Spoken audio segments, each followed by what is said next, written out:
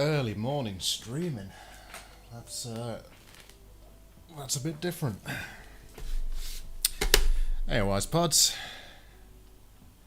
First and early, you are indeed. You are indeed. You are indeed. It's that time of day where I take my Union Jack and ingest coffee. Boiling hot, just how I like it. And the bot's running, there we go, things are firing up. Cool. Now, I've been a bit dishonest. I'm doing the old switcheroo. I am doing this, but not first. Hey Max, how's it going, bud? Oh, actually, I've got something to show you, Max. Where did I put them? Ah, there they are. 1 second. Hey, Micro Repairs Limited. Oh man, you're burning the midnight oil too, eh, Micro? Welcome, anyway. Let's see, on that one. Yeah, this one, mate.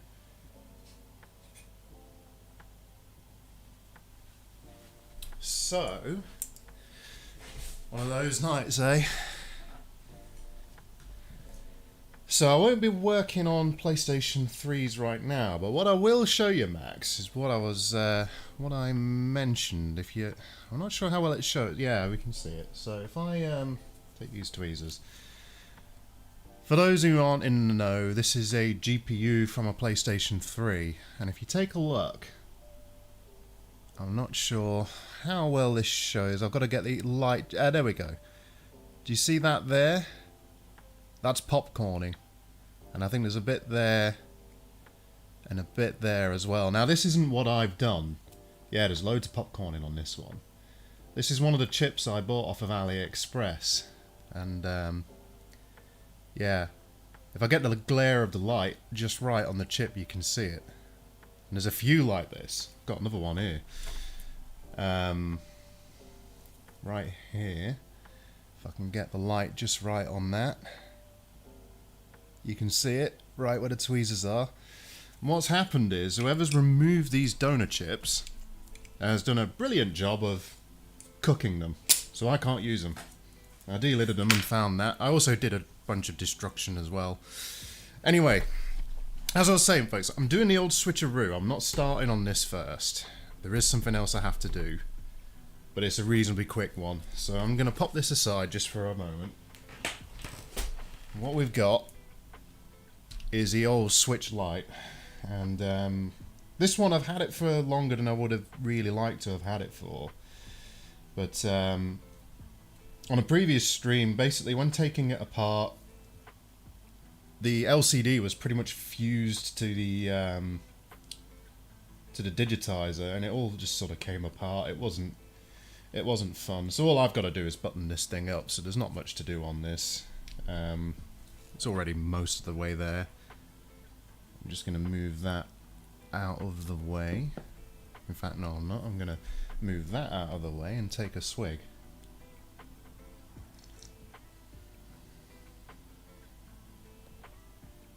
Yeah, they may well have been in working condition. They may well have been. I've got a whole ton of them. I've wrecked a few as well myself just by being an idiot, but you know, that's part of the course when I work on stuff, so, you know. Anyway, this is the ever classic, ever present on every streamer's channel, Nintendo Switch. There's nothing wrong with this anymore. All it needed was a digitizer replacement. And the only thing I've got to do is take it apart enough to get that ribbon cable out from there, because like a moron, I didn't realise I'd buttoned it up with it under there, so I'm just going to do that now. I'll pop them screws there. Hello, Toltec Merc. Welcome to the stream. I'll just pop that aside. Oh. And that. And earlier, I ultrasonic cleaned my blue mat. It looks like new. I'm quite happy with that. Okay, that might come up enough. Does it? Doesn't it? Yeah, good. So all I need to do is that.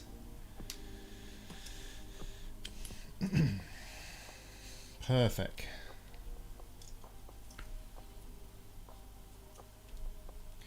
And for those that know, for those that pay attention, this is actually a device that Wayne's Noob Repairs worked on quite a while ago. I'm not actually sure what repair he did to this one, because when I took it apart it looked brand new. So just a testament there to Wayne and his craftsmanship. If you haven't checked out Wayne's channel, do check him out, he's pretty cool. Wayne's Noob Repairs. Just finished doing my battle with a PS4 shutting down after 1 second. What was that, Toltec? Was it thermal throttling, or what was up with it?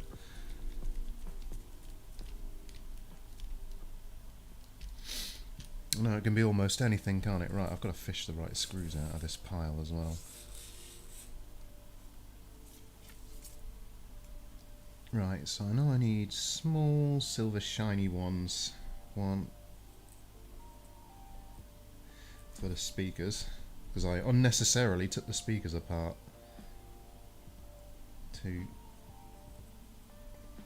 4, and one of these ones. Great news, he said, about setting up a new shop. Yeah, I heard Wayne was going for that, because he's going full time, isn't he? Which is awesome. Although, to be fair, with how nice he's got his shed set up, I don't know. I really like his shed. I'm jealous. Damage from previous owner. Cut traces and some open 2.2 ohm resistors. Took forever to find. Oh god, I can bet. Yeah, I bet you were tracing that out for ages. Oh, gosh, come on.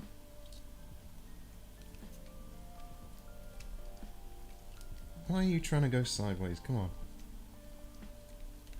There we are.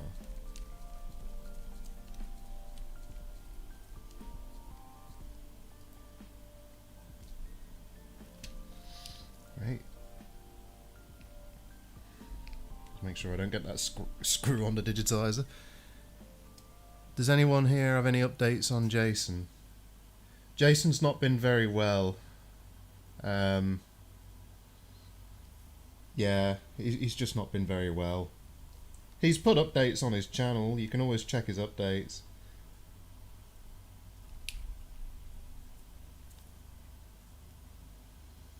But yeah, Jason still streams now and then. He mostly streams. I think he streams Minecraft with his son.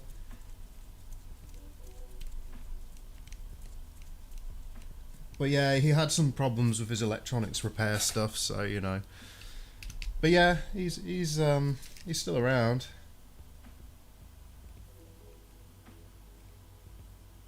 Oh, come on, screw. There we are.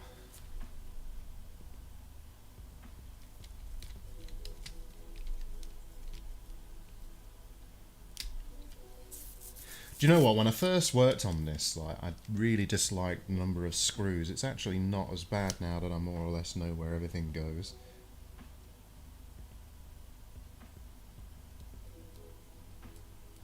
Come on, Mr. Speaker, get in there. Kind of fiddly when you've got gloves on. There we go.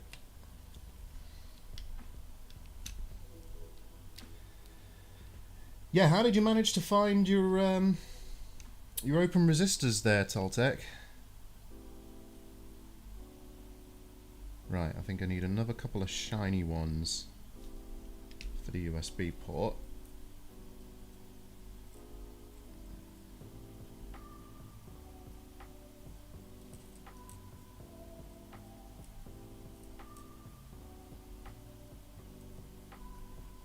Let's fish more of these screws out. There we go. Cool.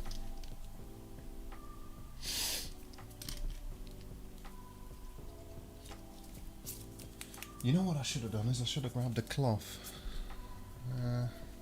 I can get away with cotton swabs.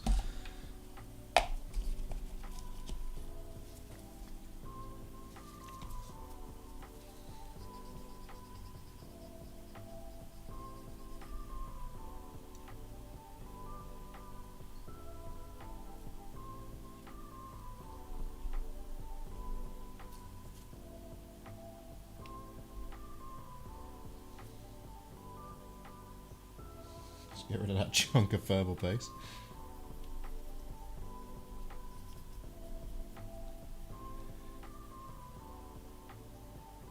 Oh man, so you were just tracing out differences between... Wow. Damn. And this is why schematics and board views would be really handy, right?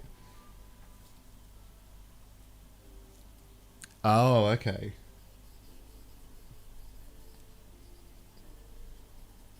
That makes sense. If they jump at a fuse, yeah, that makes sense.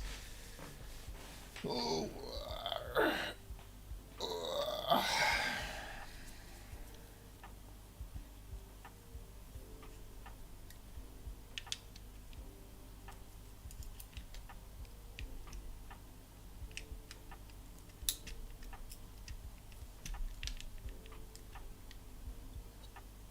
Come on, ribbon cable, you can... Come on.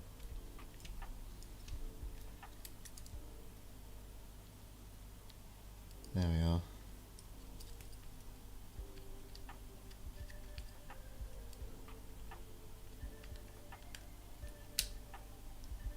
Cool.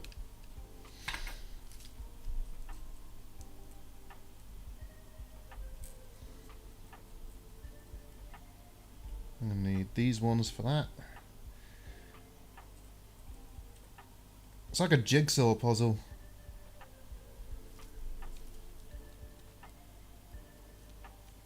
Creaky old man sound. Yeah, that's me. That is me. I'm your old man.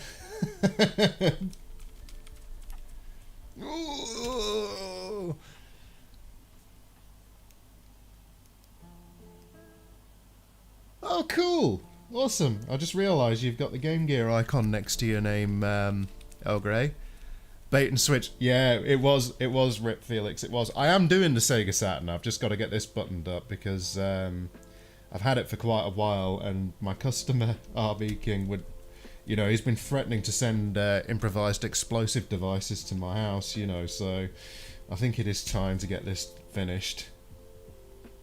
You know, before I end up getting like explosives arriving, you know.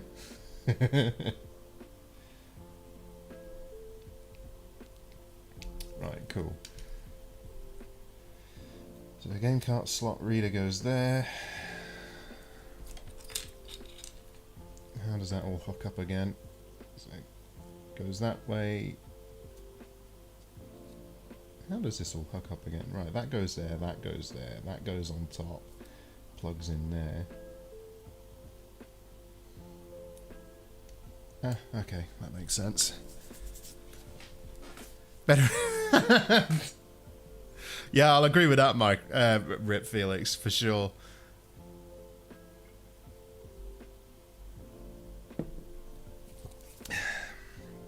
Right. Okay, so... I'm playing the old Remember Where Everything Goes game. Alright, so a screw goes down there.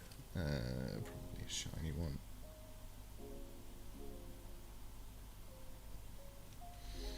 Right here.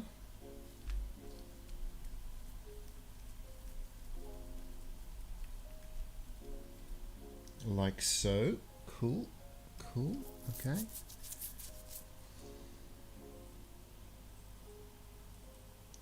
Now the problem here is I'm kind of remembering where things go on the OG Switch. Yeah, Earl Grey, you want to watch Rip Felix. He's a wily one. He's a wily fox.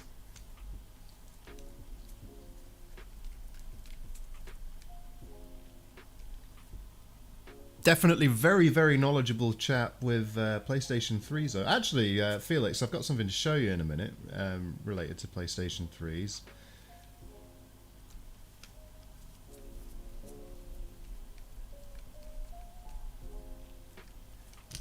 show it you right now. I've already showed this once on the stream, but yeah, here's a good example of it. Look at this. Wait, come on, focus. You can do it. Focus, camera. Look at that. Some delicious popcorn right there. Roll up, roll up. $2 a bag. How does a small island produce so many accents? Well, the answer to that is thousands of years. You know, there are loads of accents in the UK. I mean, I have a regional accent.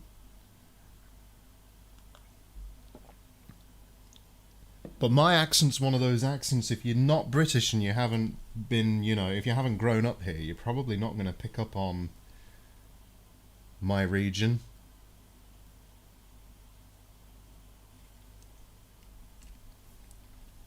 I've had some people mistake me as Australian, funnily enough. I don't think I sound like an Aussie, but I mean, I suppose I could if I really tried. You know, throw a few shrimp on the barbie. Oh, bollocks. There we go. I just realised I got a sneaky ribbon cable down here. Down here.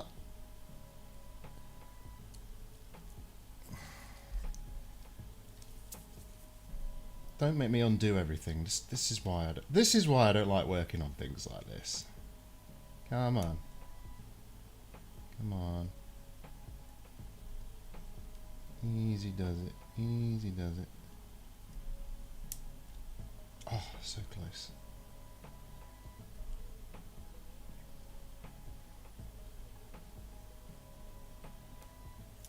Yay! There we go. An American accent. Oh man, I can't do an American accent. I just can't. Hang on, I've got to get into American mode, so I've got to think of like hot dogs. I got to think about having a coronary. I don't know. I just can't do it.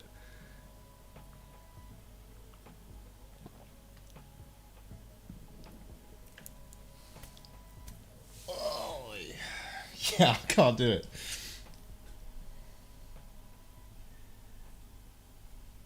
I could do some pretty interesting impersonations of the Irish, though. You know, like, top of the morning to you. What are you all looking at? I'm like some kind of performing monkey, I suppose.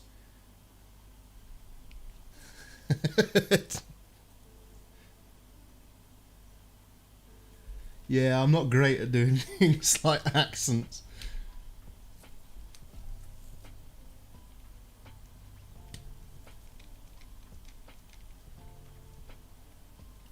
Gently does it.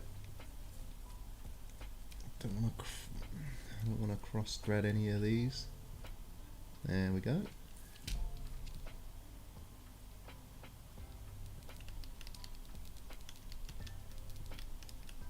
Sweet. Cool. Think about the freedom in the Eagles. More freedoms! Problem is, when I think of America now, if somebody asks me to impersonate an American, I think about Team America, you know. And I just start thinking about, like, the Team America song. America!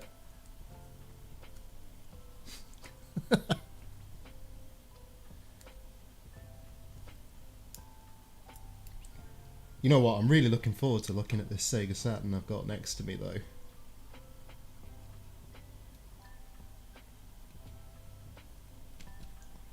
Come on. Oh, I hate these antenna cables.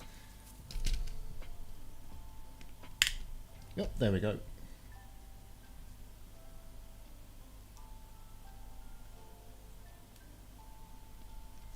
Come on.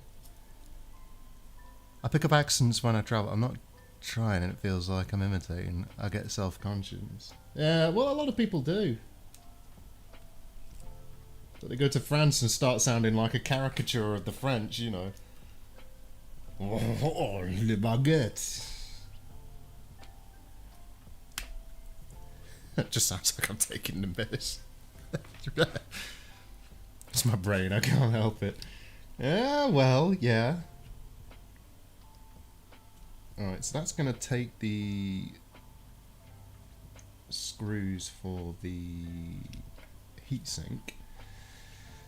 I suppose this probably screws down as well. Let's start getting these connectors in, shall we? I do that under the microscope because I am rubbish at seeing these sort of things.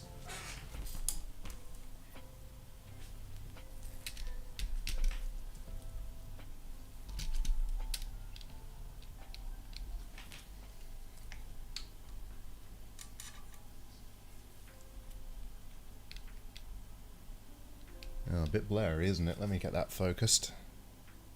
There we go.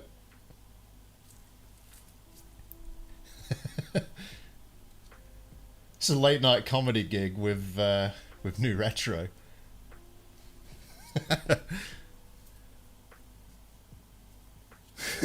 Oklahoma accent, eh? Midwest.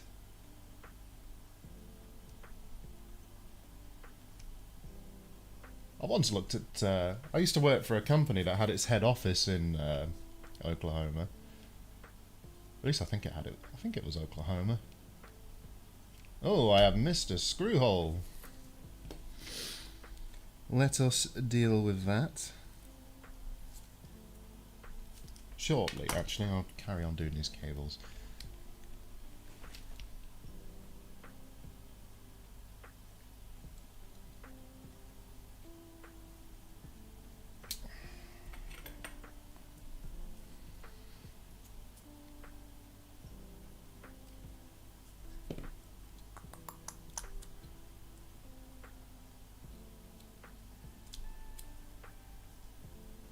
I swear, everything I do with any kind of Nintendo Switch is just a struggle. Always. I hope this isn't a delicate flex connector, because the OG Switch has a really delicate one for the LCD. Come on. Easy does it. Easy does it. Nope. Nope, nope, nope. So out of curiosity, I know where a few of you are from in the chat, but whereabouts in the world are my erstwhile and good viewers from?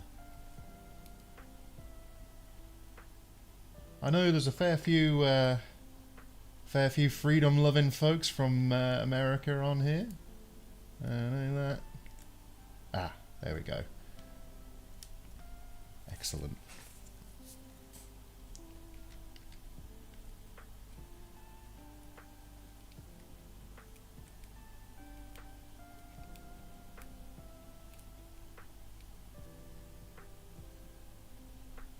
Cool. Cape Town, South Africa. Oh, cool. Cool. It always amazes me where people are from. I mean, I don't know why. It just does. It's interesting to know. Mississippi. Oh. Anything I know Mississippi for is a Mississippi mud pie.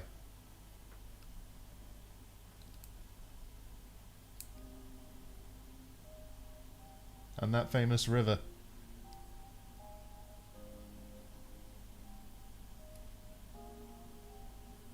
You know, I'm gonna have to learn.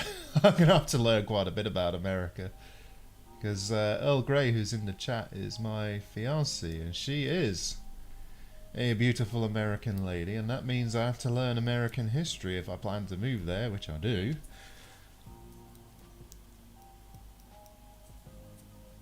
South London, UK. Always good to see a Londoner. You know you're in civilization when you come across somebody from London.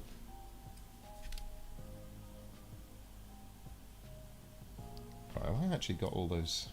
Oh, I think I do. So there's that ribbon down here where the power is, but I'm not going to worry about that just yet. I'll switch back to the overhead.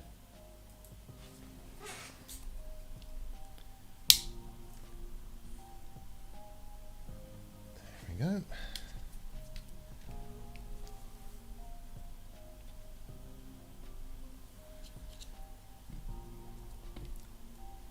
East Coast UK. Alright, out by Great Yarmouth, somewhere like that.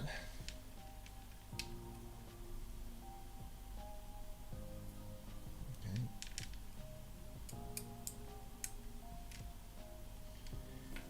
Come on, easy does it.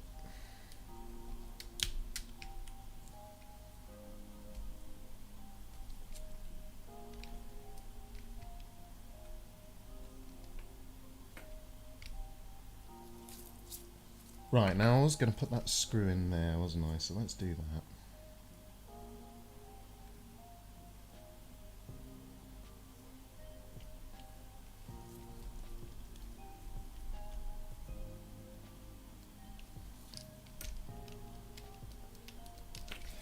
Now what I need to do actually is I need to take this back RF shield, EMI shield thingy, and just look where the screws go on this so that I don't screw it in wrong. I think that's going to go there.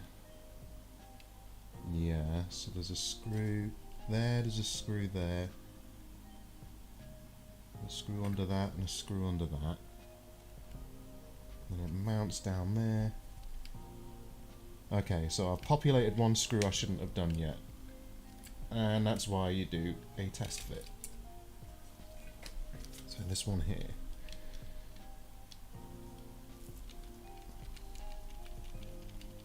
Oh, Oregon. West Coast. North of California.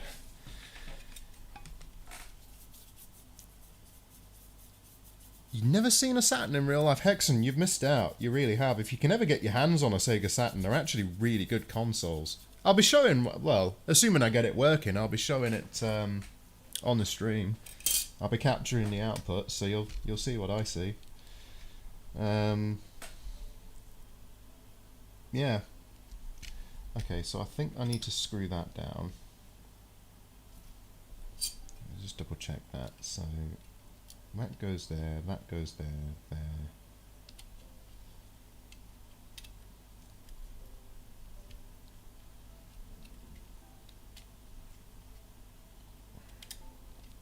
Okay.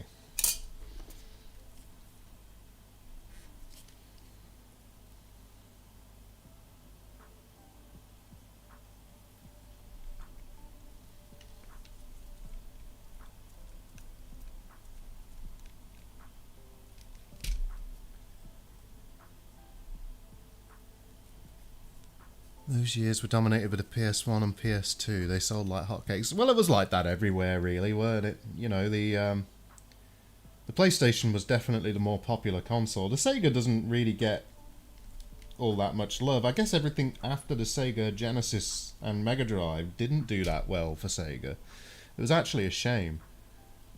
The Saturn in particular was a real interesting console as well because it actually had two CPUs, two Hitachis I think. I can't remember the exact model number of them now, but yeah, kind of cool.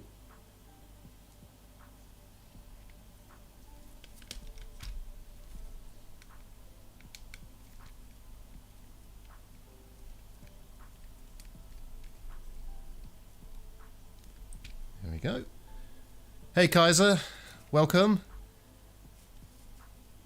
I do have viewers from a little bit of everywhere. I think it's cool. I really do. It's one of the things I love about the internet. I just love the general community as well around electronics repair. There's some really cool people.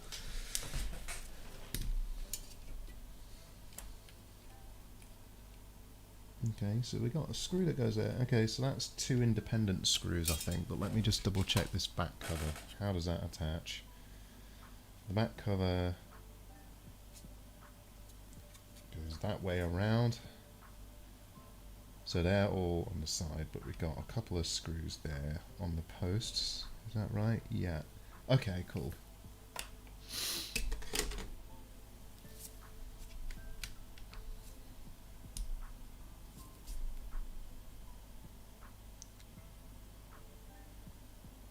Say Oregon really fast and you have it. Oregon.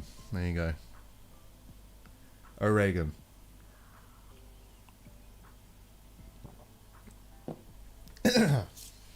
There we go. I'm now 100% American.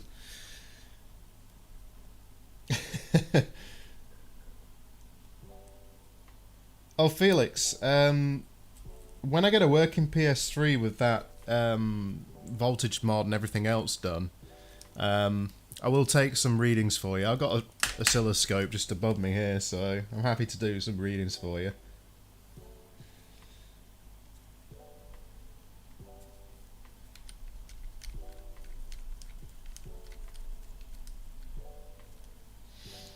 Let's secure this game cart reader in.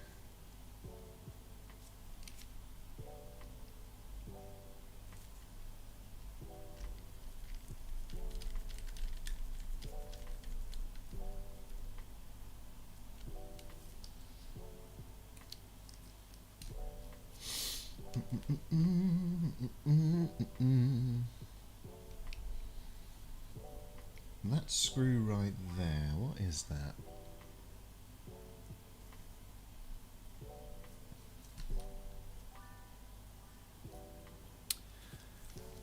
What name shall I call you? Well, my name's Dan, so you can call me Dan.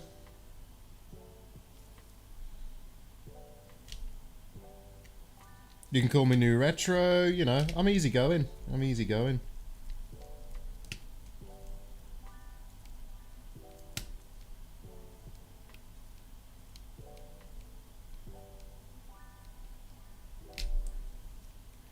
I think that goes there.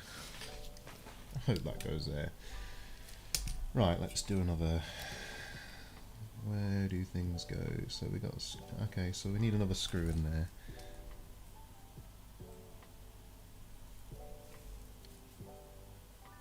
I thought I had a success as well. It was a green light of death, Felix. I put it all together, tried booting it up. Green light of death, nothing in the error log to suggest what the failure might be. I suspect it was probably delidding it. I've probably damaged connections under one of the VRAMs, so that would be my guess. I don't know if you saw the picture I posted on Discord, Felix, but I really did a number. I did an absolute number on what's it? A whole bunch of RSXs. I mean, it turns out most of them wouldn't have worked anyway because they all had popcorning to some level or other, or rip pads. So there goes £150. And not even a good kind of £150. Just the kind that makes my wallet bleed.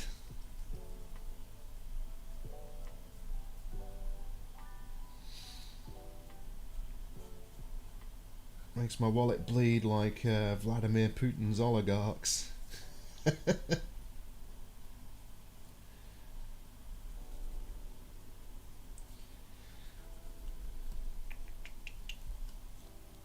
Oh great, I've created a nice mess there. Actually, 2 seconds, I'm just going to grab a cloth. Oh, there's one. That's handy. I don't like leaving thermal paste all over my mat, especially when I've only just cleaned it. There we go.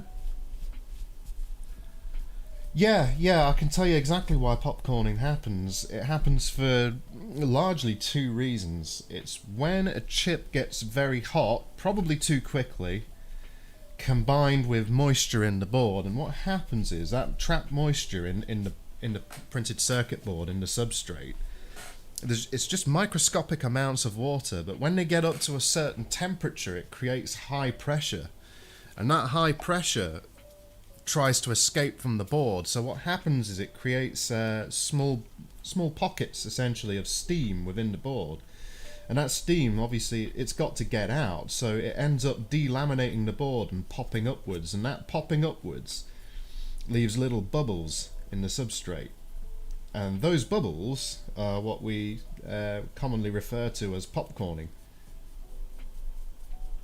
And it's quite easy to do, because if you hit something with too much heat and it does have some moisture trapped in it, that's what it'll do, it'll popcorn.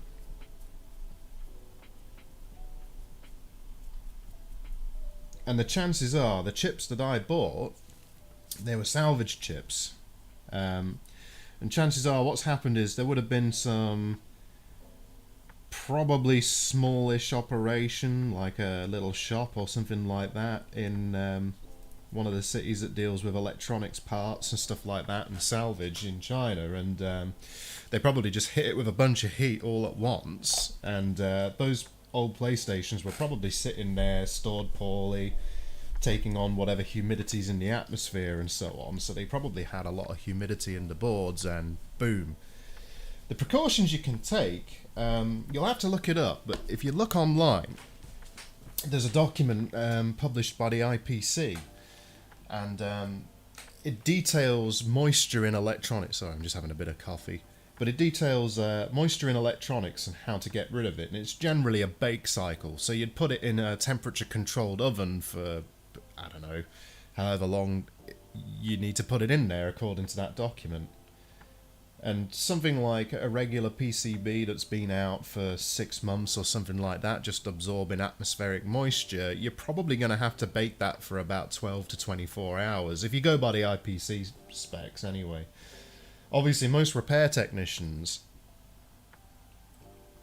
and most shops salvaging parts and things like that, they're not going to bake it for that long, so you end up with popcorning, essentially. Because obviously when it comes down to it, well, it's not specific to consoles, Hexen. It's not specific to consoles. So, like, the popcorn effect is what happens when BGA rework is going on, or whenever the board gets hit with a massive amount of heat. We're not talking just in general operation. A board won't popcorn on its own. You know, like, if you're just playing, like, a games console, it won't popcorn. Even if there's moisture in the board will continue to work. You know, the moisture itself isn't hugely detrimental to the console's operation. It will continue to work just fine. You know, they're designed with that in mind as well. You know, like, the electronics engineers that would have designed these systems would have known that there would be an amount of moisture that gets into them, but they're not designed with reworking them in mind, you know, so that a technician going there removing chips for donor parts and so on isn't something that they're designed for. So if you know, if you've got a console that's 10 years old, maybe it's been stored in somebody's as we Brits say garage, or as Americans say garage, or maybe it's just been sat in somebody's bedroom for a decade just collecting dust or whatever, you know. Yeah.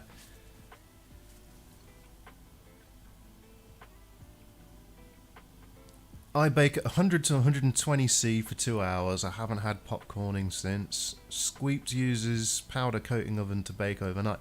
Yeah, that's the thing, isn't it, Felix? You know, there are ways you can do it.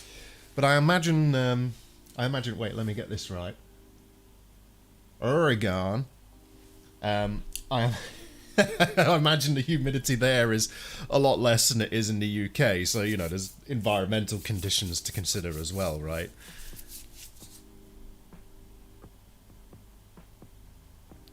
Of course, if it instantly start heating an area at 480, it will pop. Yeah, you're totally right, Kaiser, it will. I've actually done exactly that with hot air on an old Sega Mega Drive.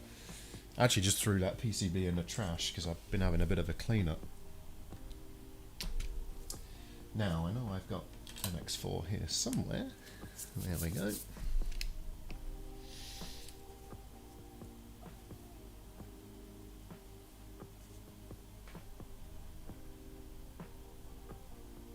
Blob a bit of the good stuff on here.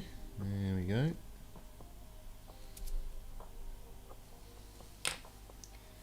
Yeah, it was funny when I delaminated a old Mega Drive board. It was just absolutely wrecked. Where I live is comparable humidity weather to the UK. Well, let me give you a... I have a humidity sensor in this room that I am in right now. Let's have a look what we are now. And this is with a dehumidifier running. We are at 60% relative humidity just in this room alone. 100% humidity 9 months out of the year. You'd die with that kind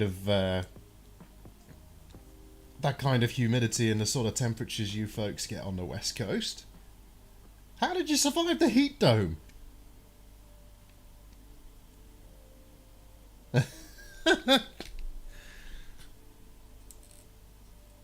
Alright, let's fish out some more of these nice little silver screws. 1, 2, 3. Excellent. 55% right now. Damn. So 2 hours works for you. Maybe I should do that then. Maybe I should try a 2-hour bake cycle. Because if your humidity's similar to mine, yeah, that might work. I'll give that a go. Wait a minute. That don't look right.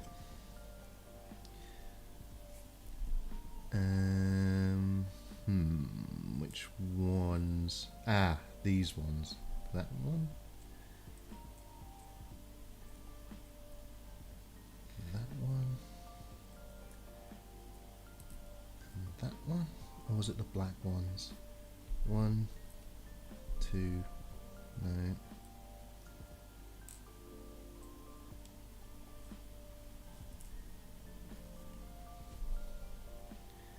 Fishing out the right screws now. I just want to do this Saturn. I want to do something fun. I'm looking forward to the Saturn. Because I have no idea what's wrong with it. Well, I do. I know it's not got any display. But it'll be interesting to find out why. Why?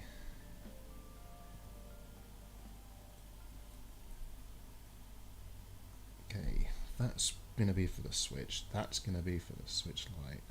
That's OG switch, I think. Switch light. Switch light. I think these little black ones are for the exterior.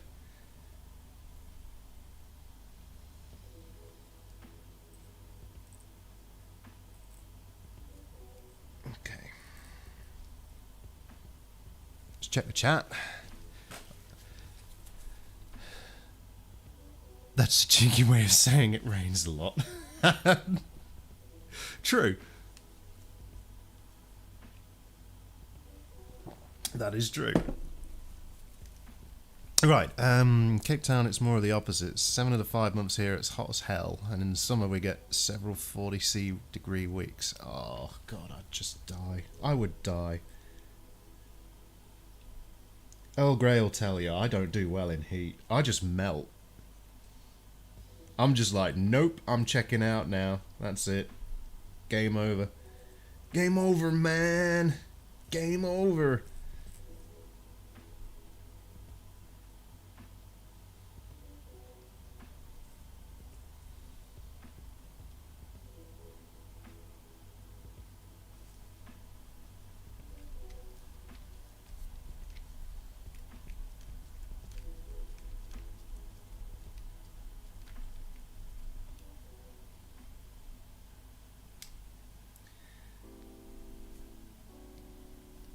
That was a pretty good American accent. Okay, well, it's just from Alien, you know, one of the best movies made. The Aliens. Game over, man. It's alright, I'm just an American who hasn't come home yet. That's all.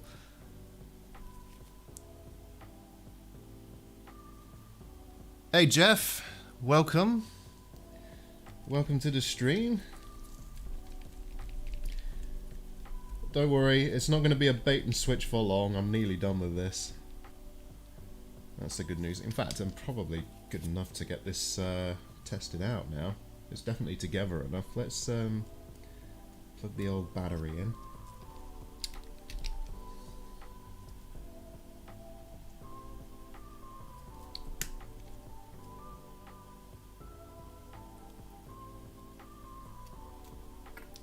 Come on. I wonder if David will show up. I hope he does. One of these is a power button, and I don't remember which one. Which of you is the power button? No, that's going to be volume. It must be that one.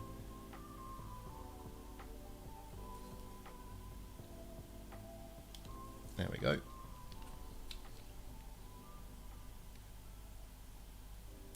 OG Xboxes. Yeah, OG Xboxes are pretty fun to work on too, right?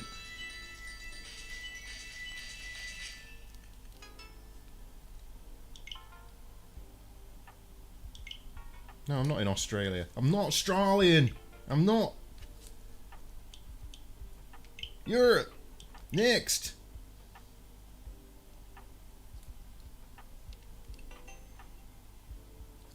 collecting not GCHQ, because we're not the CIA or GCHQ. Oops. Later. Yeah. There we are.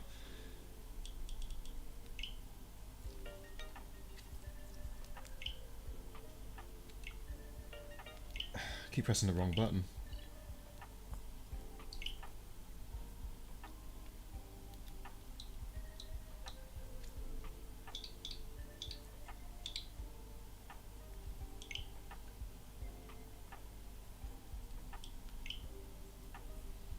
Skip.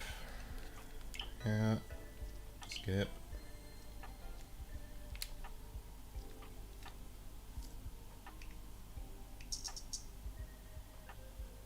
I know this has a touchscreen test somewhere. Probably under, maybe under that.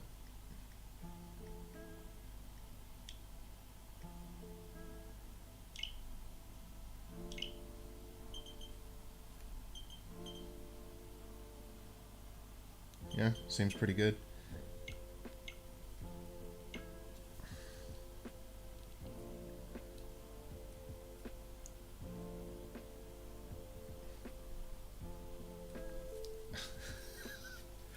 Buttons, how do they work?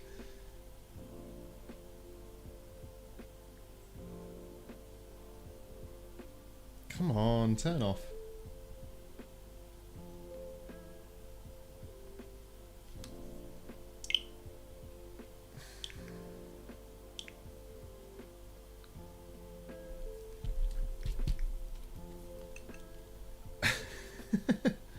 Yeah, that's volume down, so that's got to be power, so let's hold that down. There we go.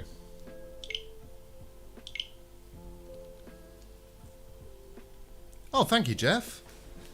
Sorry, I wasn't looking at the chat. Thank you very much for the super chat, Jeff. I like the little dancing, is that a bird? I think it's a dancing bird. Dancing thing. That's cool. Look, a gallon of gas. Petrol. Right, what's going on? Latex gloves. They will save you from lead poisoning. That's the plan.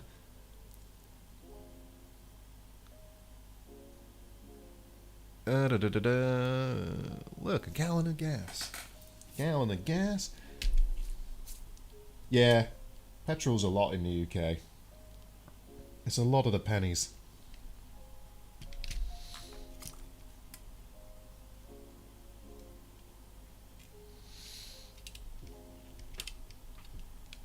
I think by US gallon of gas here would be about, how much would it be? So it's around £1.55 a litre right now, which is about 3.7, 3.8 litres to a gallon. So you're probably looking at about $9, $8-9 a gallon, roughly, something like that. It's not cheap. I did forget to do something here, by the way. I forgot to put some thermal paste on the back of this. But yeah, thank you very much for that super chat, Jeff. Very kind of you.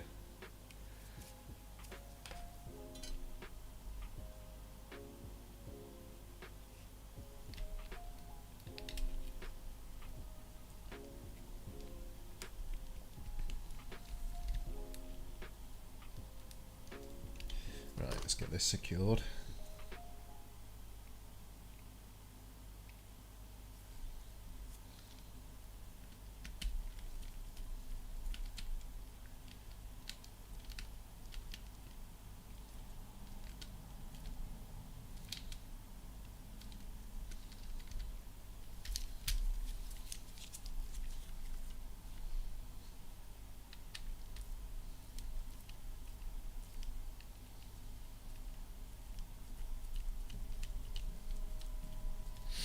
There we go.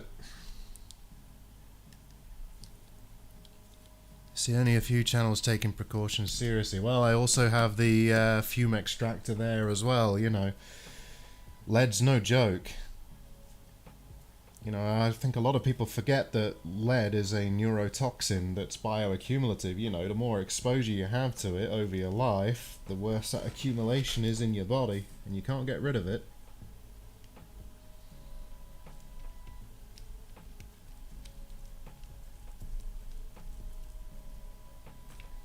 It's not for the device safety, it's for my safety. Although, that said, the added bonus is you're less likely to smear on the screen as well, so there's that too. It's not too bad working in these though, because they're quite form-fitting, right? Like these gloves, you know, you can feel through them. It's also saved me once or twice from burning myself badly on soldering irons.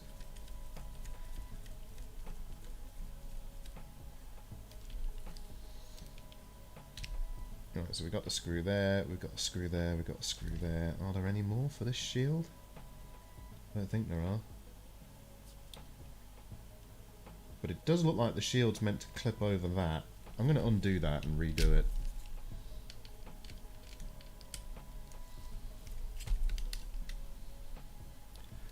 I've seen my friend die with lead poisoning. Oh god, I'm sorry to hear that. That's no way to go.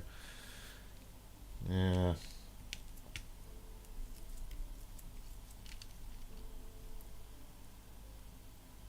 I try to lick all the leads. Well, leads, you probably get away with it, you know. It's licking lead that's bad for you. Leads, not so much. Unless you mean leads. In which case, I mean... I guess if you feel like going a bit not-so from lead poisoning, then go ahead, but, you know, wouldn't recommend it. Why must everything be fiddly? There we go. Ah, there we are.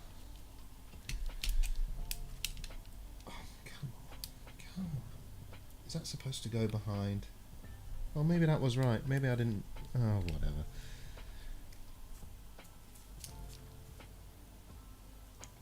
The lead has impacted my spelling.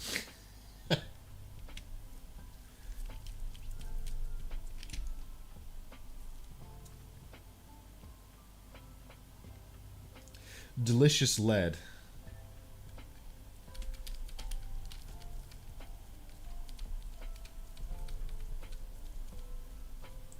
I think it was Earl Grey in the chat was telling me a little while ago about how the Romans used to brew wine, I think it was, in lead containers, and apparently it made the wine taste much better. You can also see why they all went completely mad, but you know, small details.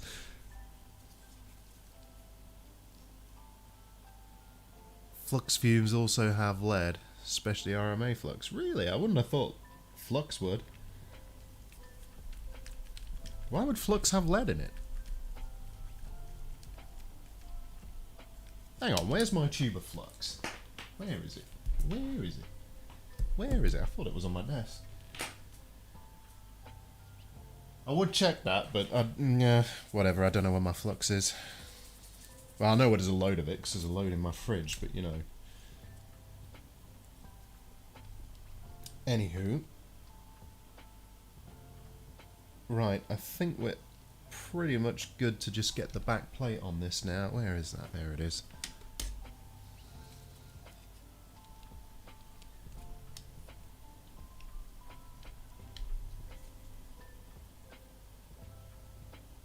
Test it out again for science. Yeah, I'll just grab my lead solder over here and mix it in with a coffee. In fact, I really should move my coffee away from the lead. But it does taste better.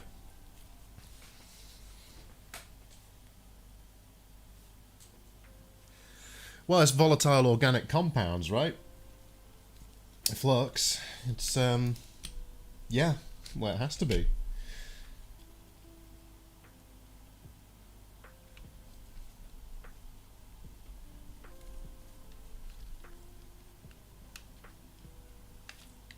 Let's see, if I go like that.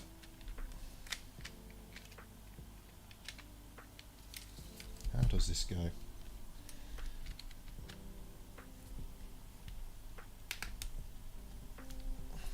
Don't want to force anything, you see. Oh, I'm so nearly there. I'm so nearly done. Look at this, I'm so close.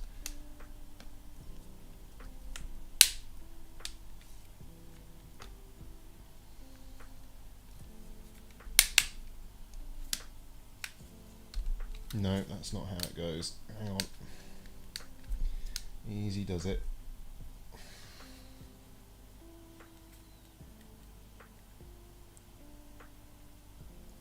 Yeah, that makes sense, Felix.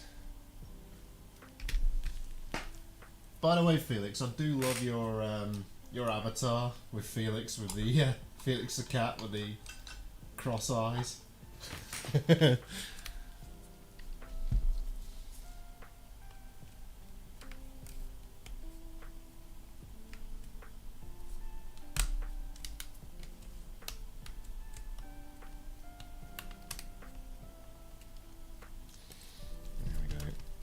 This has got to go from the bottom first, I think, like that. I haven't done switch lights before, so... But I think what we do is we go like that first, and then we come in at the top and clip it all together, I think.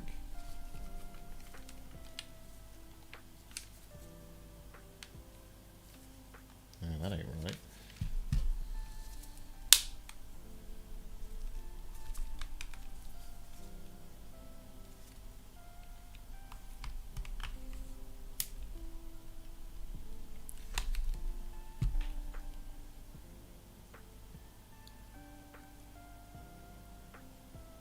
Dan, you into iPhone repairing? I've never actually, I've never looked inside an iPhone. I mean, I've seen people do it, but no, I couldn't say I'm into it because I've never done it. I'll try my hand at fixing anything, but yeah, I'm not experienced with any kind of Apple devices, really. Oh, please, come on.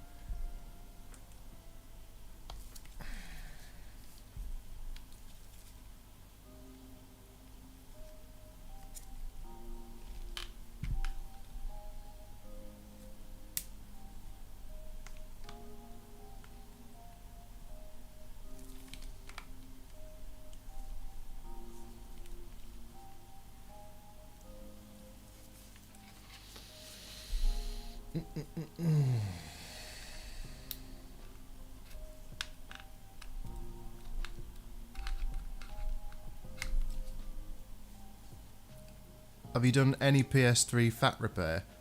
Yeah, I have.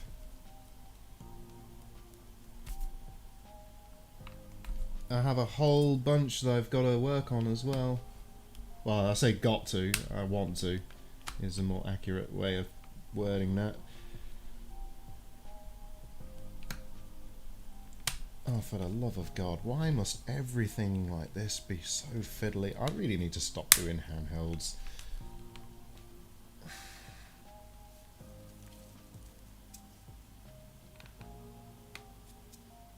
Come on. Open up. You know you want it. Yeah, that's it. Come on. Easy. Easy.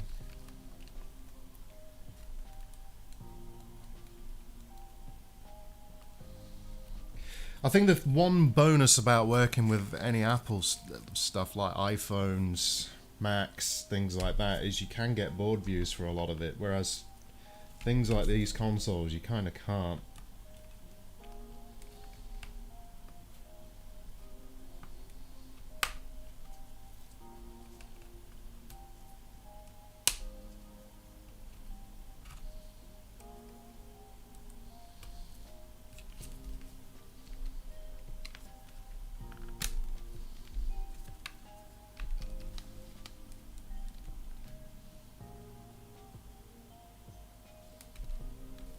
We're nearly there.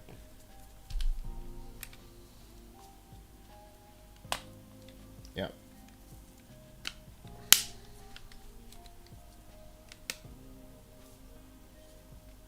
That got it as well. Cool.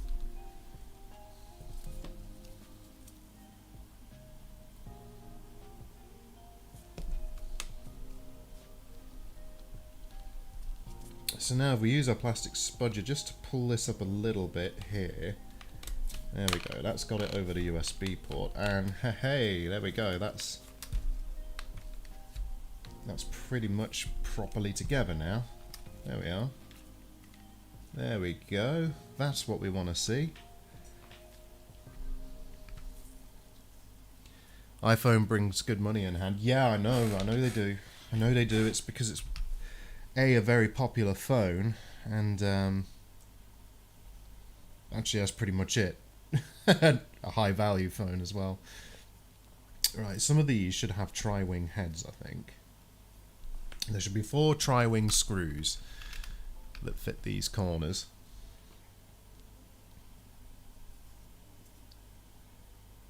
There's not that. There's not that. Nope.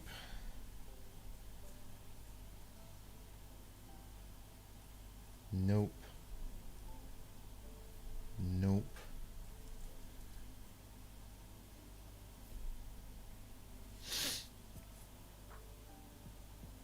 Or at least I thought they were tri-wing screws. Maybe I'm mixing it up with the OG. As the OG switch has tri-wings.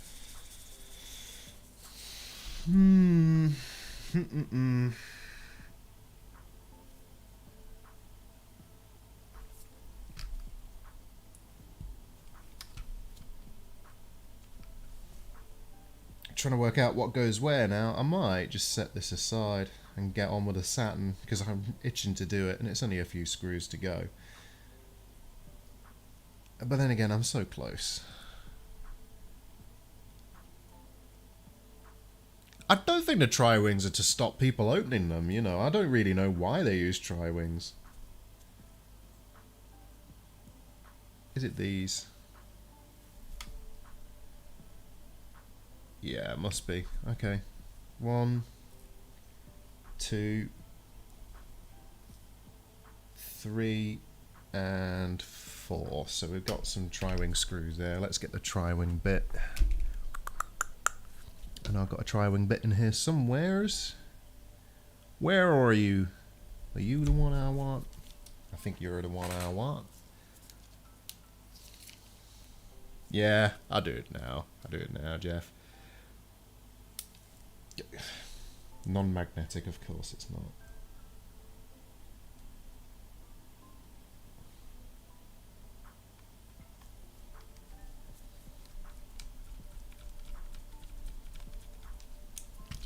That's one. You know, I just dropped the screw there, right? And I just said, oh, it's not magnetic, and then I tried to stick it to my screwdriver anyway. It's that much of a habit now. It's such an ingrained habit. There we go. I do like this shell. There's quite a nice shell on this switch.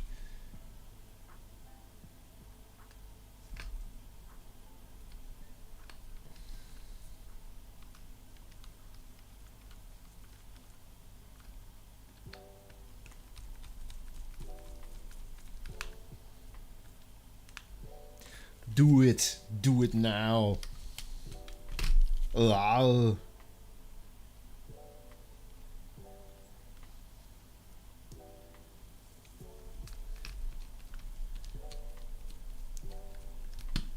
Why don't you let off some steam, Bennett? I'm just quoting Arnie now.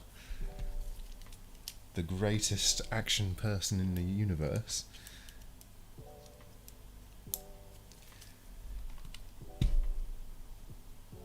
Alright, so we've got 2 small black ones that go in on the bottom here, so I think... Are you magnetic at least? Maybe my bit's not magnetised. Let me remagnetise my bit.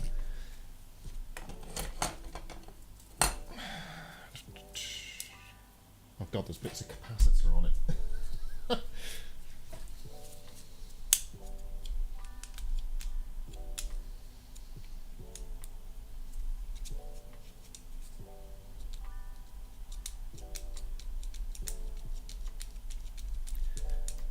RWL 2012. Hello, Ro. How are you doing? Hope things are going okay for you. We've not got to the Sega yet. I imagine you might be here for Sega. There is Sega coming soon.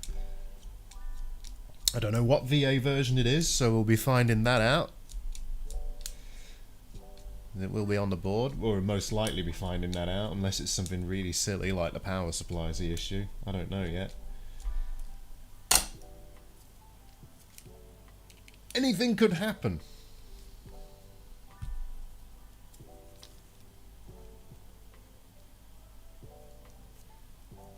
Are these screws genuinely not magnetics? Just barely magnetic. Or whatever.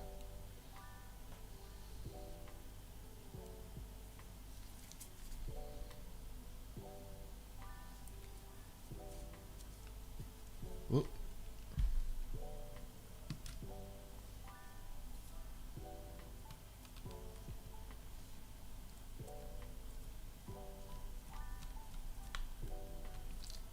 Lovely. That's one down.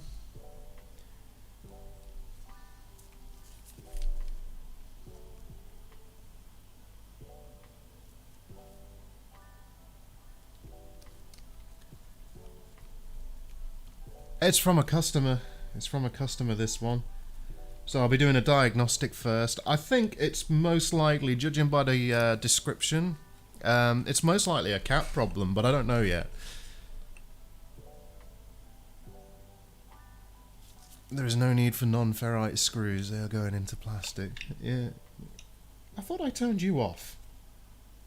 Be quiet, you. Yeah. Yeah, whatever.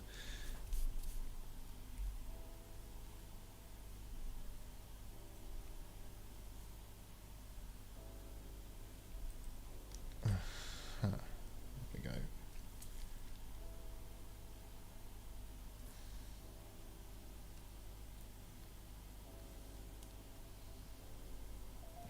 It is ridiculously hard to grip these screws with gloves on. I'm also leaning on the power button, which is why I switched it on.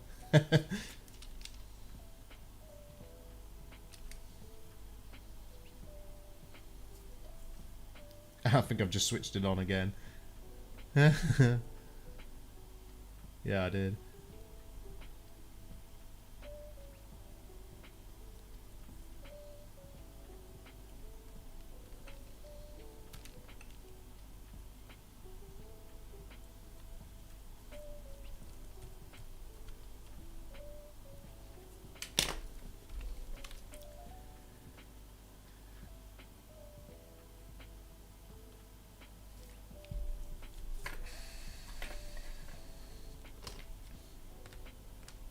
That is not correct.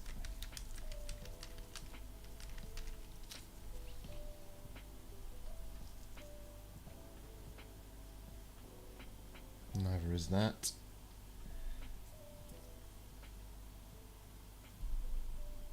Or that. Ah. Gosh darn it. Hey. So many tiny screws. Why? Ah, there we go. That's the one I'm after.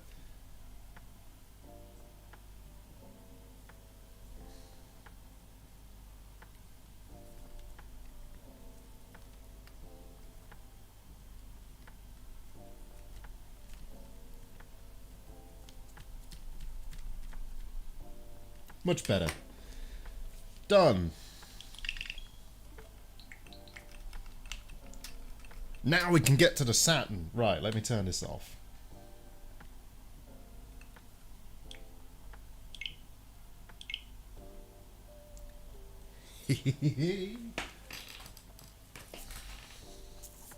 While I'm at it, I've got to do something about all these tiny screws, because I don't need all these.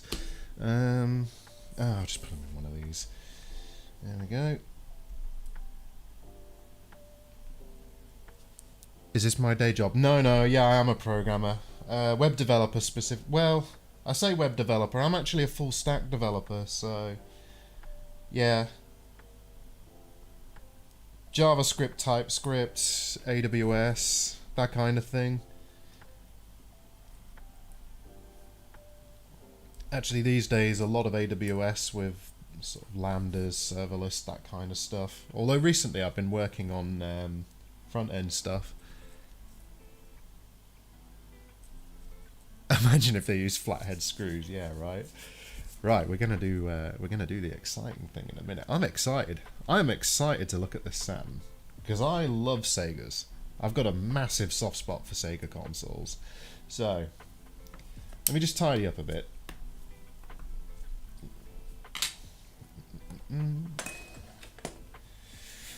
And I'm probably going to be using this lovely dovely ESR meter too, with my makeshift probe heads.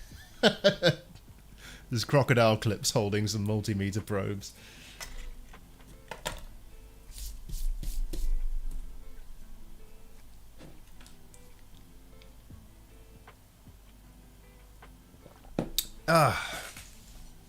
Right, folks, I'm going to be right back. I'm going to be about 4 or 5 minutes. I'm going to put a little intermission screen on. I'm just going to grab another coffee, basically. I won't be long, though.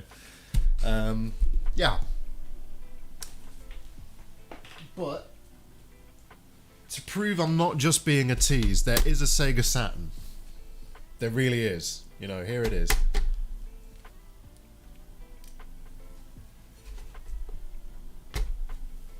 Is the sound still cracking, Kaiser? Shouldn't be. You having issues still? Let me know. Let me know. Oh, look at this beaut. Look at this beaut. Ain't she a beauty?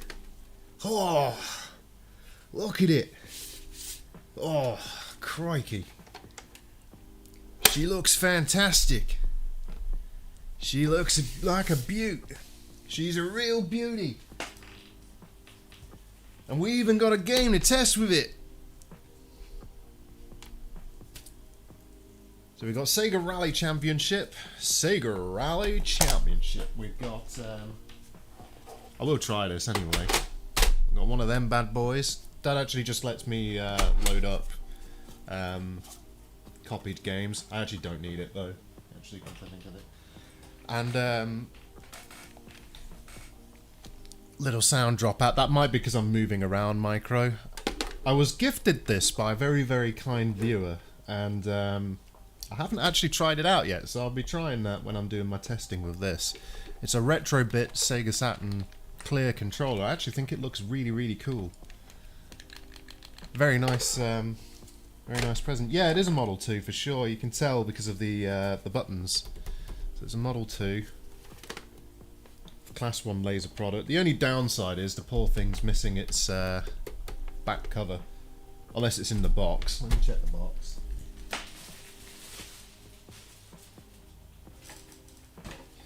And the customer stated, I'm just covering up some private info there. He said, "Hi Dan, have no video or audio sound." So that could be anything. It's probably related to power on the board itself, but I will test the power supply first. But anyway, I'll be back in a moment. I'm going to put my currently still not fully completed intermission screen on. It's just a little animation I made with some pixel art editing stuff. But anyway, enjoy. I'll be back soon.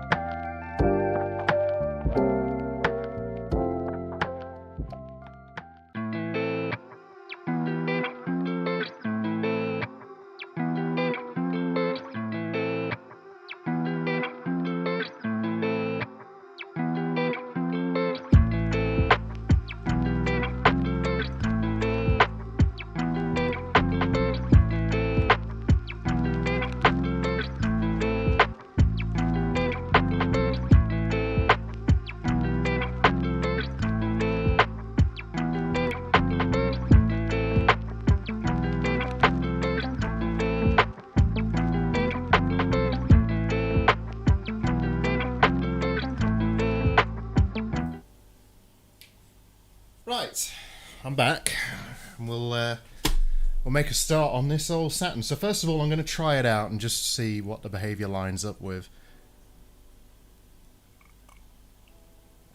Second digit of year is manufacture, like 6 for 96, and third digit is 59 for VA59. Oh, that's interesting. Let's have a look then. Let's have a look. Let's test your theory, and then when we get it open, we can find out. So where's the model number? On the back. So what do we have? We have... So you're saying... second digit of the serial is your year of manufacture, so...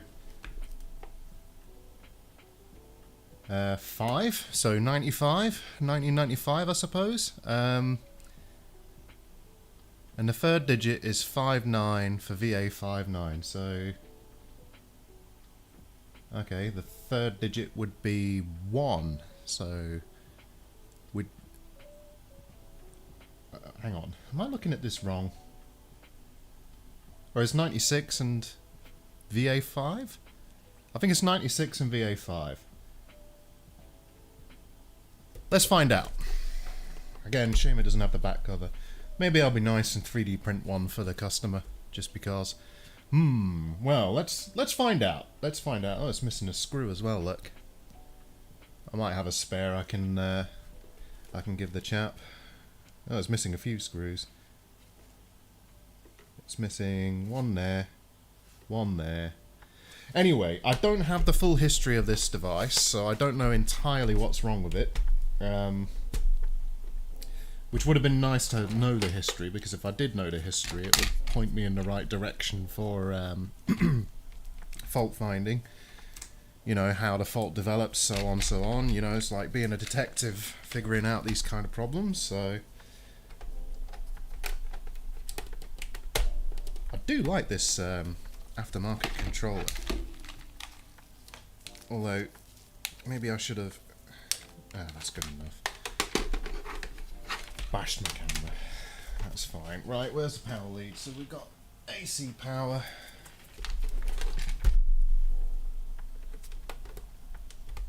I'm going to have to be careful around the switch mode power supply as well, because obviously I am plugging it in now, so the caps around there will be charged.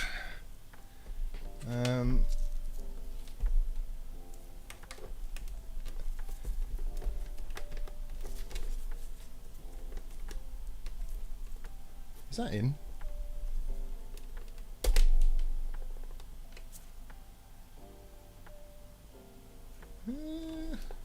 Yeah, that's right.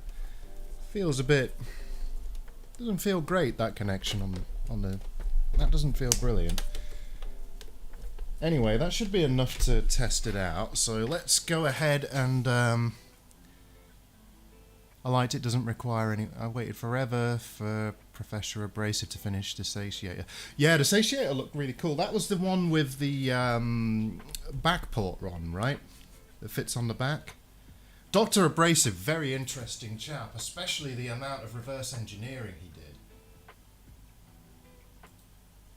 Right, there we go. So, we have power. We've got a green light there.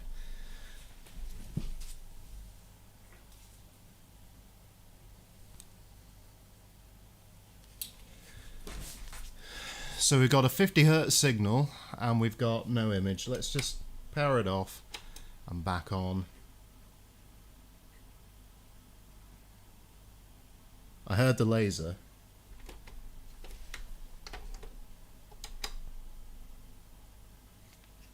Where's the sensor for that? It's not like the PlayStation, is it?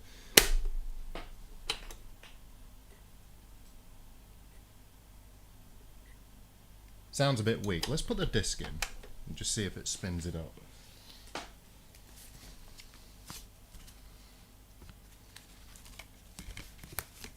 Yeah, that was a really cool project that Professor Abrasive did.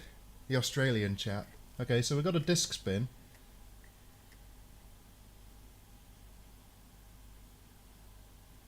Interesting. And then it stops.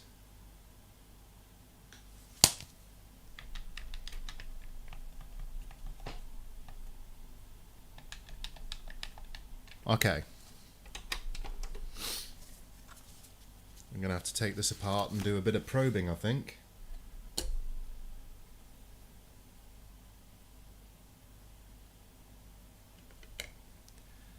The price for those, I think, way outweigh what you get with them compared to the Phoebe versus Ray. Wasn't there a new one now as well?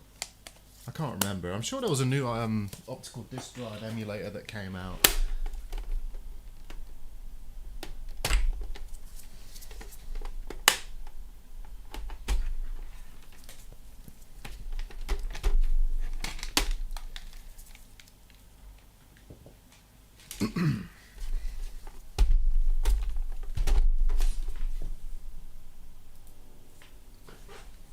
Alright, let's crack it open.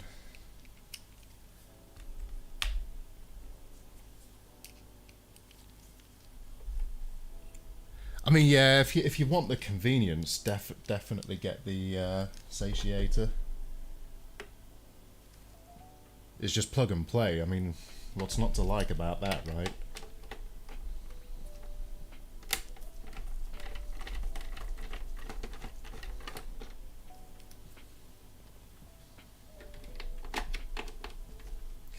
So, a few things I'm going to check. I'm thinking I'm going to check the solder joints on this AV port because it didn't feel good, actually, when I plugged it in. So it could be as simple as that. You never know.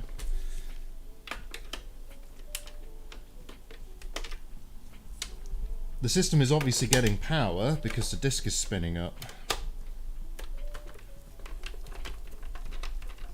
I've used the Fenrir, and unless you really don't like opening consoles, it's pretty easy. Yeah, it's one of those mods. I want to do it to my personal Saturn at some point. I would quite like a ODE. And you know, an optical disc emulator, it's gonna last you forever, isn't it? And you can get the whole collection of Saturn games. I think they're all on archive.org these days, actually. Okay, is that all the screws? Yeah, looks like it.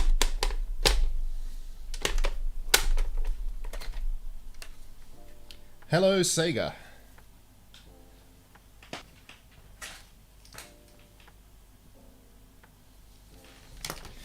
Alright, so we've got our SMPS here. We've got the AC side, a DC side. Okay, so we've got... Is that a bridge rectifier, maybe? Yeah, that's probably the rectifier. Smoothing cap. Where's the chopper? Is that the chopper? Yeah, that's probably the chopper on the heatsink. I don't really want to be playing around in this area. I'll probably just probe these pins on here. Wait, what are they even... Oh, it goes on the bottom. Okay. So that power supply docks onto the board. For a minute I thought it was like a PlayStation where you have leads coming off of the DC side here. And yeah, you know what? You know what, Felix? Like, I'm totally with you on that. You really did a good job. So how's this board looking? Okay. So what we'll do, we'll start out probing the DC side. We'll see what we get on the meter doing that. And we'll take it from there. So I'm going to make sure we've got all the volts. all the voltage rails present. So we got 9 volts, 5 volts, 3.3 volts. Okay, so let's get our probes and plug it back in. Again, I don't want to be anywhere near the AC side of this thing, but clearly I'm fairly certain the power supply itself is probably good. I don't see any bulging on the caps, so there's nothing obviously wrong, like nothing's vented on the power supply at least.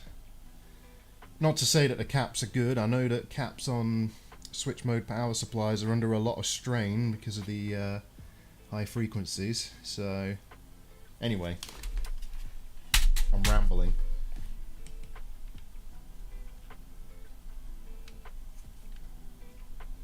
There we go.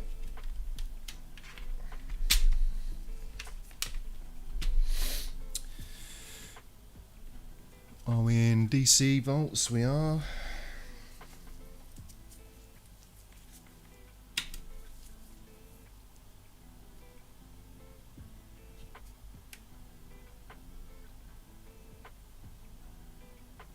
It's a little high for the 3.3 volt rail, but that's probably alright. What have we got on 5 volts?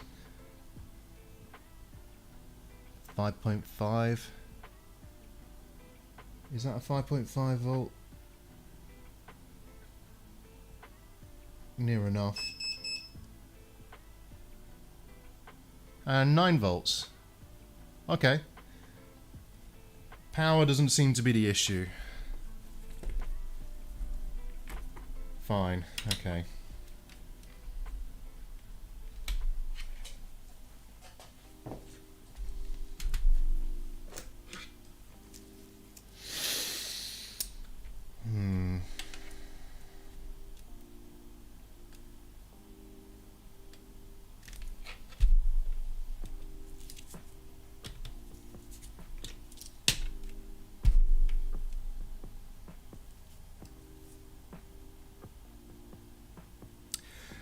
Certu, it was a black screen though.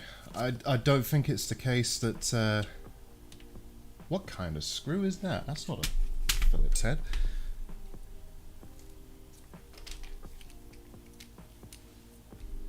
What is that? Some kind of star screw? That's probably a Torx 10 maybe? No. Oh, yeah. That's a T10.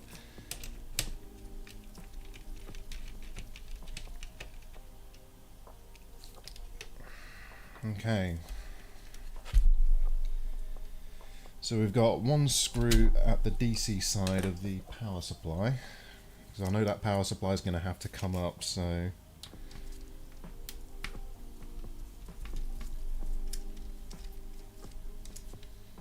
I'm so paranoid around switch mode power supplies. Linear supplies, they're just safer.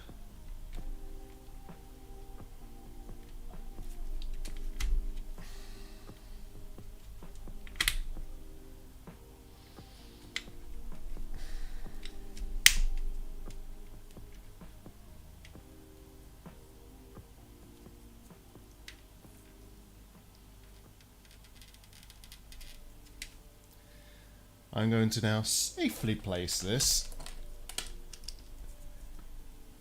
right here, not worry about it anymore. Okay, I feel a lot safer now.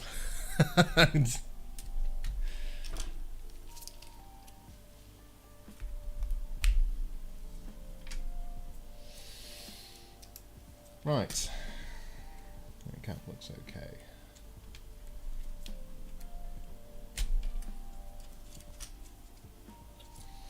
What I'm thinking I'd start with is just a visual inspection of the board.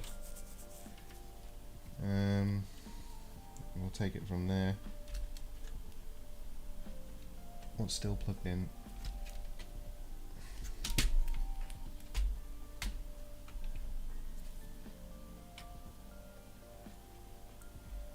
Oh. Why is... That's strange. That's not even a... Why would that be there? Okay. Well, can live with that.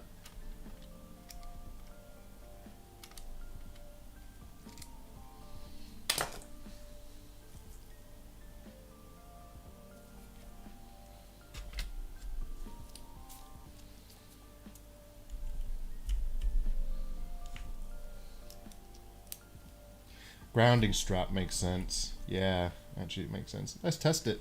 Let's see if your theory is right. I bet it is, actually. If we test... continuity for the beepity beep.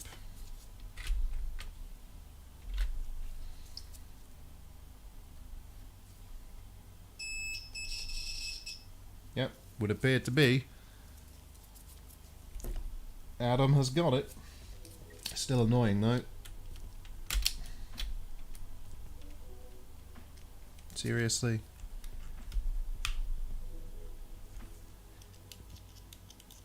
Need a DC HDMI? You don't need one, you could just get an open source scan converter.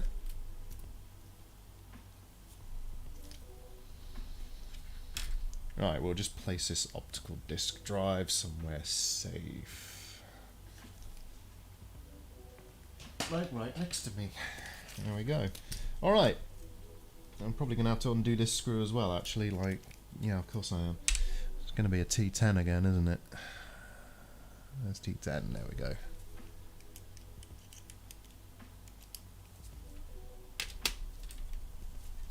Nothing wrong with RGB. Old school. Right, we'll put that grounding strap there. And put that there.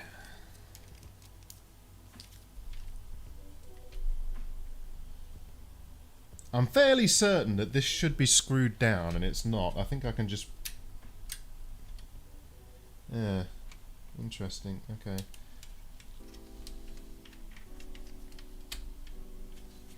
Let me zoom out a bit.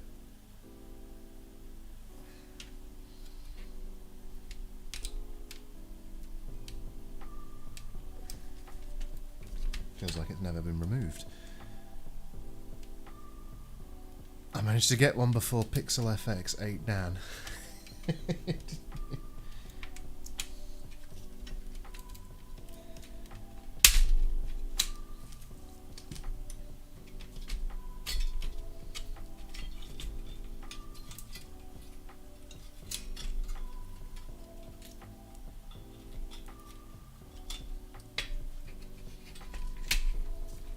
Why is this not screwed in?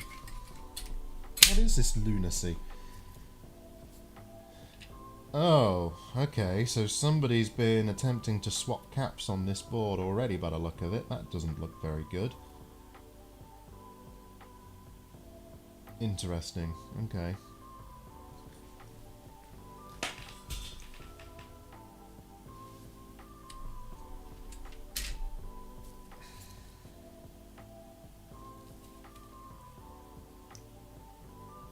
Oh my god! Wait till you see this. Wait till you see this. I think I might already have the problem.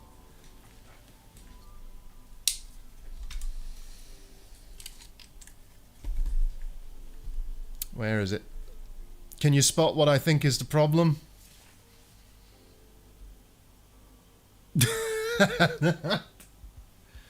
Oh dear. Why? Look at that. Oh, the poor thing.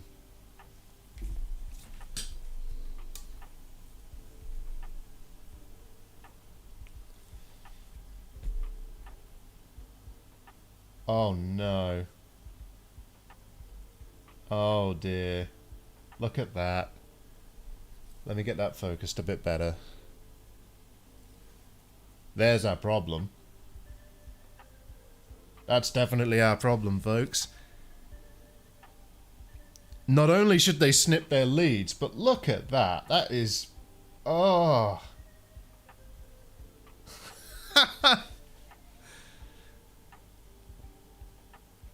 Alright, well, okay. So I'm going to need some solder wick for this job. So we got our wick. I'm gonna need a swig of this coffee, I think. In fact, I'm gonna have to down this coffee because if I start soldering it, I don't really want like lead getting into the coffee. I'm pretty sure that those caps are gonna be the problem, though. Now, what's interesting is one of them, the plated through hole's gone.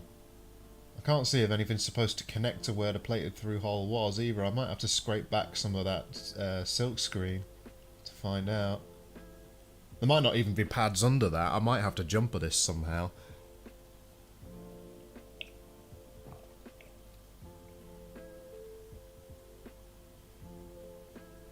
These leads probably hurt somebody. Look at it. That would have been shorting on the... I mean, obviously these weren't going to work anyway, but those must have been shorting out on that EM field, EM shield, the RF shield stuff. Must have been. EMI shield. Like, definitely. That is not good.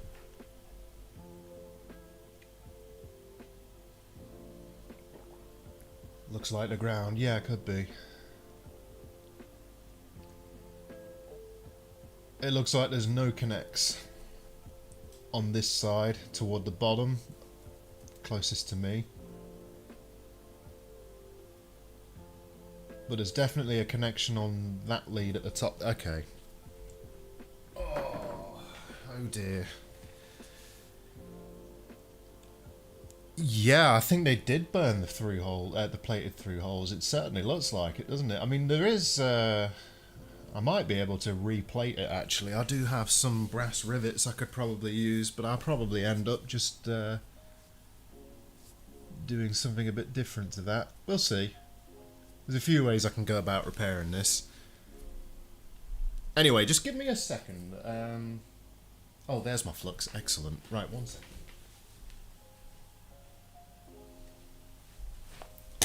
Right, we've got flux. Let's get rid of my micro soldering tip. I'm going to need something a little bit bigger. Well, yeah, you are right, Felix. Yeah, it is better to find something than nothing. Totally. I agree with that 100%.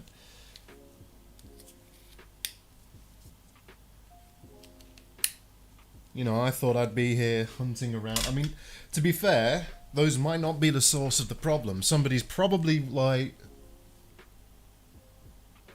seen a video or read a guide or something, tried switching them out, not tested it, and not been very good at soldering. I mean, yeah. Anyway. Let's see what we can do.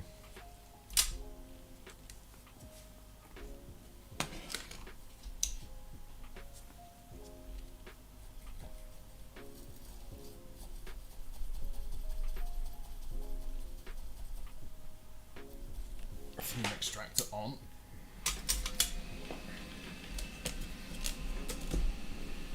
Oops.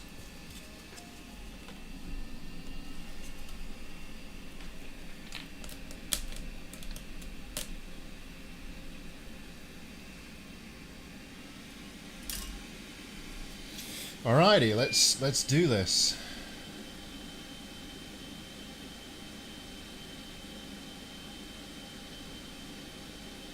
This is going to be fun.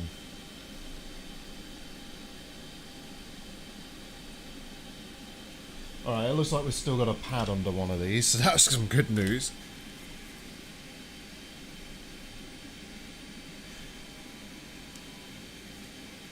Then used a Radio Shack 1530 watt iron without flux. Yeah, it kind of looks like it, doesn't it? And they're like, why won't it work?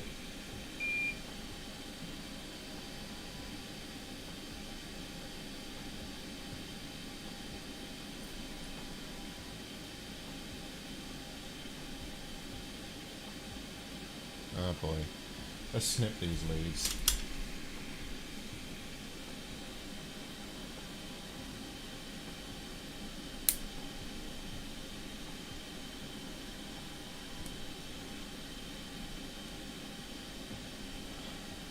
Oh dear.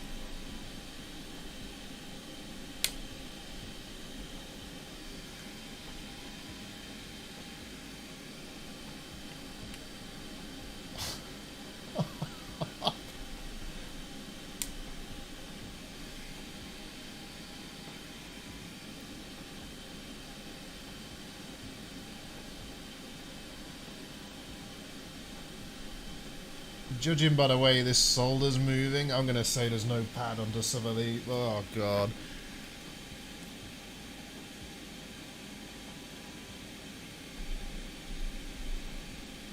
I did check on the GG and it still works just fine. Oh, good news. I'm glad. I'm glad. Yeah, I did that quite a while ago now, didn't I? Time flies. Time flies.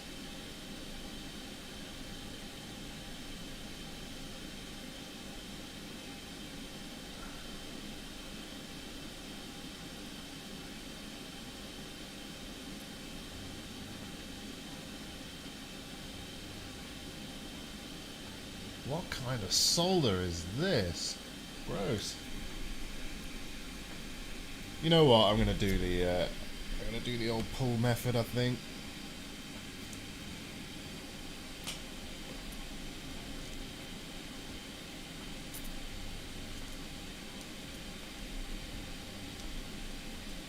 If I can grip the cap.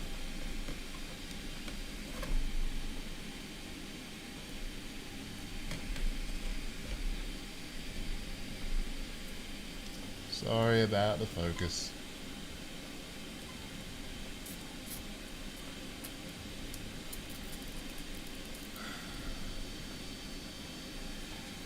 Snip that lead a bit more.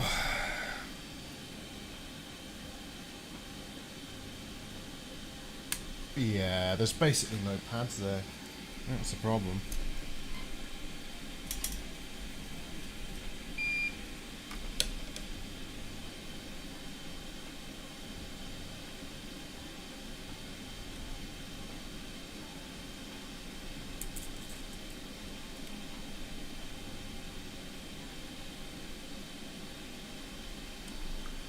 That's gone now.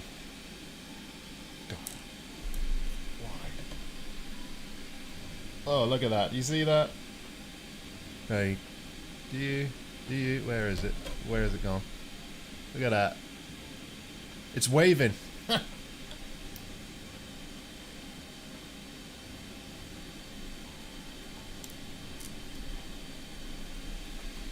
Okay.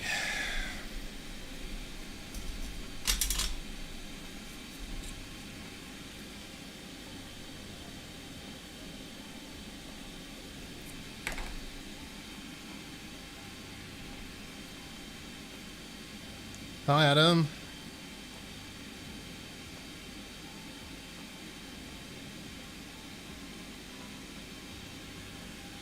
I think I started with a 15 or 30 watt iron too a long time ago.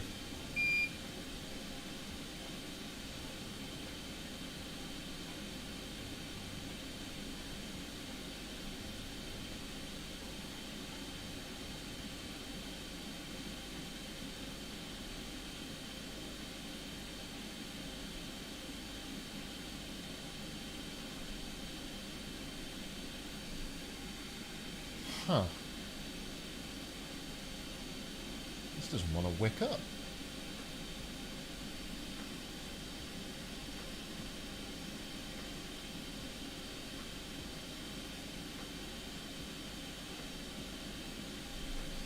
Mix some solder in. It's going to turn out they also use like plumber's solder or something stupid like that.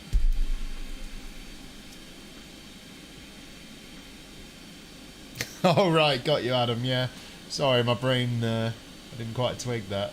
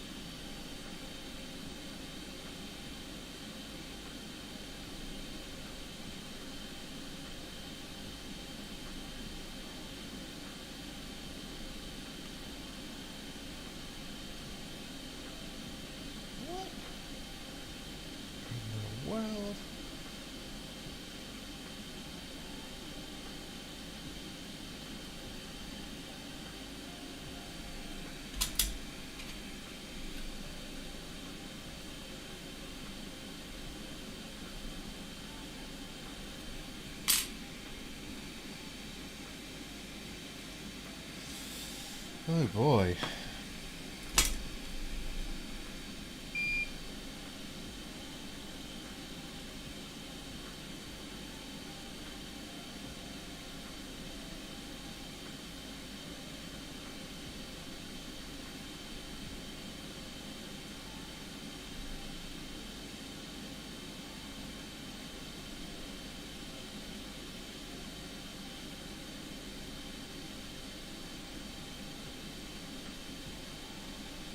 not going well.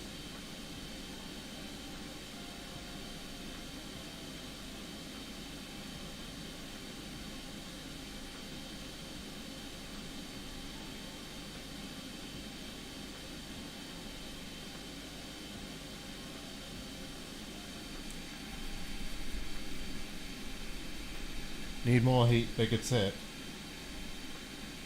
This tip's pretty big.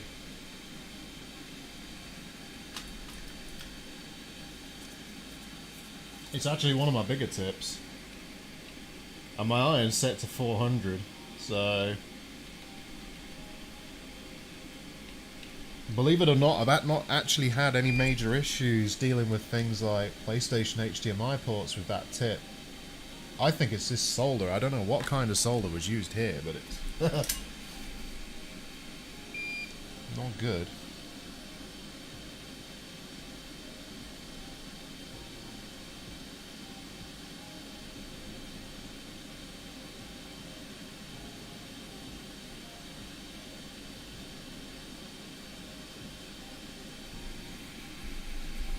Not good.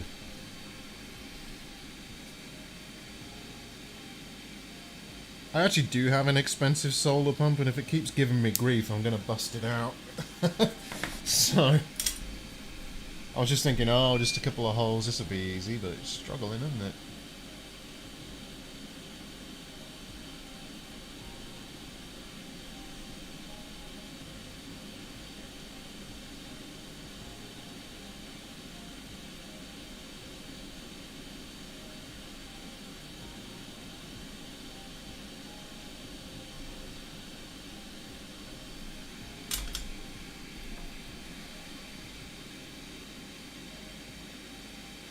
.10 AM, yeah, it is, isn't it? I'm just waking up. I'm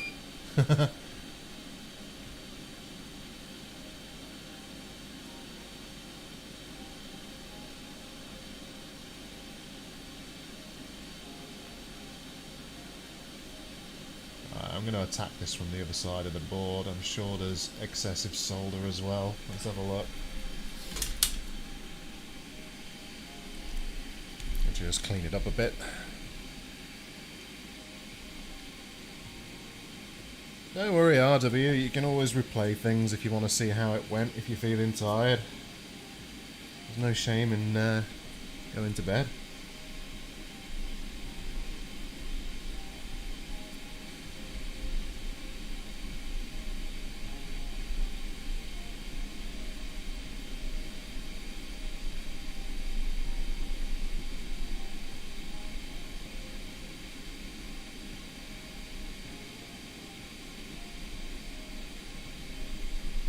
I'll do for now.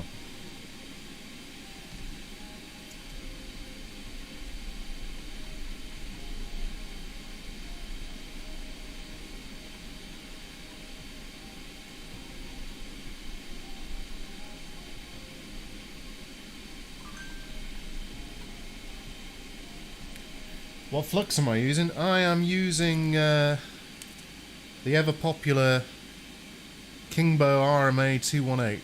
It's reasonable stuff. So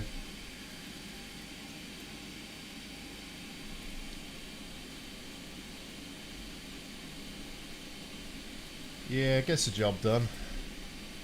Let me flip that round a bit. There we go.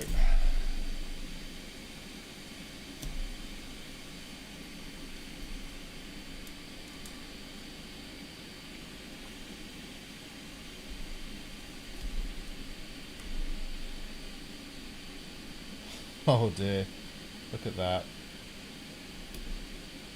That pad's coming away there. I'm not surprised. Might be why it wasn't wicking well. Yeah, you do it till your tub runs out. Yeah, and that's where you resort to like some cheap Amtech clone or something, no doubt. That's what I do. Well, I don't at the minute. I've got loads of this Kingbo. I'm gonna have to jump with this, I think. Yeah, look at that.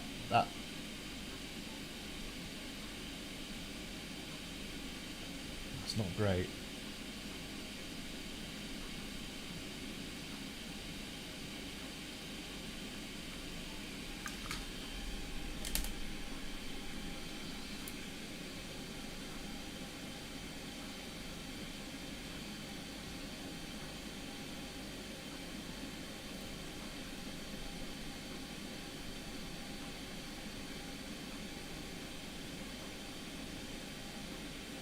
Okay, I can see where that used to connect.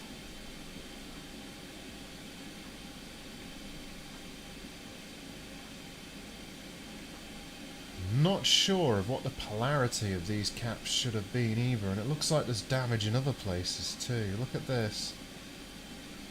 There's something here. There's something here. There's some kind of coating over the top. I'm not sure what's happened to this. Let me get that into better view for folks. So if you take a look,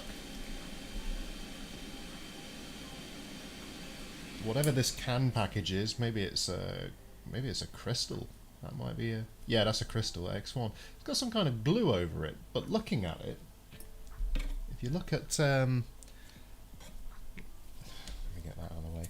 If you look at this, I'm not sure what is this. Burnt flux? What is this? Is it damage?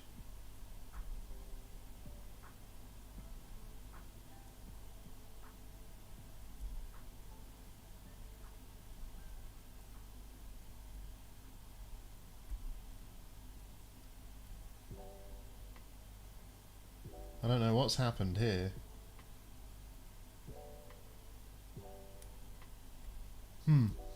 Okay. Anyway, so I've got to work out how to do something with this. That plated through hole is quite badly damaged too, so... Well, we can see what it connects to. It connects to this resistor here, so... Welcome back, Jeff. Jesus the Mad. Welcome, Jesus. The baby Jesus.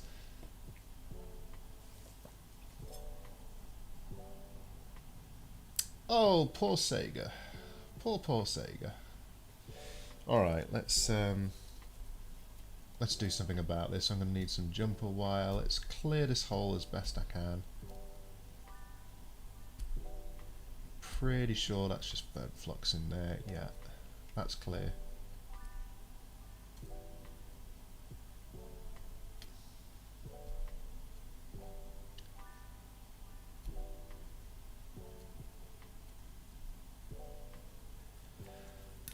I think there was some really bad solder used on this thing, you know.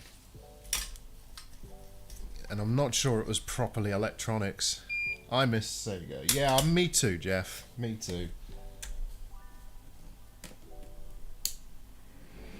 There was something special about Sega. They were just this manic, weird company that made the weirdest, like, decisions. But they were brilliant, and I loved them for it.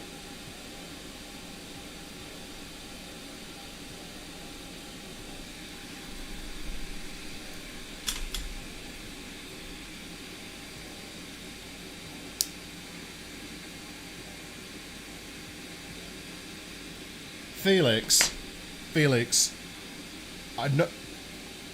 Don't. You're making me feel old, man. You're making me feel old, but I guess you're right. I guess you are right.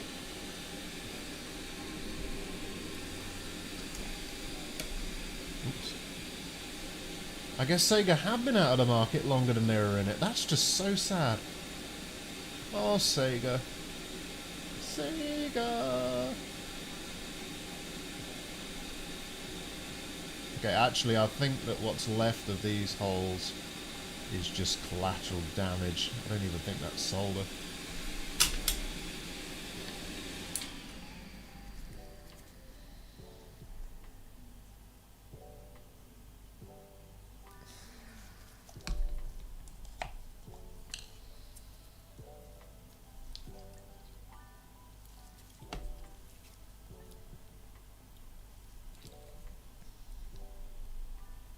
Right, let's see what we can do, though. So what I'm thinking of doing is running some jumper wire to the resistor, running it through, coiling it around at the bottom,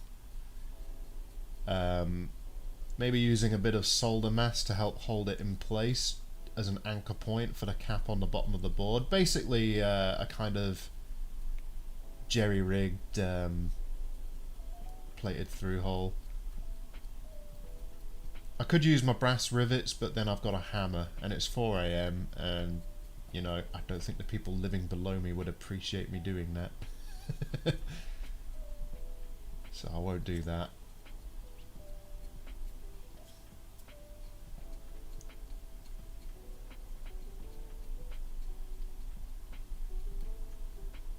Beautiful. Alex 13 mod. Just what I thought. Possible capacitors leak and maybe a broken trace due to capacitors leak. No, Alex, this is different. If you look back on the stream just a teeny bit, you'll see that when I opened this up, there were 2 really poorly installed caps. Whoever did it had done a really, really bad job, so sadly. But we're gonna fix that. We're gonna fix that. That's what we're gonna do. But first, you gotta get mad. And you gotta say, I'm a human being, goddammit. My life has value. And anybody that gets that reference, it's from a really good movie.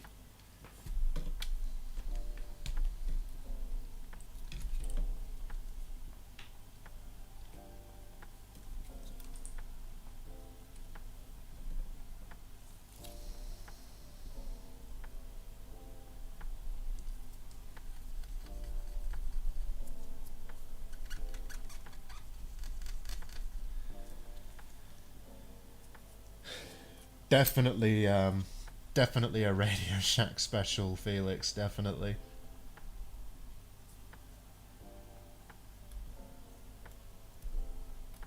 I also think they may have used plumber's flux on this. This is just in a sorry state.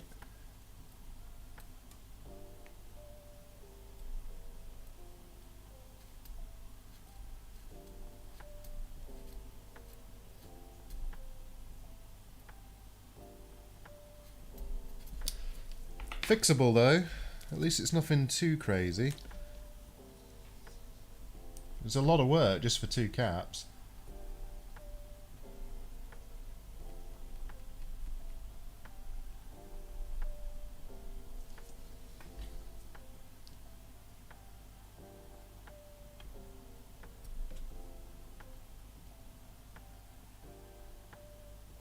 Okay, I think this might be the remnants of the plated through hole right here, look. I think that's definitely gone. That's the one on the left, if I flip it over. So let's have a look at the left-hand side one.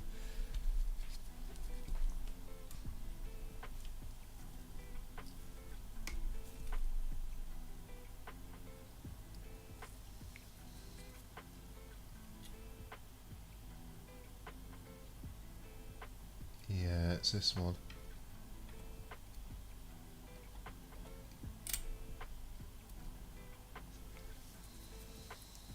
Poor thing.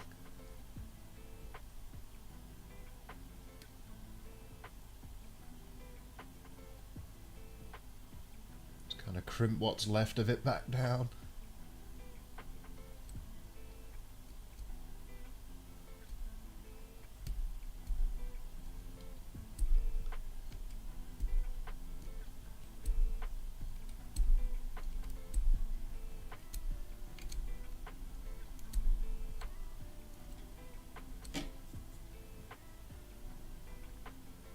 Come on.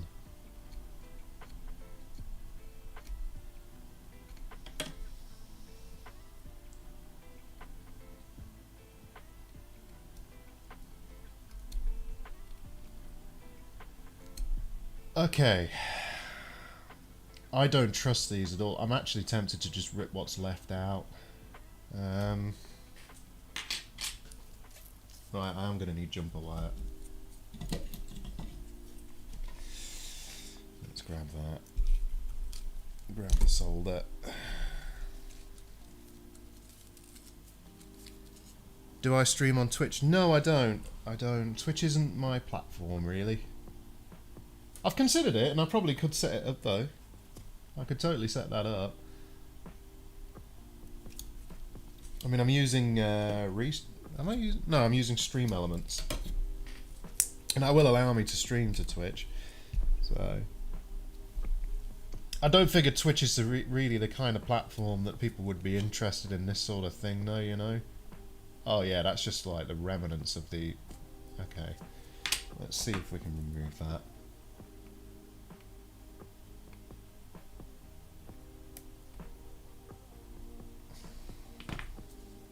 The remnants of the through hole.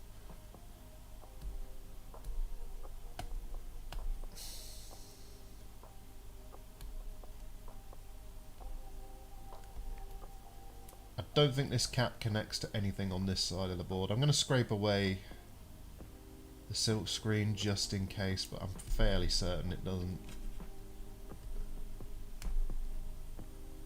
Right, that should do for that one. That should do for that one. That doesn't have a plated through hole, does it? Okay.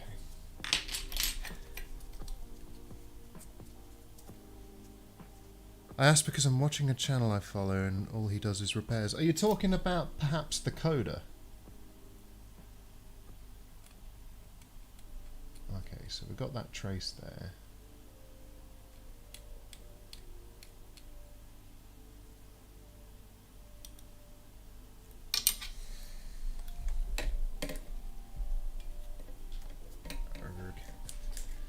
There we go.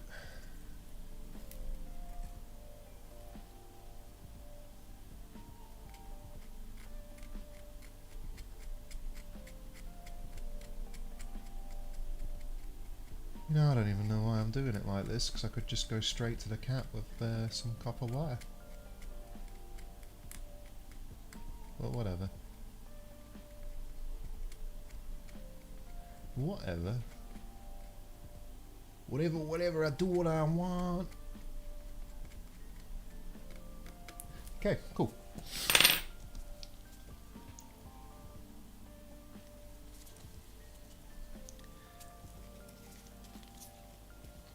Oh, not the coder, okay.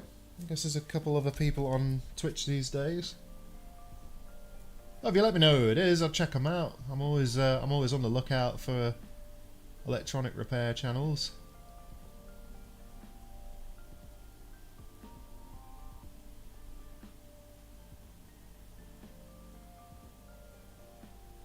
Well, where did that connect?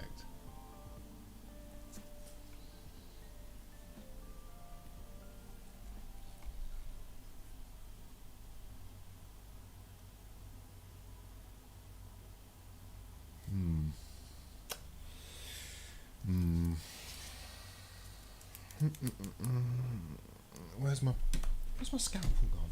Am I blind? I just had it. I just had my scalpel in my hands. I'm doing this. I do this all the time. I'm really bad for it. There it is.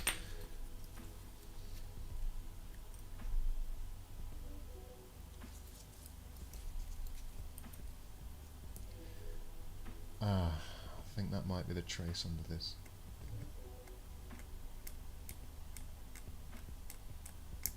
Scrape around. This might just be a ground. Okay, that just goes around.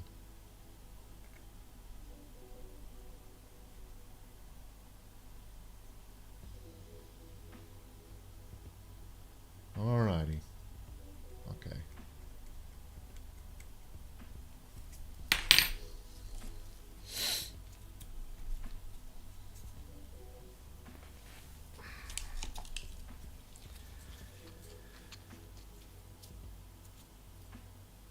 Oh, GBASPs. Yeah, they're not bad little handhelds.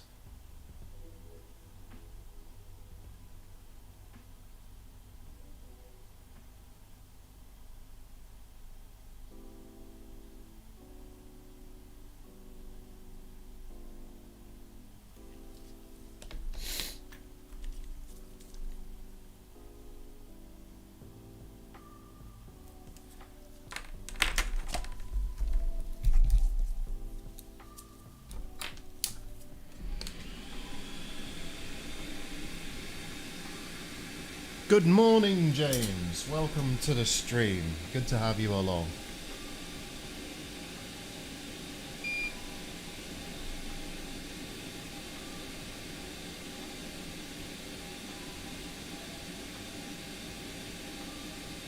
Whoops, I just done filled it in.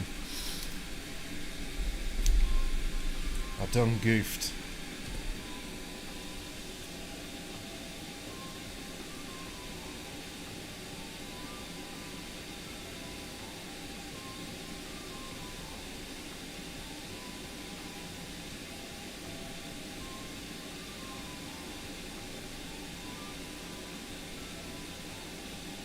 There we are. Excellent. Right. So what we'll do, we'll get a bit of jumper wire on here. Annoyingly, I can't burn the enamel off this, I have to scrape it.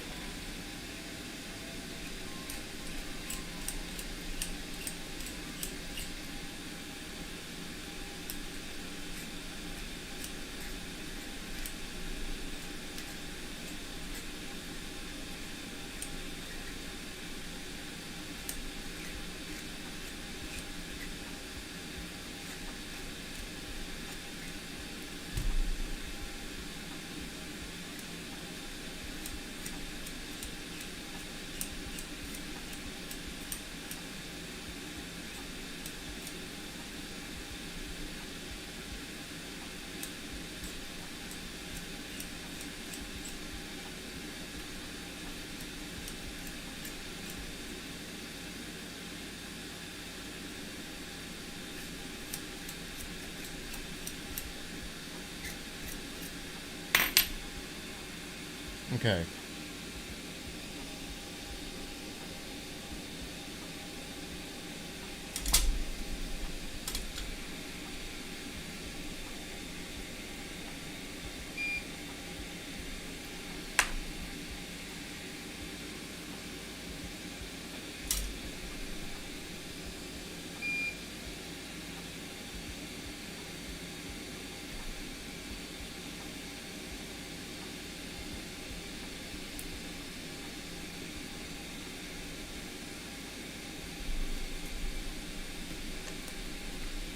Oops, dropped it through. Let's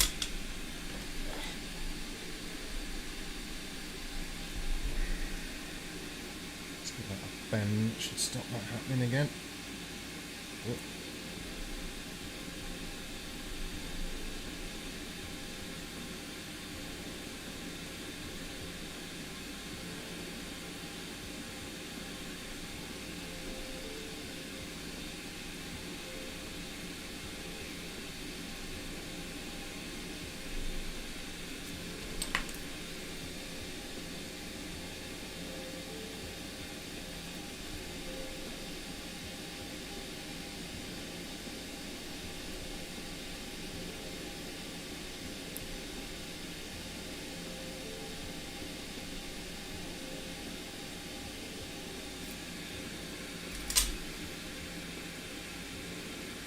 No, I won't be coating it with nail polish. I will be coating it with actual solder mask though.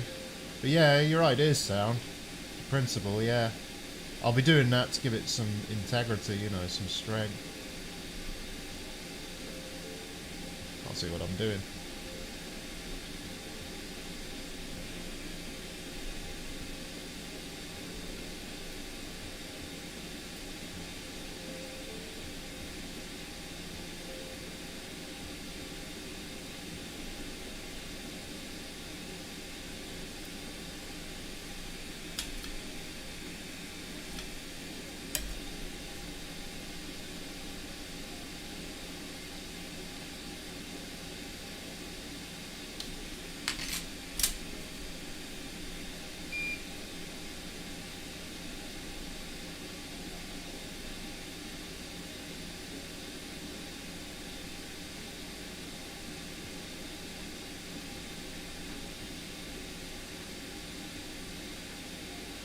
There we go.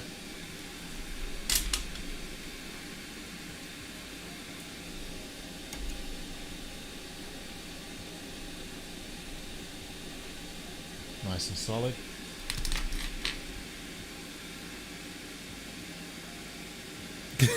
Oh no! Oh no, Felix. Yeah, you know, things like that are easy done though when you're first messing with something, right?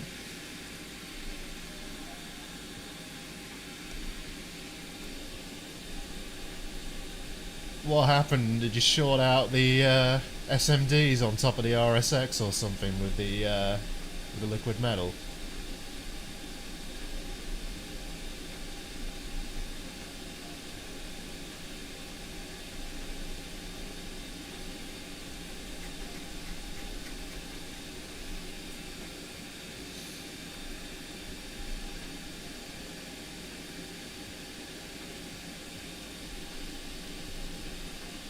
Actually, that's not really in focus for me anymore. Hang on. There we go. And then...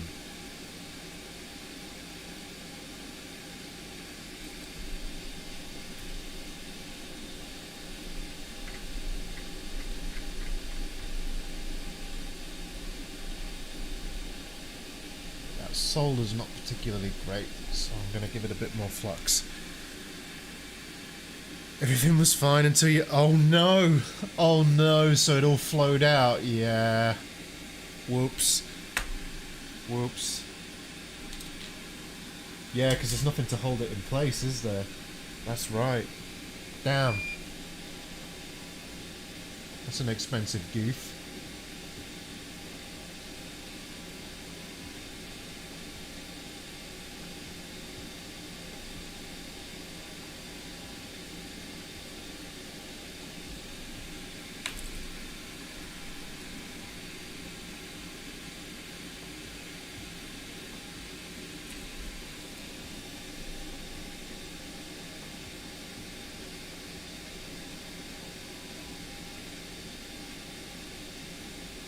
Right, that should do it. I'm happy with that now.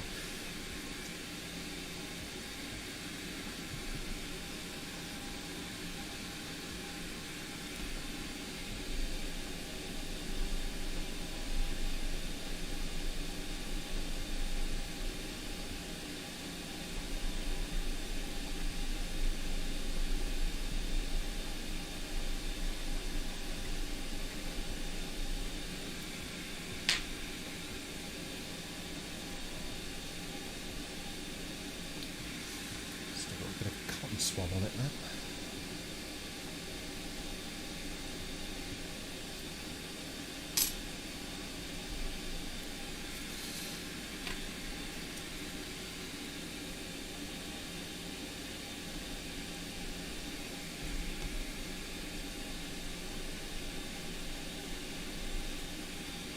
And that fan's annoying me. Ugh.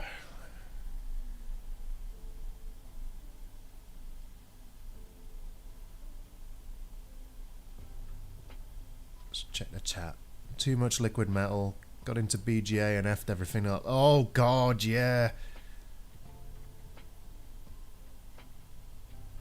Oh, seriously, Felix? Damn. You must have... Oh no. Oof. All I got to say on that is oof.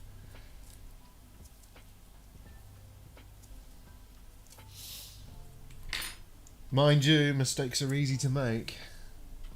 You know, we all make them.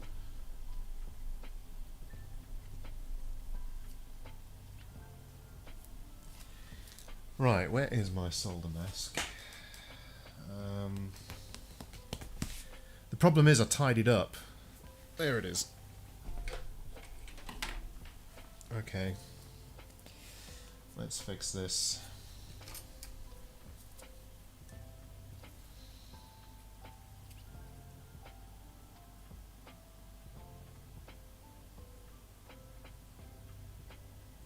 And the reason we want to mask this up as well is because obviously when I apply heat on the opposite side of the board, it's going to reflow the whole wire. It's going to turn this wire basically into a giant extension to the iron. That's way too much solder mask.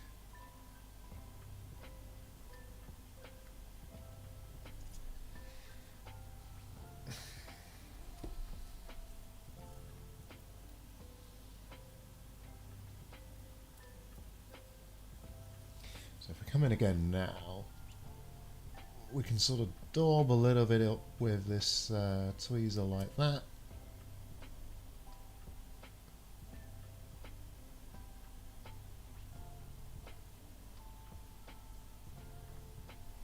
Right, that should do there.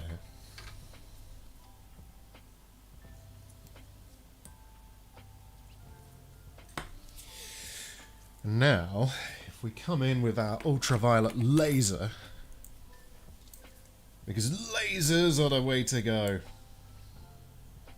Yeah, this is going to take a little while, so, you know, chat amongst yourselves, folks.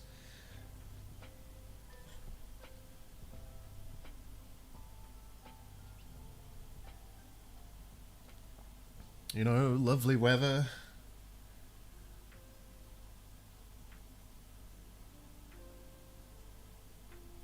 Learned your lesson about nail polish. Yeah, to be fair, nail polish, it's okay for some things, you know.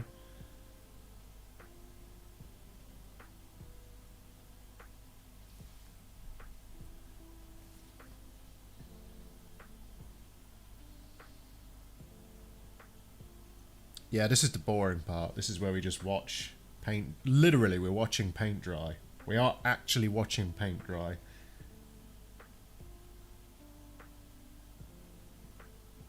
I'm going to have to go to the Console 5 Tech Wiki as well, because I'm not sure what cap values this area needs off the top of my head, and whoever replaced them may not have been fully sure themselves, judging by the state of the soldering, so you never know. I will speed it up with hot air, yeah, I usually do. I usually cure it a bit first, like as much as I can, and then I hit it with hot air. Yeah, speaking of which, let's get that down from 480.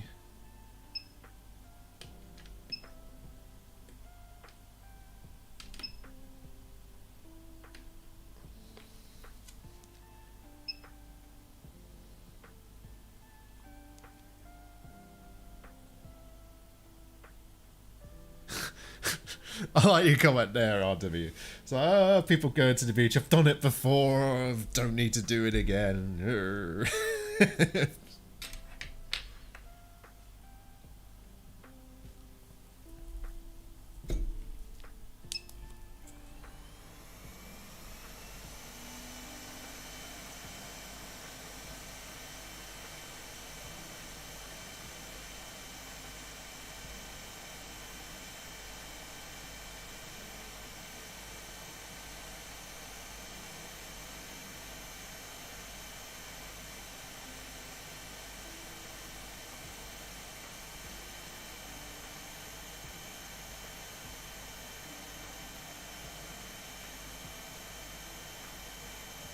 It's funny, there's like little dots on my laser.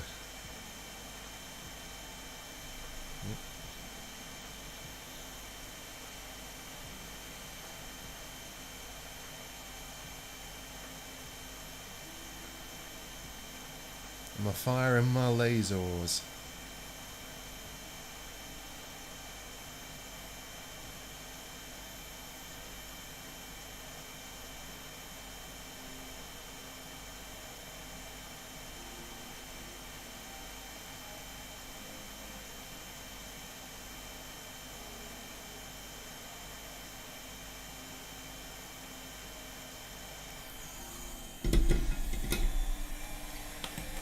Okay, let's make sure that's cured.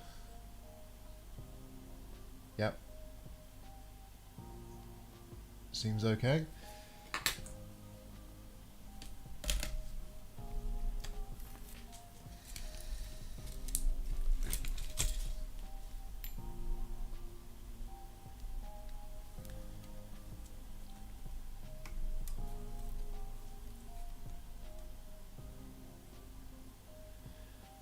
Right.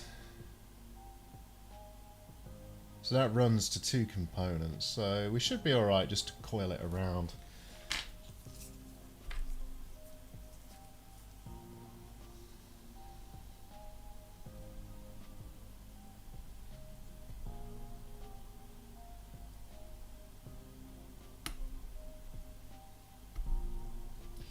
In fact, I think what I'll do, I'll run it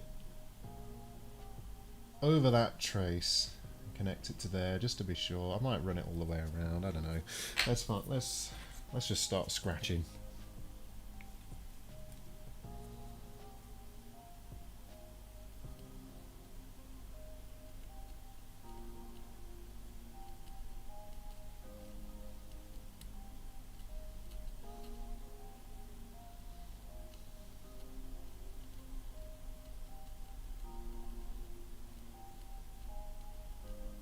Oh, I love doing these kind of repairs. I absolutely love doing these kind of repairs. I can lose myself for hours.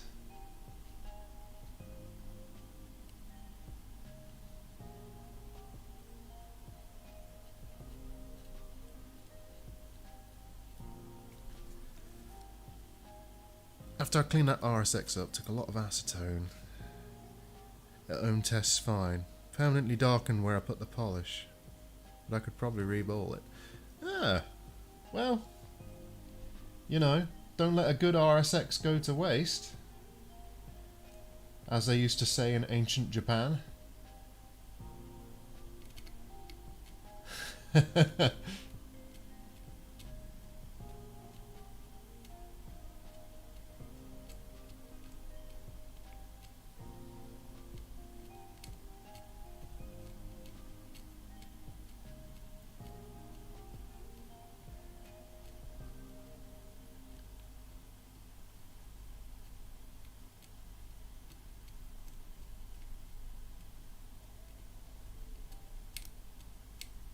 Nice big thick traces these.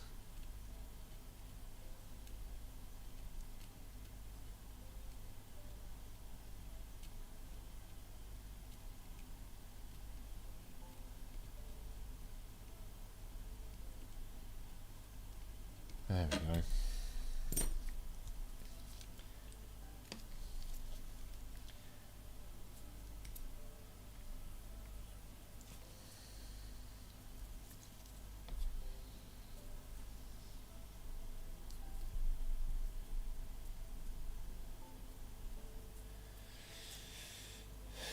So we get a bit of flux down now. What I'm thinking is I tin up these pads here. Now they're probably connected just fine through this what's left of this plated through hole, but I'm just being a bit extra sure, you know, because the damage was pretty bad.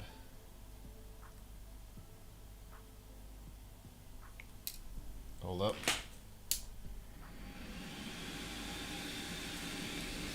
Safety first.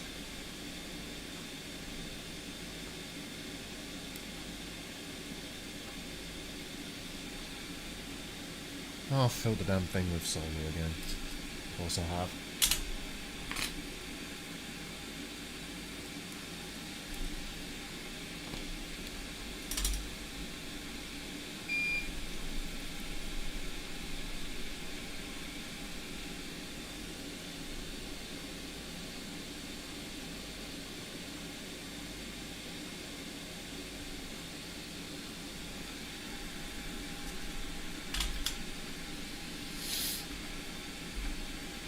Right.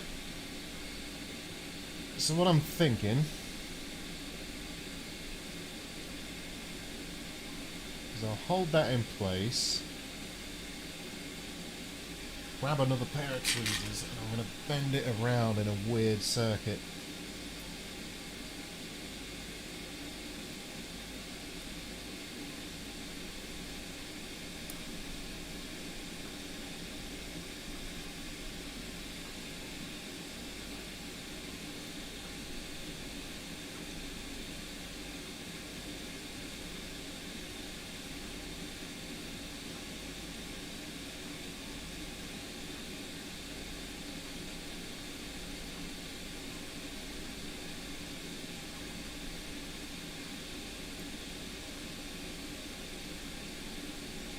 Like that.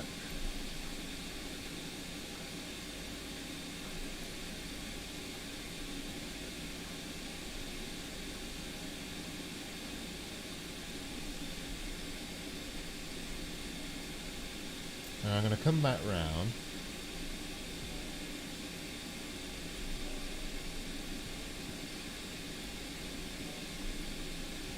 Annoyingly, I'm blocking the light with my hands as well. Can't see what I'm doing.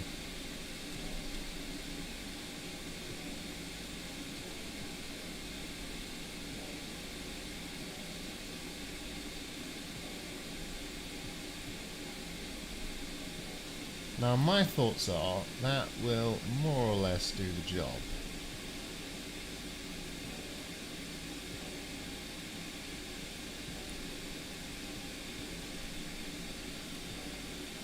Yeah, that should do the job.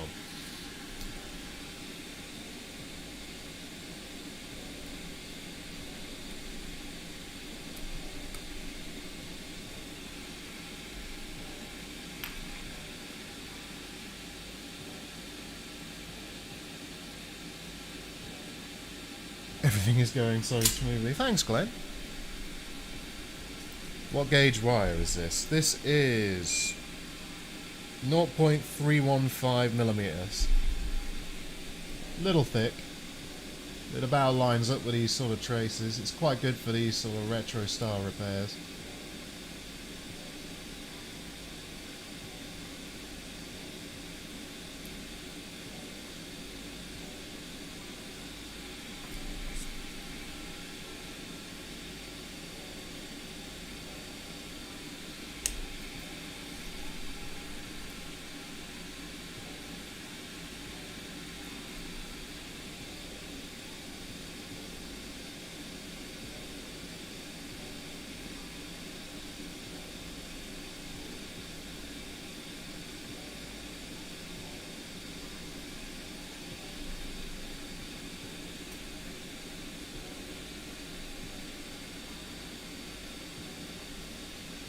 Beefy amount of solder right there.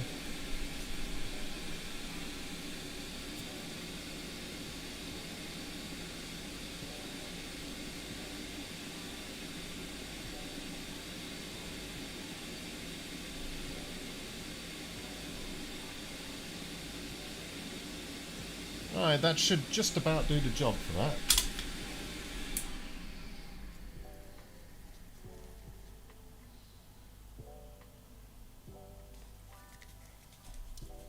$30 AWG? Yeah, maybe? I don't know. Just go with what it says on top. 315 millimeters.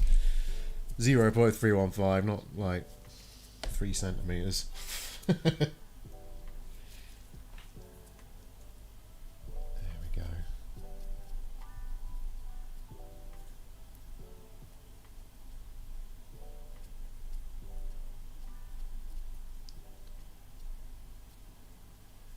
And then we got the next one to do just above it.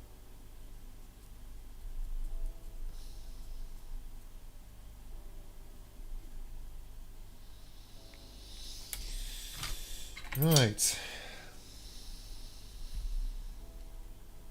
Wait, that's still got that's still got solder mask on it.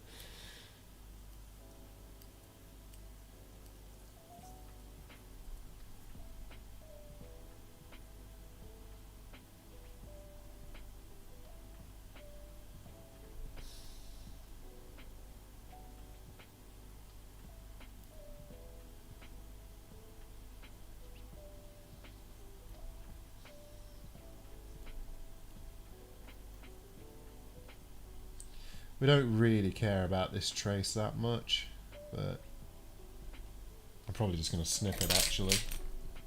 Let's just snip it. There we go. Alright, so yeah, what I'm thinking is we can see this little 2 bridge pins. That's probably a ground. What I'm going to do is just run some wire from there. Maybe I'll coil it round and then run it through and then do the same as we sort of did here. That's the thinking. That is the thought process.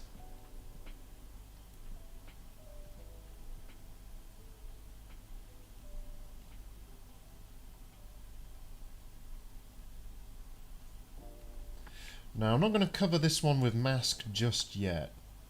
I want to do this one here, so let's do that now.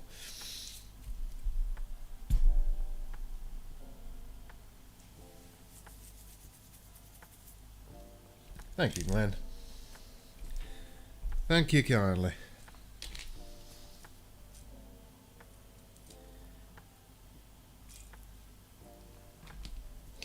Right, I just got to strip off more of the enamel coating on these wires. It's the only downside to these jumper wires I have, because a lot of people can burn it off, the enamel coating, with their iron. I can't with this stuff. This stuff is really heat resistant, which is probably a useful thing to have in certain situations, but for me and what I use it for, not so much.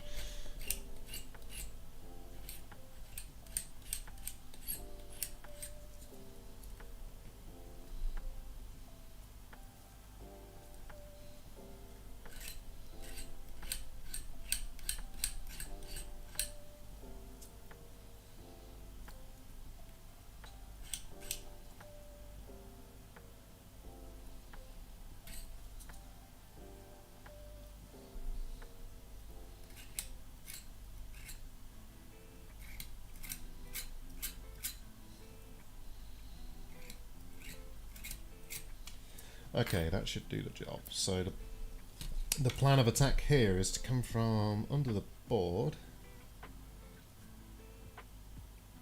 up, and I think we've still got a bunch of enamel coating on this blooming thing. Hang on. I do. Sneaky.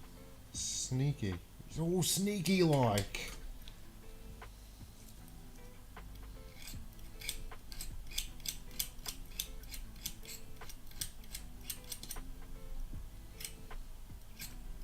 There we go, that's better.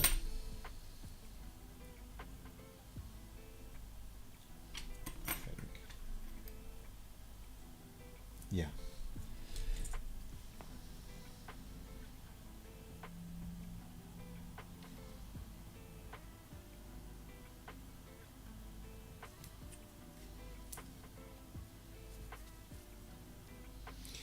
It's got it. Has that fallen out already? Oh, come on, I bent it into position as well. Oh dear. Come on. Stop giving me jip.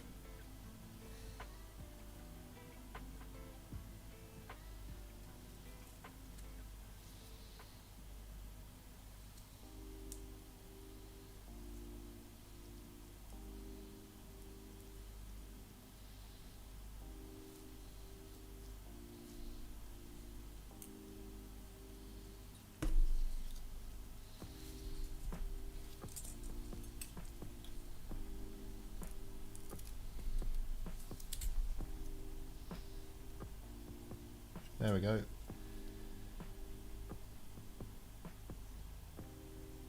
So I'm thinking just soldering straight to this, save myself some effort. So let's do that.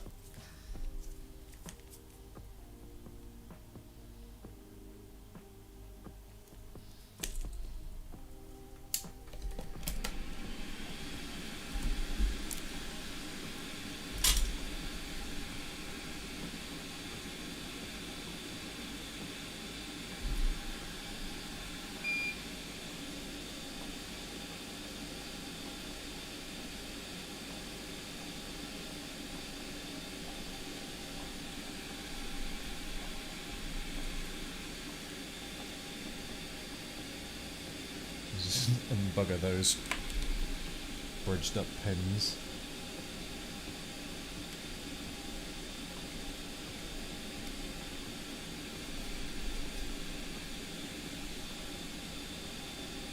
I used way too much solder there.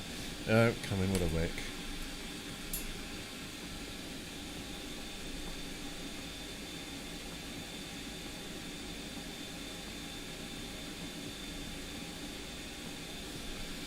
Nearly.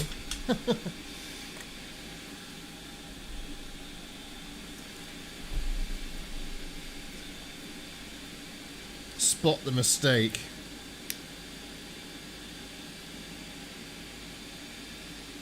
Well, this wire wasn't expensive. It cost me around about... oh, it must have been about 10 UK pounds per roll, and this stuff will last forever because you get a ton of it.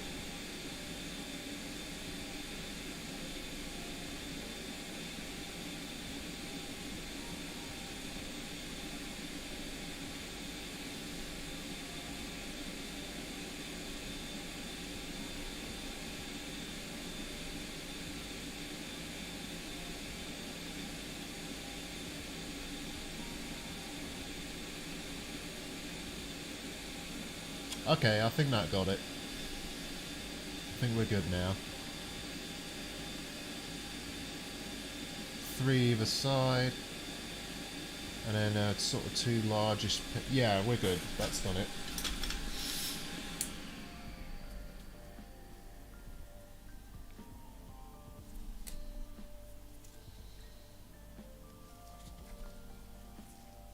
I really go through a lot of cotton swabs.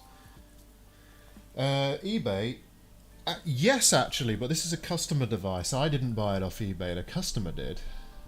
He said he didn't know what was wrong with it.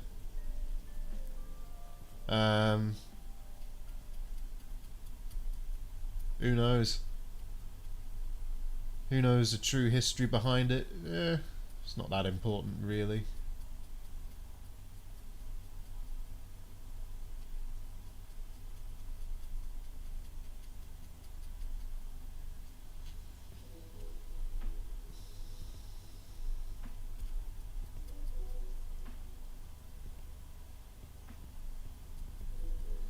Okay, what we can do is solder mask these parts now as well, so let's get to it, chaps. And chapettes.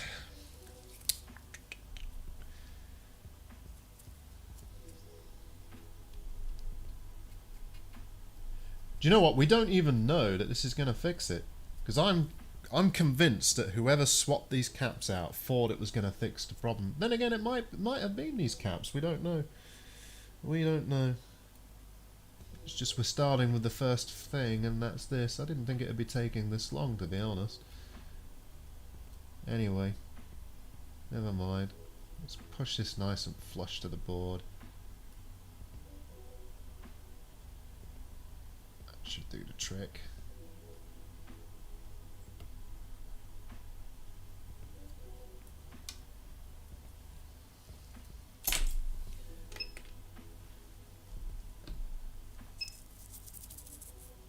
Attack of the Blob.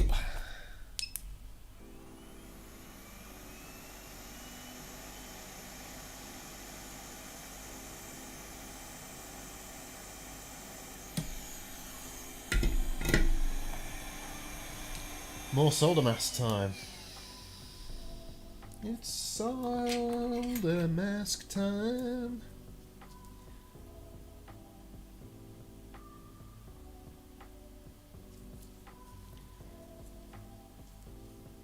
Or as Yankee folks say, solder mask. It's solder mask time.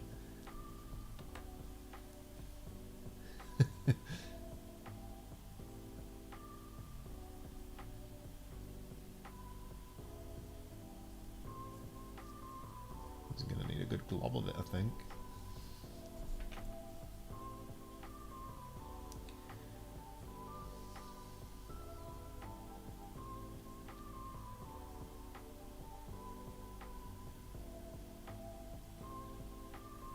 There we go.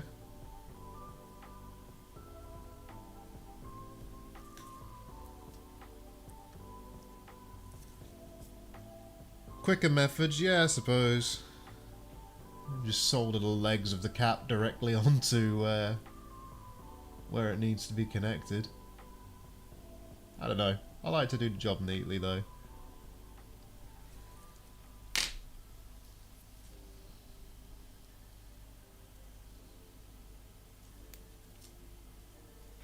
Take pride in your work. He says as he's looking around for his laser thing. which is probably right in front of me. Yeah, it is. Of course it is. Always is. Hello, Metro. Welcome to the stream.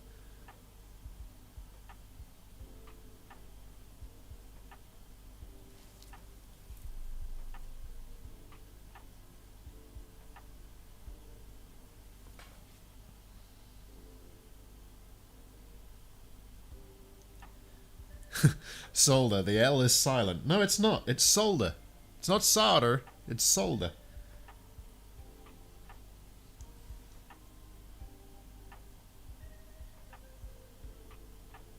Sounds a bit naughty, solder. Sounds like something you'd do, like, in the bedroom, you know, we're gonna solder tonight. You know.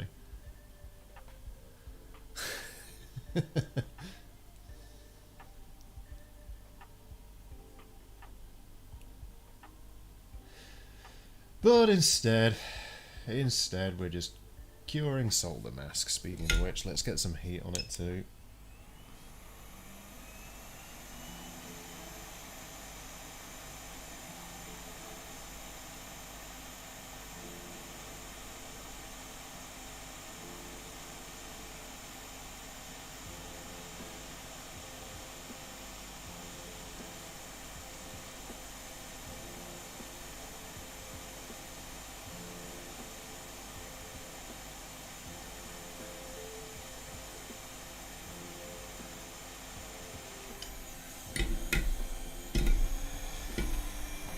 Alright, let's have a look.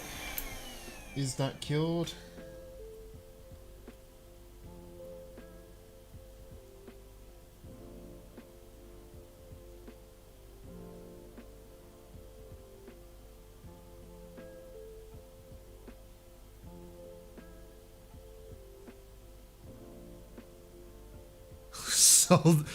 Solder and Gamar. Okay, so that's given us some mechanical strength to that. And I can still fit my tweezers through, which means we'll get a cap leg through. We'll do the same to the other kind of botch wire we've got there.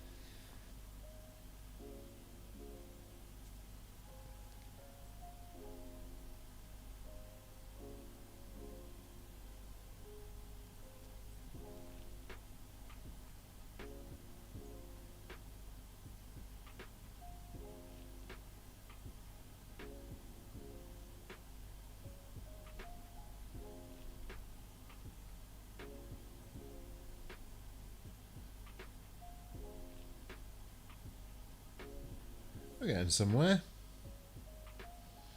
We're getting somewhere.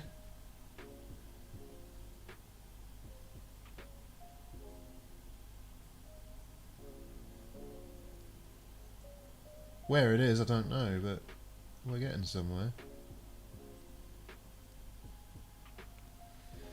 Right. This is the longest cap replacement I've ever seen. Oh,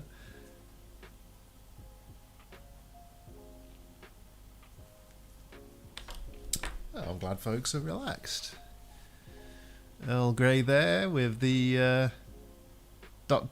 pregnant lady question mark. Well, you know, sodorizing, maybe it leads to that. Yeah, maybe. Let's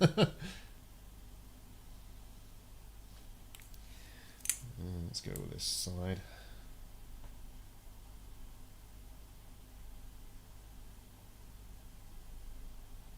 There we go.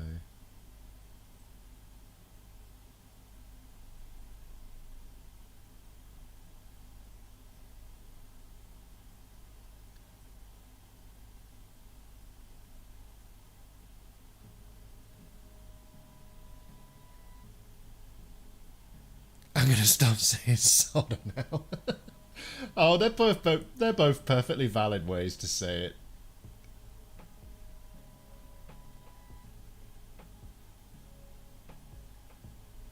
I'm just making light, you know, I'm just messing. Don't feel peer pressured.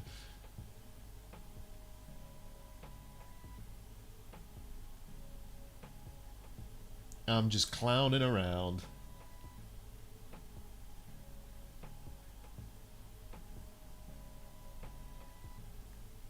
Get that cured a little bit more and then we'll whack the heat on it as well.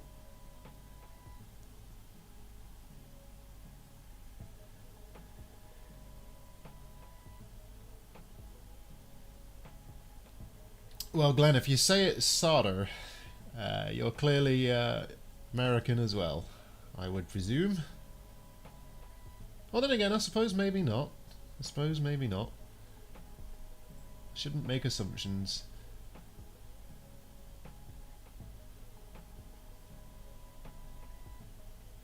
Oh, Sega.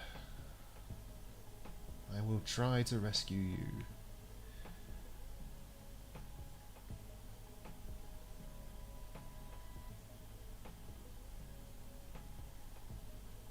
I do want to inspect the AV port as well. I've just been waylaid by what should have been a very simple, oh, just remove that dodgy looking cap, but nope. Nope.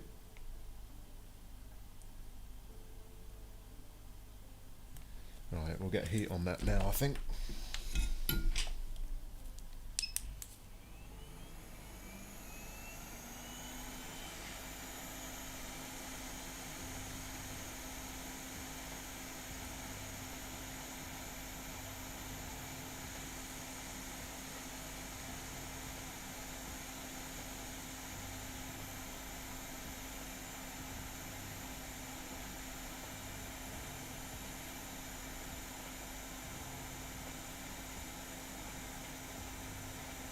This is the latest a repair stream has ever ran. I don't know, is it? Yeah, probably.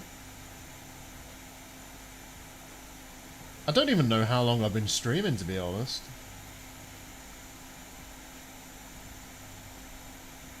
Three hours, maybe? Something like that.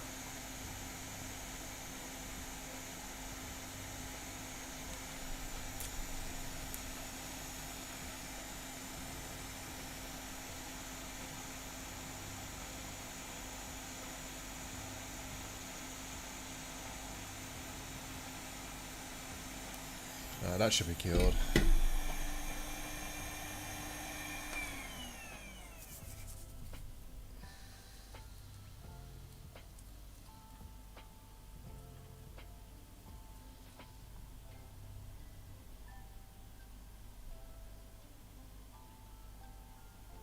Yep.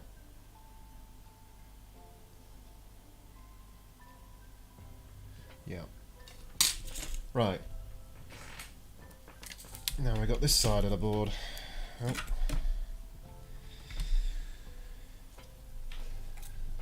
Oh.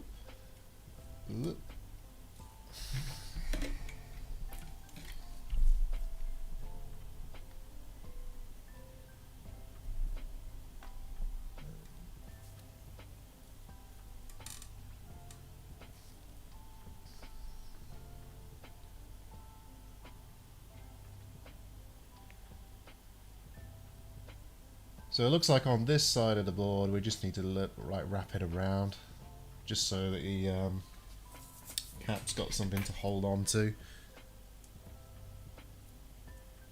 Yeah, something like that. RW, yeah.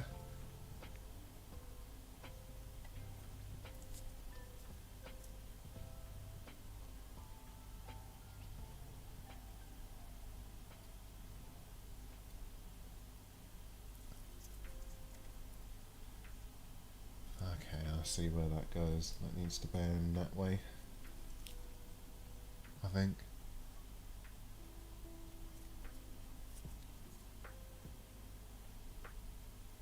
Yeah.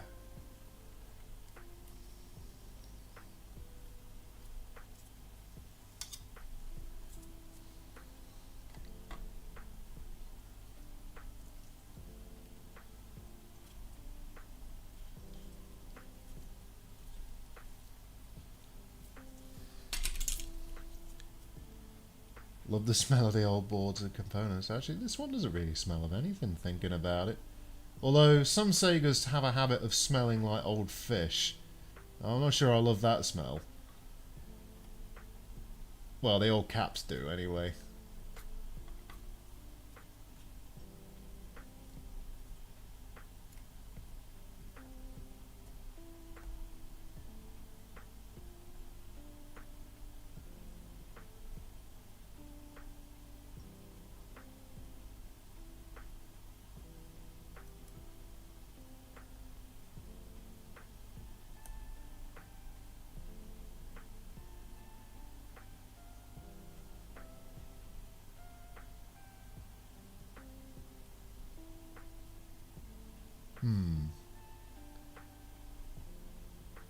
So to give it some strength, I'm thinking what we do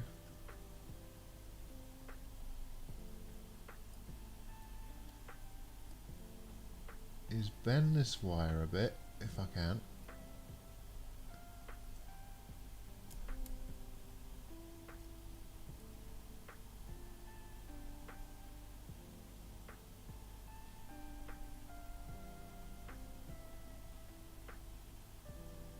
Over in that direction, and we'll anchor it down somewhere over there.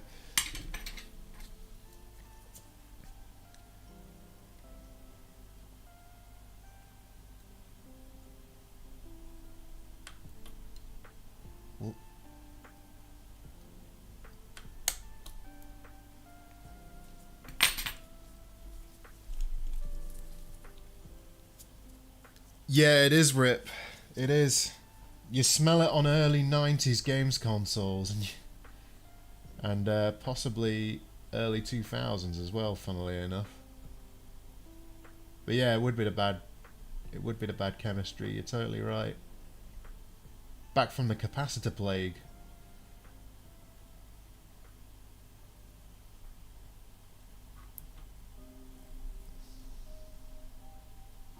I can't. Got no light. There we go.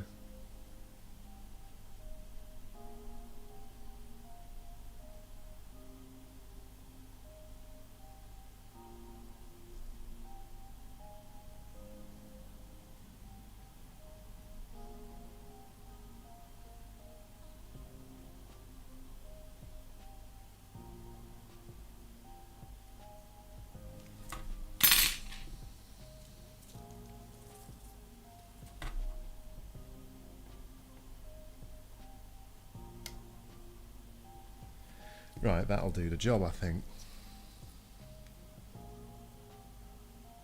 Combination of chemistry and nicotine from when people used to smoke indoors. Oh, you just described me. That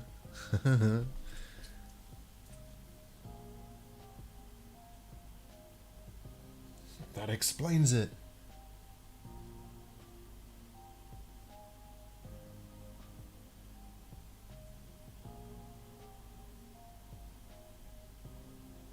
It all makes sense.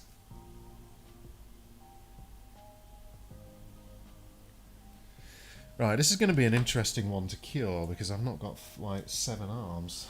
I've got to hold it down, cure it, and apply heat to it. So where's my laser? Maybe if I can kind of tack it down by curing it with the laser first. So I'm thinking I just hold it with the tweezers, maybe at this end, like that.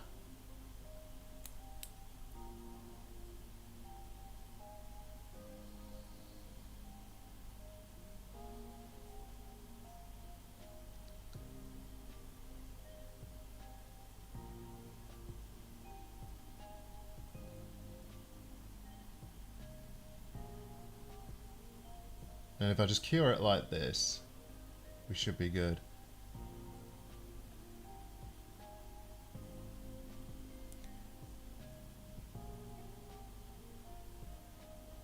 Wasn't that the stolen recipe of defective electrolyte? I think it was. I think, what was the story? It was it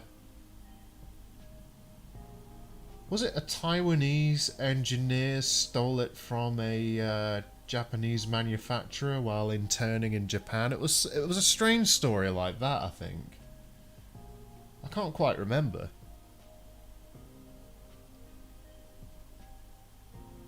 It was along those lines, anyway.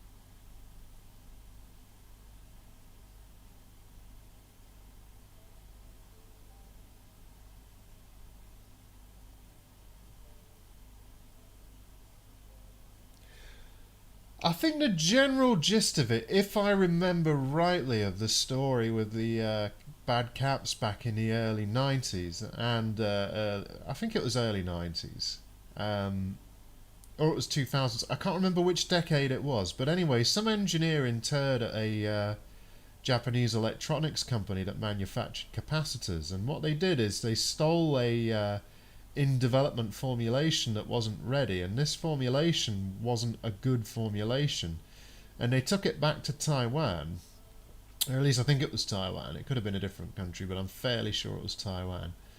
And I believe they started their own capacitor manufacturing company or something along those lines. That hasn't gone brilliantly. And yeah, they basically did that and made a whole bunch of dodgy caps, and they were cheaper than the Japanese manufacturers, so people went to them, and the long and the short of it was, it didn't go well.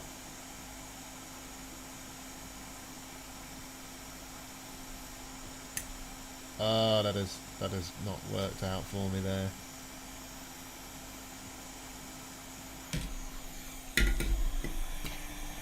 You know what? Let's be excessive. Let's get a nice blob on here. Let's blob it. Let's give it a good blob.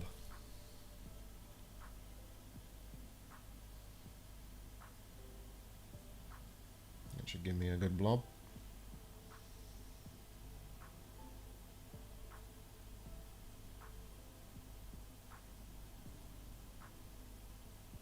Yeah, that didn't quite work out how I'd hoped it would.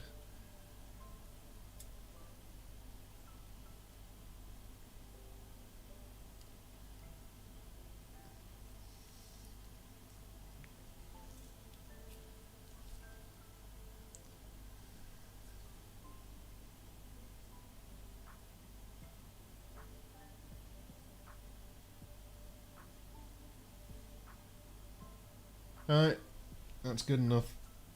Let's cure that.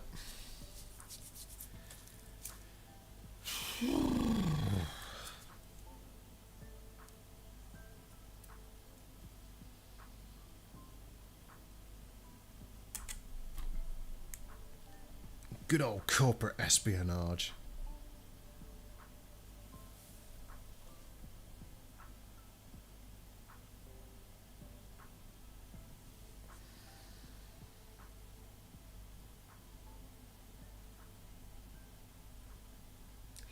Yeah, exactly like that, Glenn. Exactly like that. In fact, I think the Xbox was affected by one of the capacitor plagues. It's happened more than once. I'm sure it has. I'm sure it's happened more than once. Just bear with me, by the way.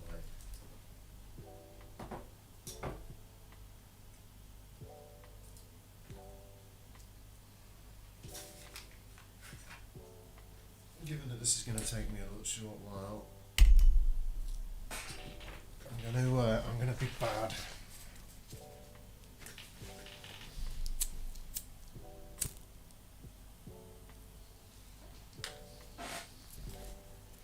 Right, there we go.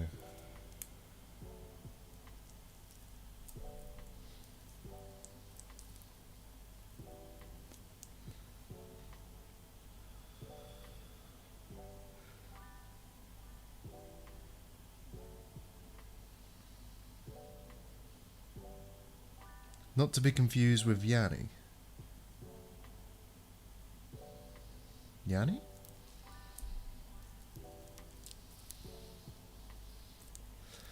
Not sure I know that story.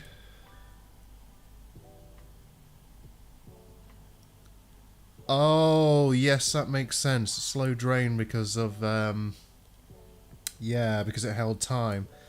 And it'd take about, was it 24 hours or something to drain? I forget now.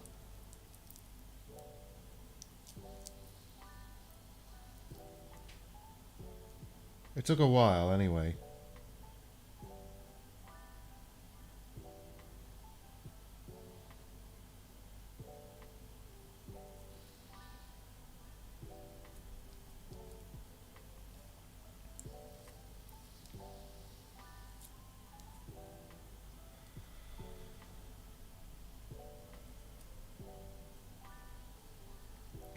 I'm kind of tempted to tape the on button of this laser on and just like prop it up on top of this.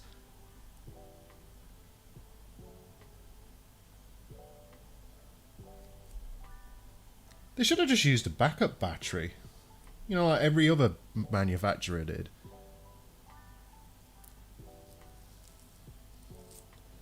I guess a capacitor was cheaper. I bet that was a reason.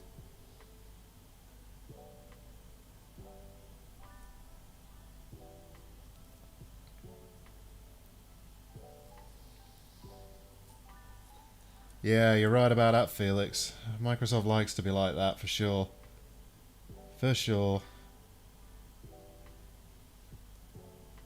You know, I know Booter. He repairs a lot of retro stuff. I wonder if he's had to deal with that problem on Xboxes. I bet he probably has.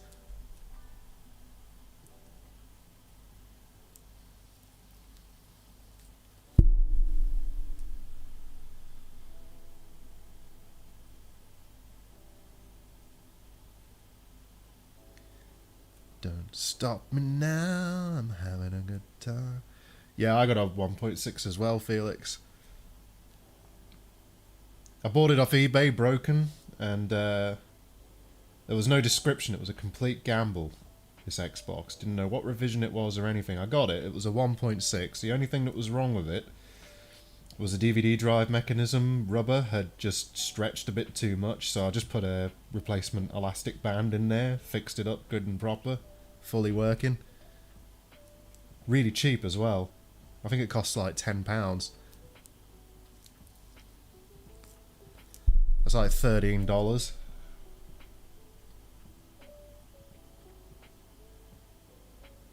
You can't grumble at that, right? Hello, Jessica. Welcome to the stream. Keeping okay, yeah. Keeping okay.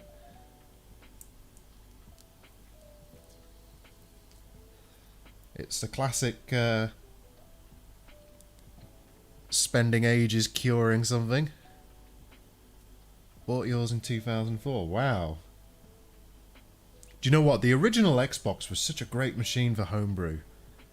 It was so good for homebrew.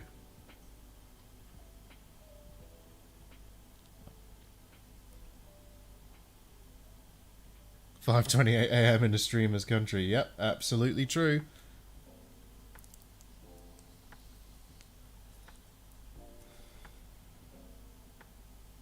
Actually, 5:29.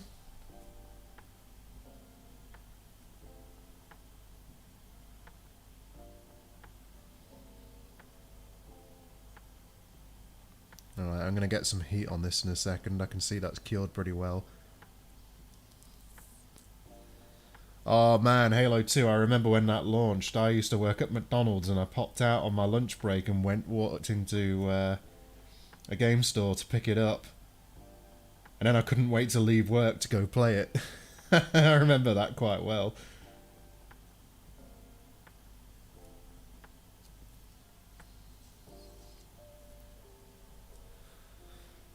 I used to take my original... I don't have my original Xbox now.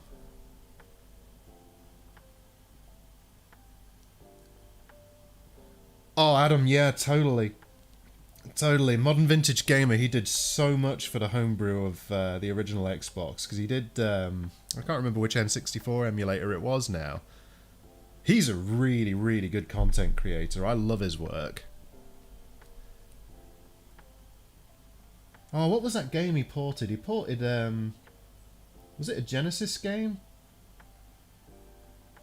I forget which game it was now. You had to kind of hack into the ROM a bit as well. I can't remember which one it was. Right, let's get heat on this now. That should be cured.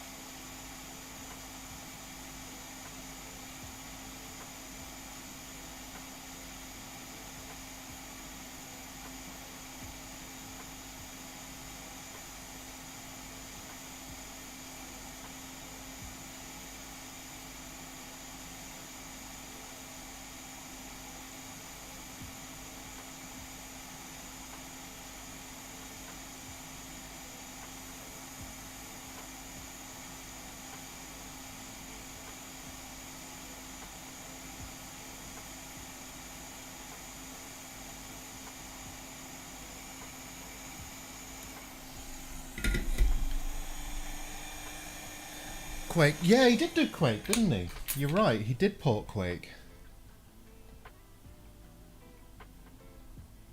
Yeah, that's nice and solid now. Excellent.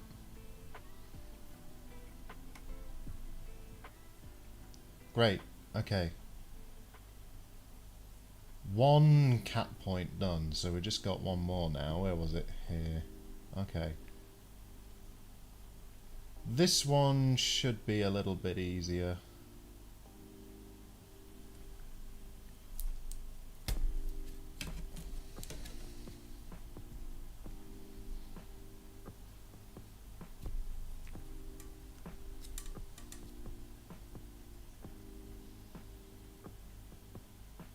In fact, this one might be okay.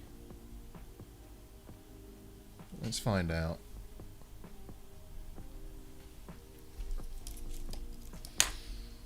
Let's probe it.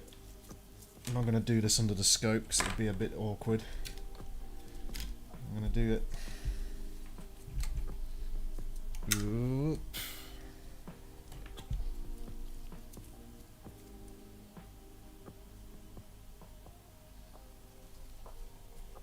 How am I going to do this?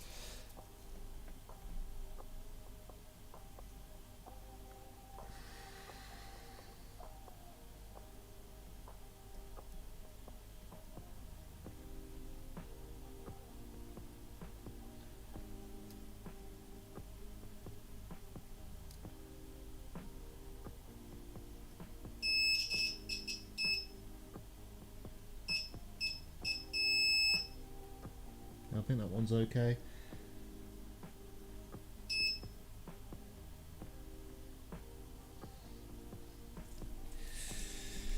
Bear with me. I might get away with this second one without having to do anything too crazy.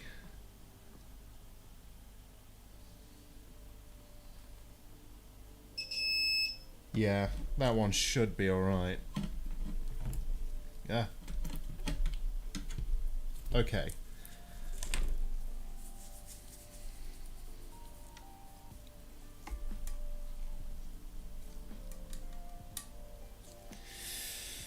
So we've got to recap that. I'm not sure what values of the caps should be just here.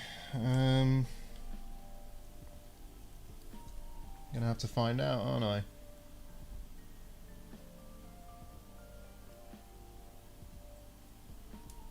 Okay.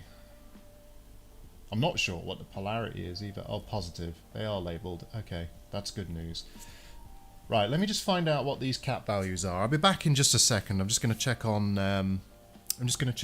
Console 5 Tech Wiki for this. So just bear with me.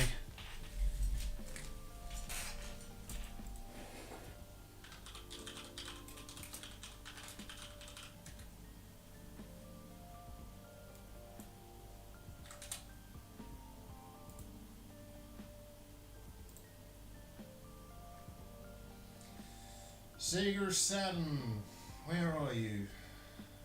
There.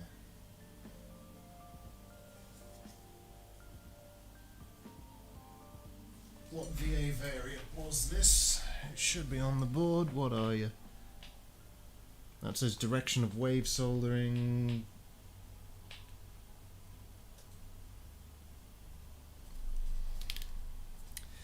This is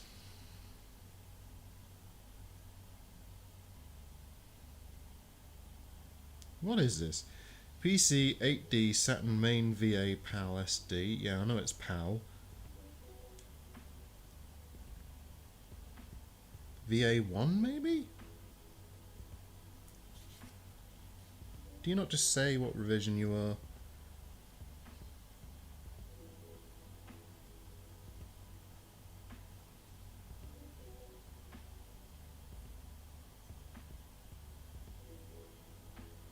Hmm.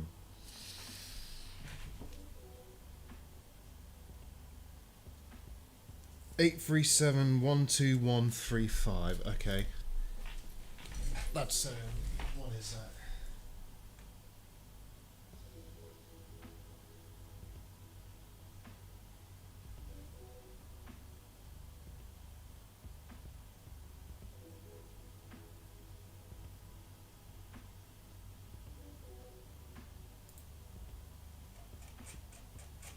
Give me a capacitor map.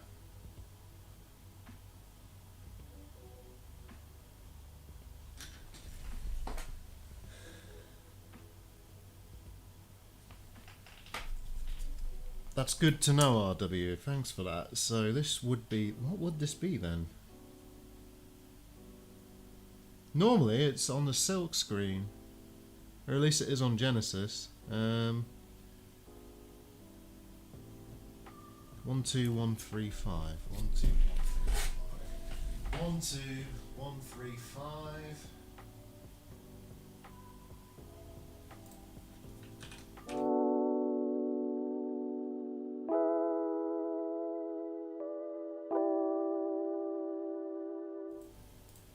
Sorry about that.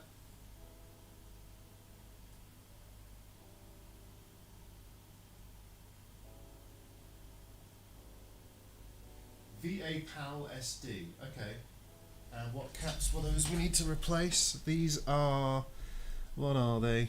They are CE20 and CE21.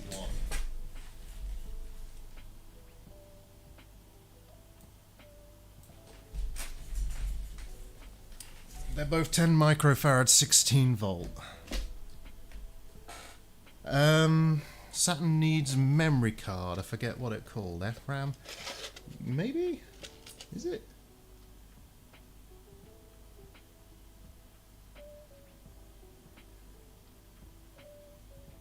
So that's 10 microfarad. It's 50 volts. That's a bit high. Is it 50 volt?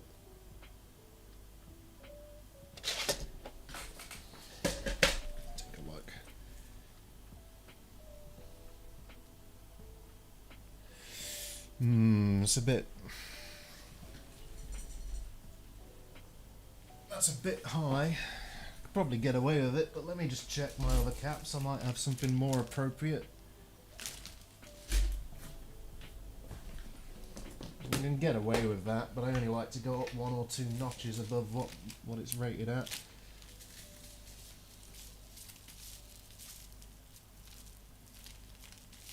.35 volts at 10 microfarad. You know, that might be fine.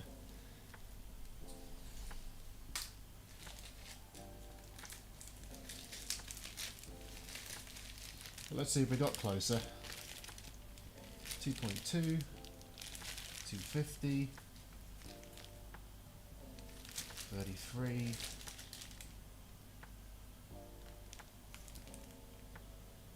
.25 at 10.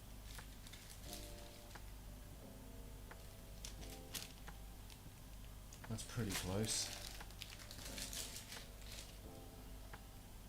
I can probably get away with that.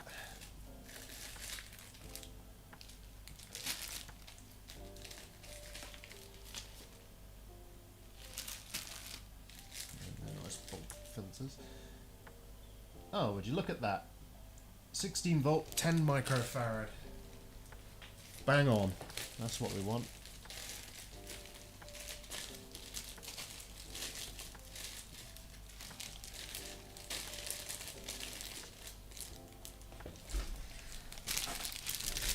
Okay. Yeah, the FRAM mod is to not require a battery backup, isn't it, if I recall correctly? Which is a nice little mod to have.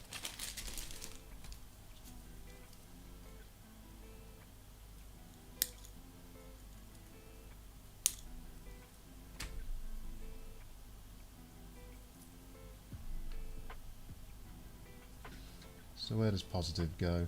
Top. Alright.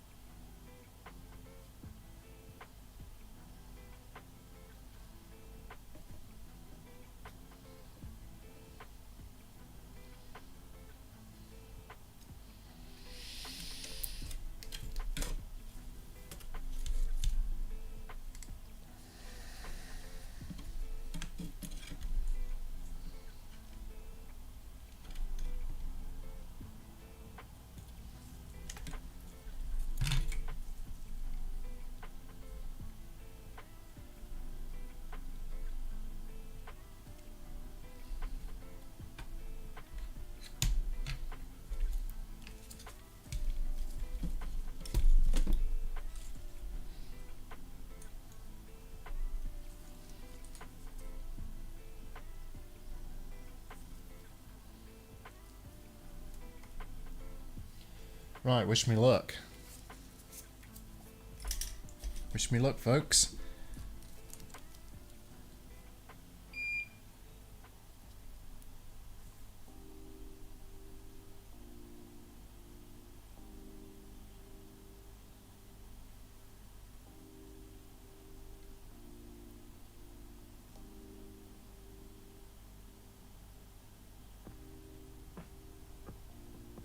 That should do it for that leg.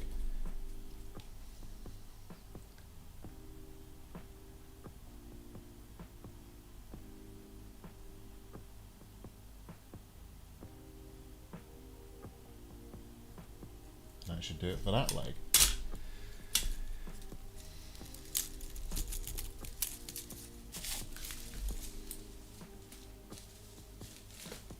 Where did I put the bag for this?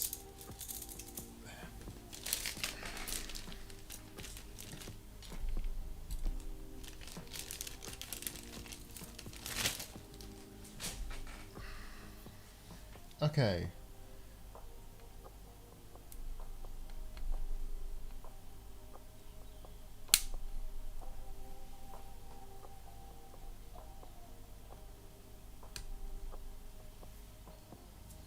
One down, one to go.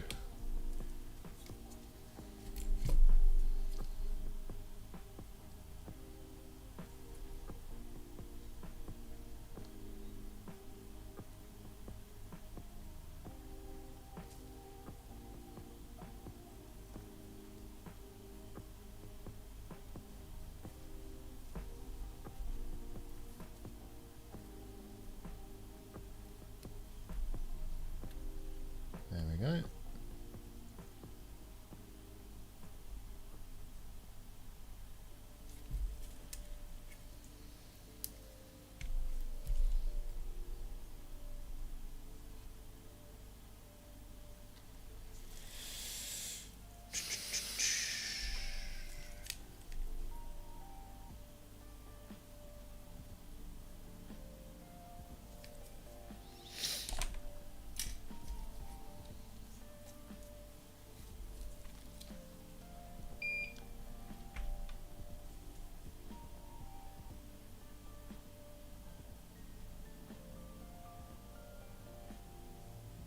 Perfect solder.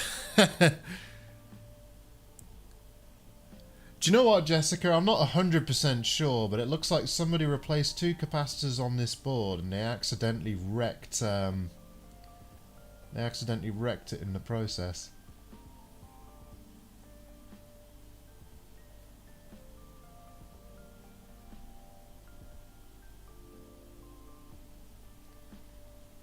My customer said they bought this on eBay, so, you know.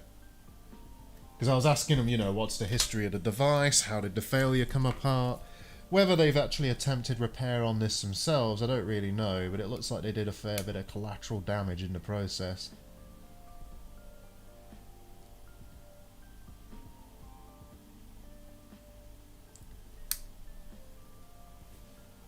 But there we go, now we don't have legs that are going to bridge to the bottom of anything either. We should be able to clean this up now as well.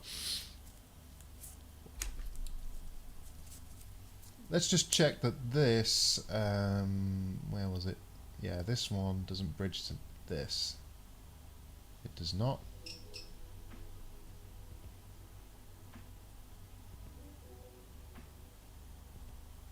What's the resistance on that?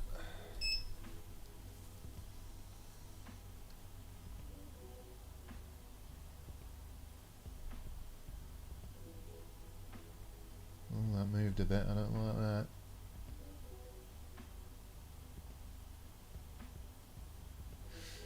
I'm hoping that'll be okay.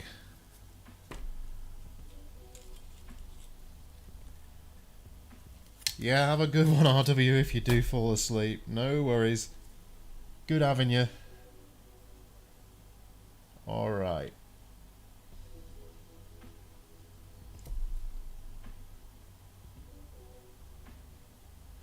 What I am going to do, I'm going to touch this up from this side as well. I'm not 100% confident in the way this cap's soldered, so we'll just be absolutely sure.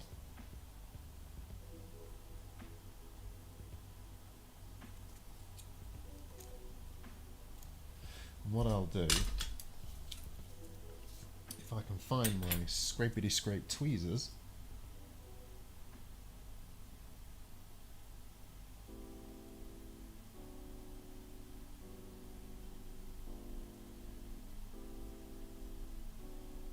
scrape off just a bit of the mask here, and I'll feed a tiny bit of solder in, just there. Oh sorry, that's not quite in focus.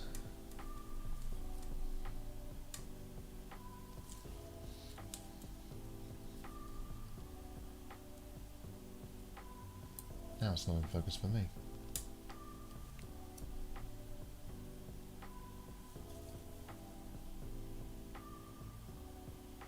There we go.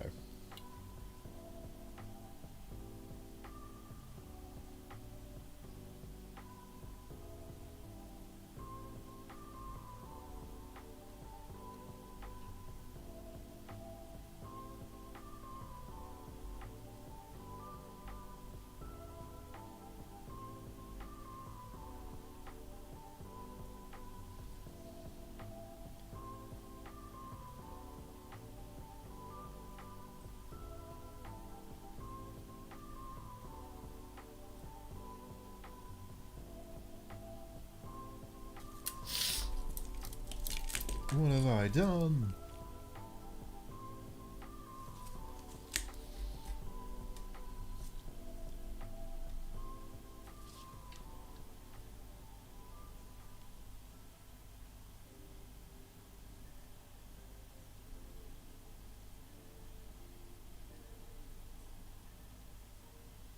That's what I was trying to do. Okay, let's clean this up and test it. We'll see if that has done the job.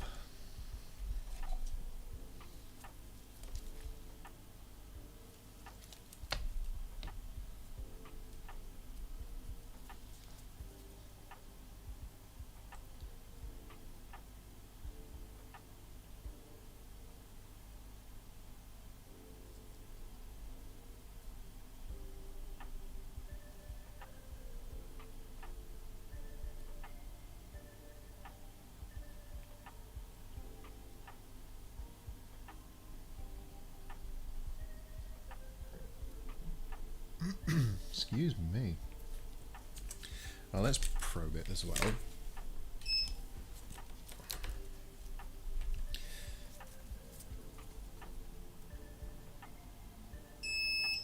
Good. Good.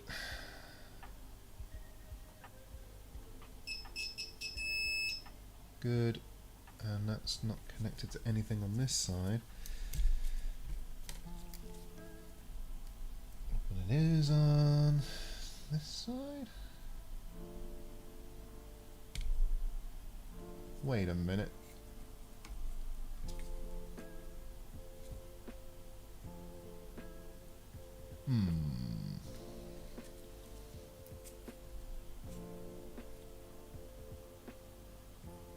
Oh, right, okay, my orientation's just off, so that would be at the top. It should be connected to something?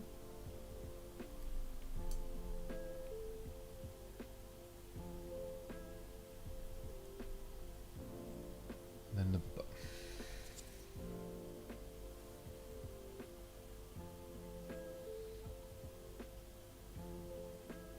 trying to work out what that leg connects to.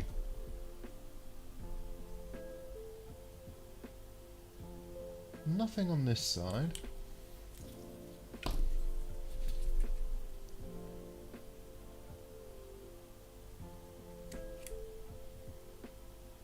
What does that connect to?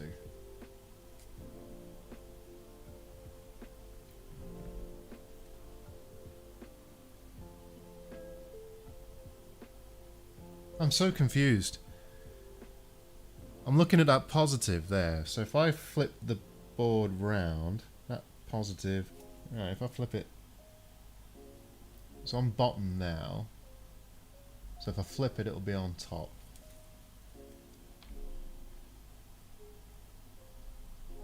But it doesn't look like it actually connects to anything. That doesn't make much sense to me.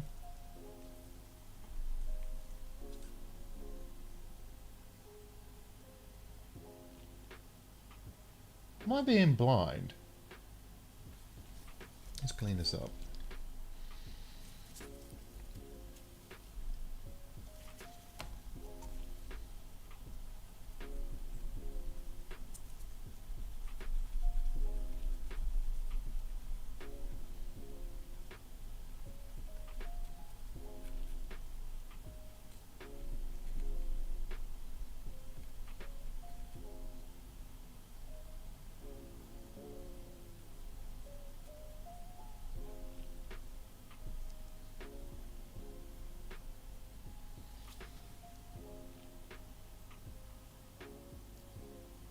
No, so it connects to nothing there.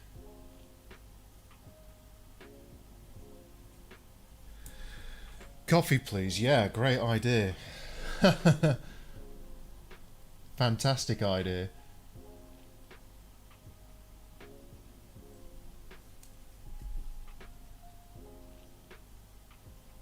Oh, I see. I'm just being an idiot. Alright, no, that's good. That's good. Right, let's flip to the top cam.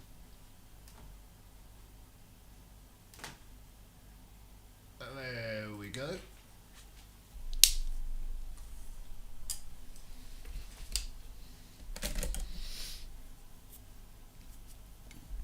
So, I'm thinking we just try it now. And let's see if that gets us anything. It might. So let me just tidy up my space a little bit, because it's a bit... Ooh, it's a bit messy.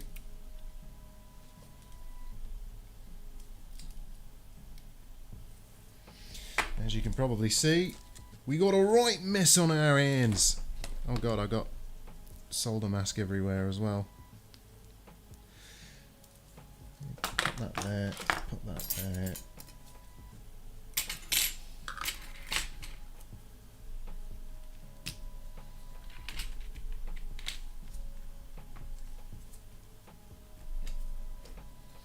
Organised chaos, I tell you. Okay.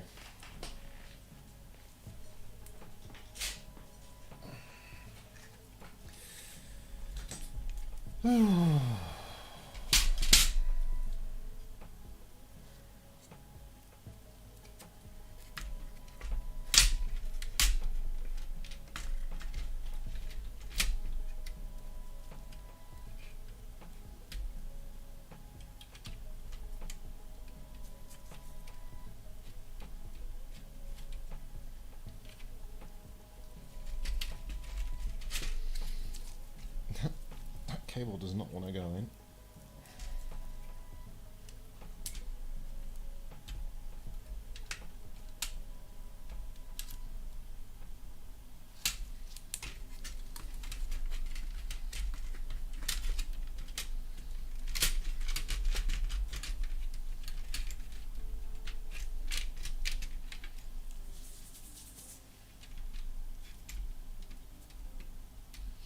Okay.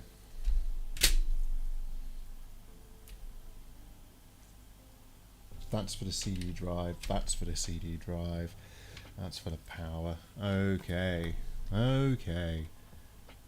Pick it up by the transformer.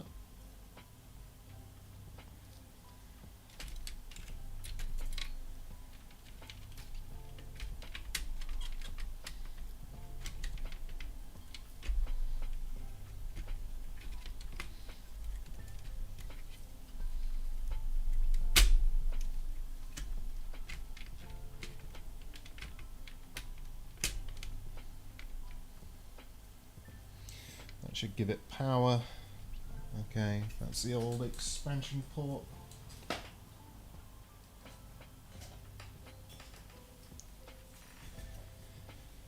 I'm not going to get it fully together, just enough to get it tested. And that goes.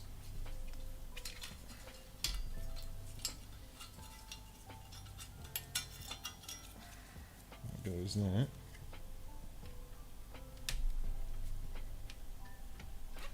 I do believe.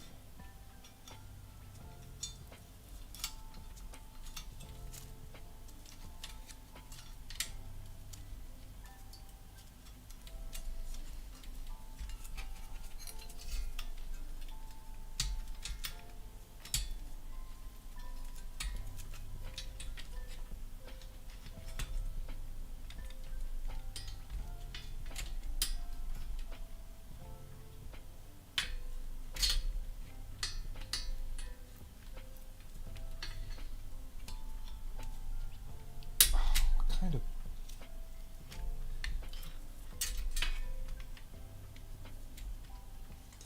Why you? Yeah.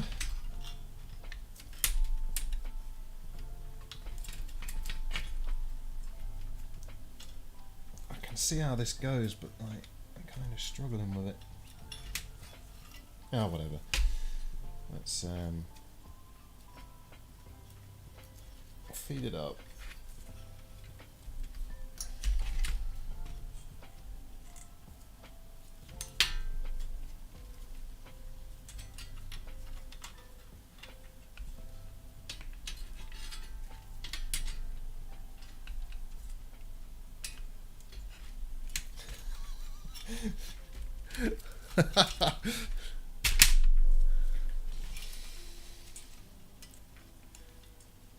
Okay. There we go. That's what I was trying to do.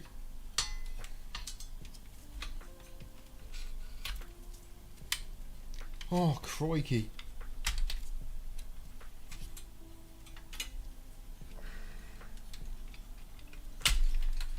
I'm doing this all kinds of wrong.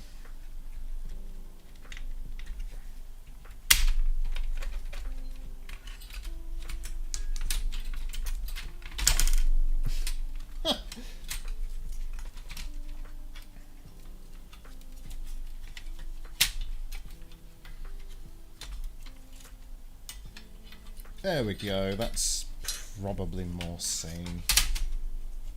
Yeah.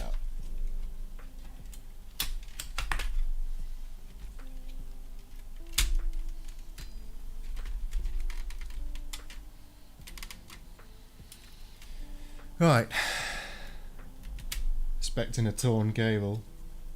I wasn't being as brutal as you might think with that.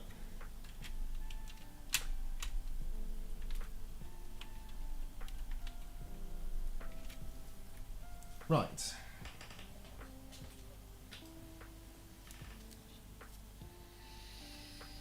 I don't know what the Saturn needs as a minimum to run, so...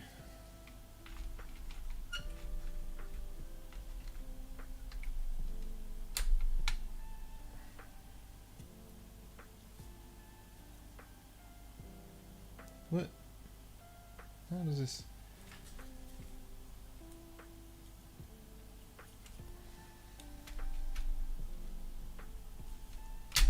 There we go.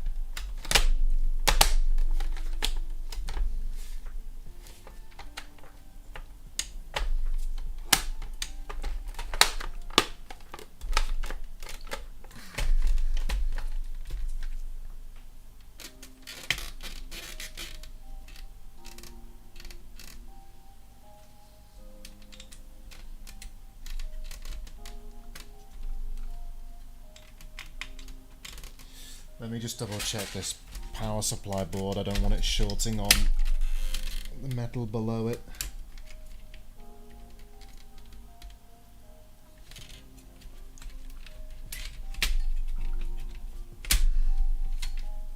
There we are.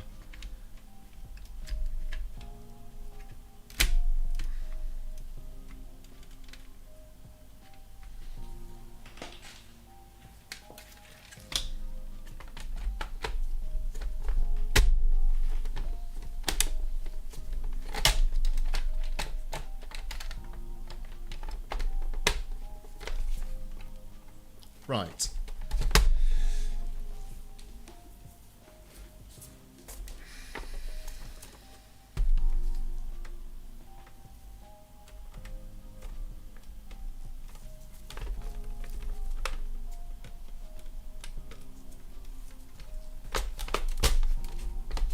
Wish me luck.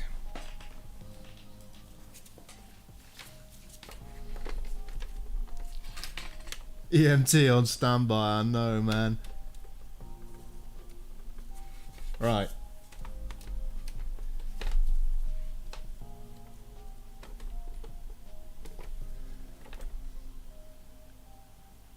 All good.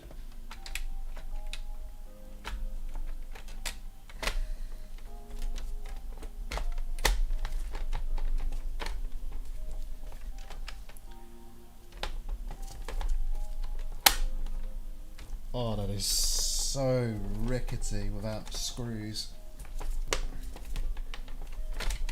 Oh, now what? Alright. Well, it hasn't blown up.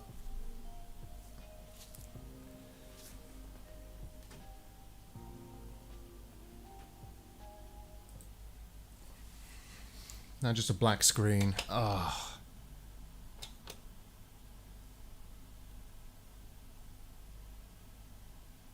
Hang on.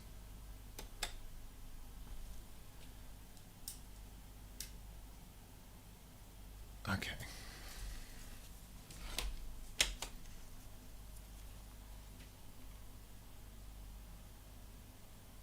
No sync. Huh. What? We had sync before.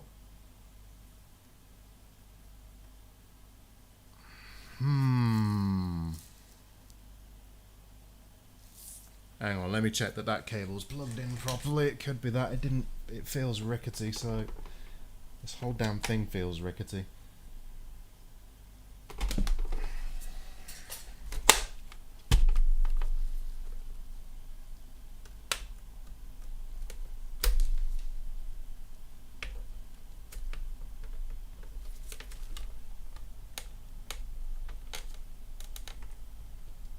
Yeah, I don't think it was in. Yeah, could be, Felix. Could be.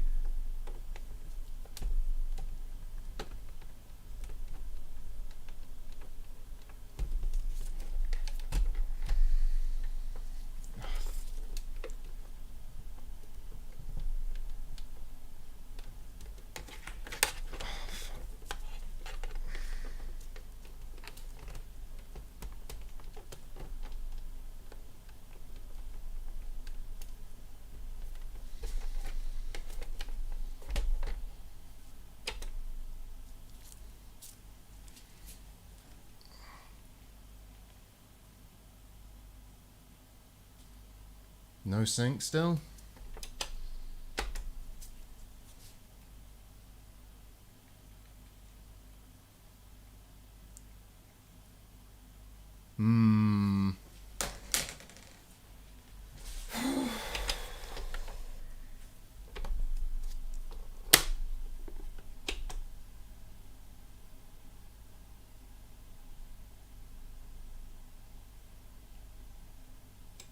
Interestingly, I don't even hear the CD-ROM doing anything now.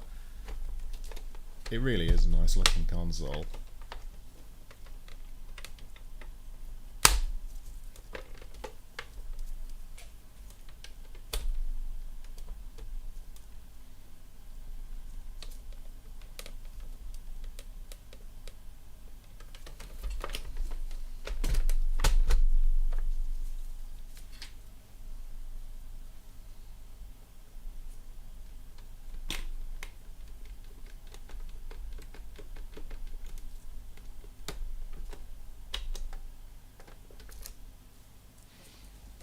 Yeah, I don't think we're getting anything.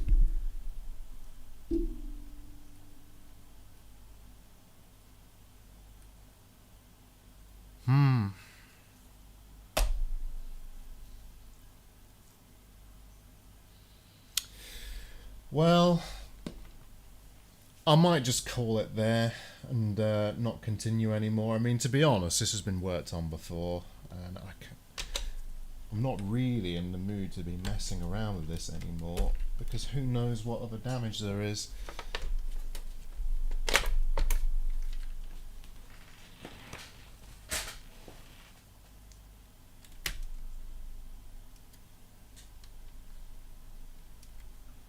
Truly is a case of who knows.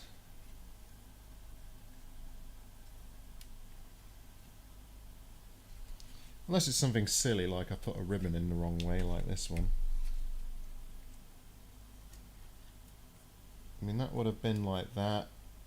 That would have been like that. Pretty sure it went in that way.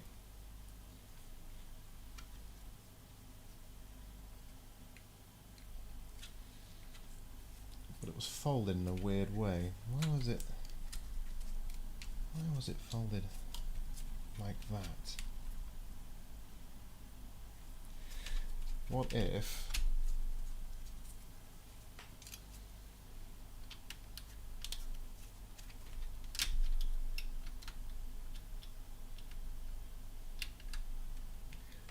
it's just a ribbon in the wrong way round, I'll be a happy camper.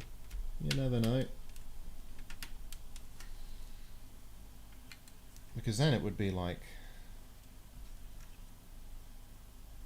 how would that be? Like that? I don't think it really matters.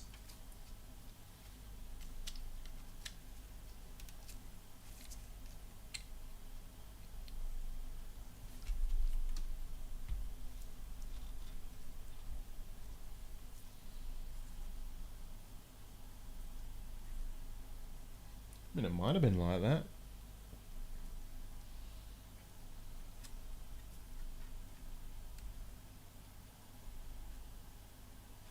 That would explain the strange folding angles on it. Ground strap. Oh yes, could be. Well, would that be the issue? I don't think so.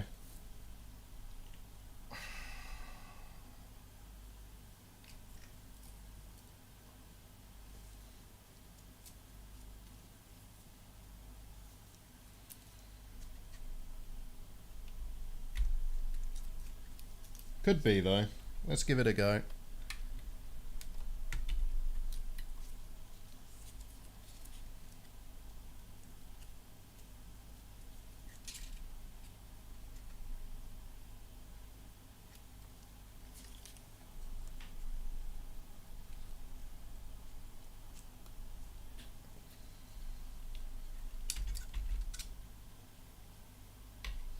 Right. So I don't know which of the 3 screws that were holding this together is the right one. That one was for the power supply, remember that.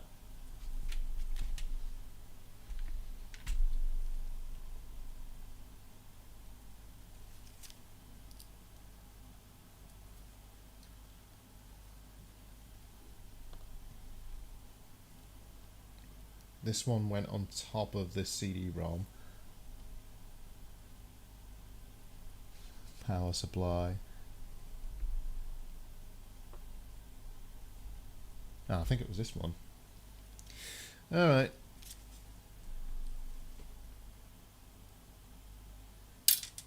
Oh, friggin' hell.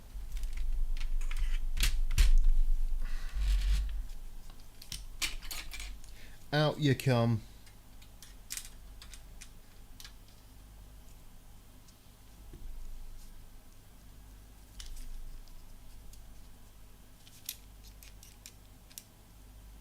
Is it easy to volt mod any power supply into a 240 volt? Yeah, probably not.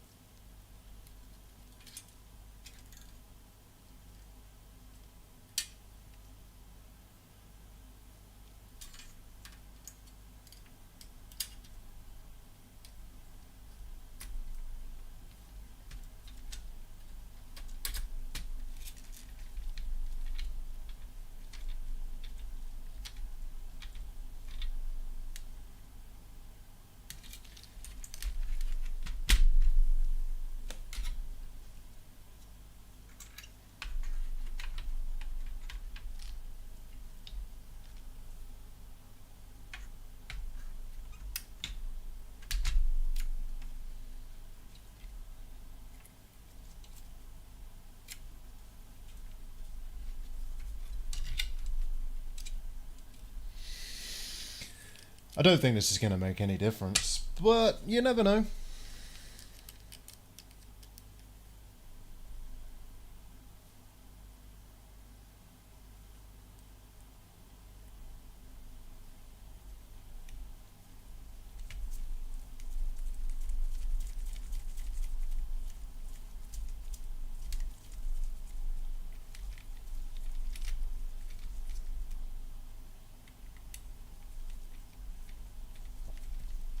Oh god.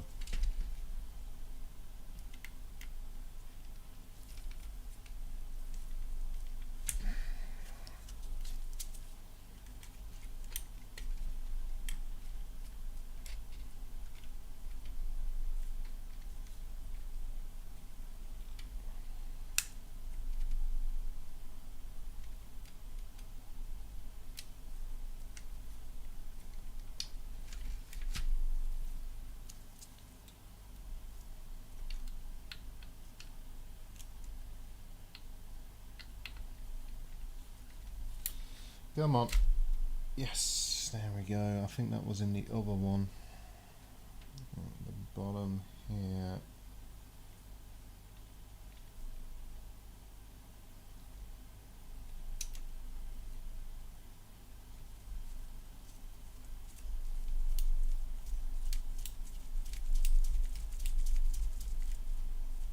Yep, that's got it.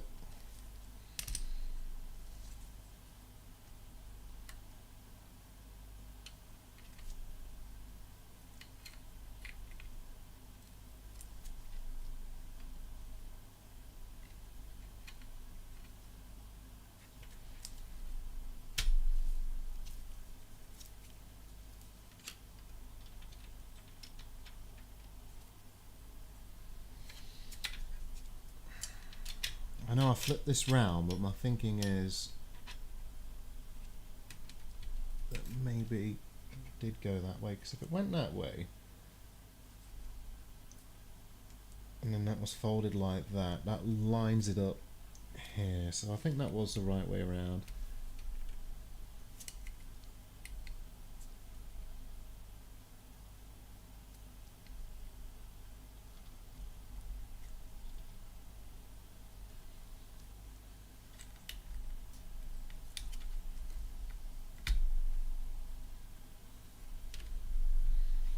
We'll leave the lid off. Had to be running over a packet of capacitors with me with my chair there. That's not so great.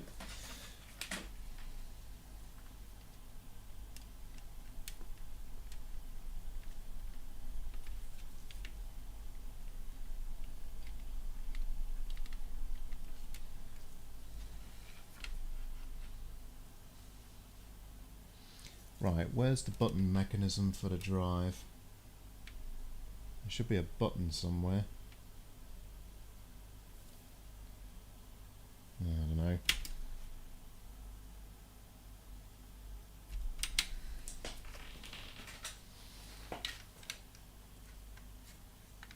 Let's find out. So that comes down on the right somewhere. I don't see a button mechanism for it. Whatever, let's just pop it on top.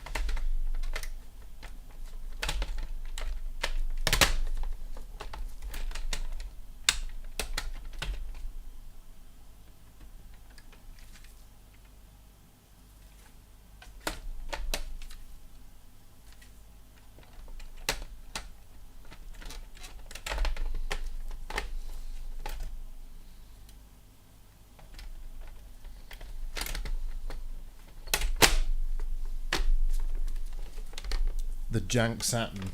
Man, this one really is a junky Saturn.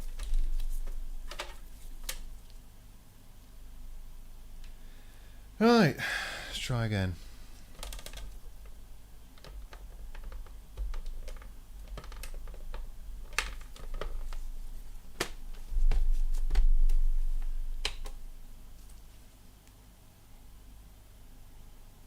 No, I don't think we're getting anything.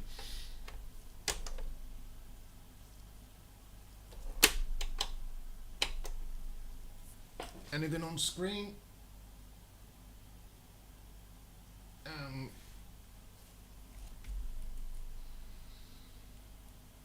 Nah.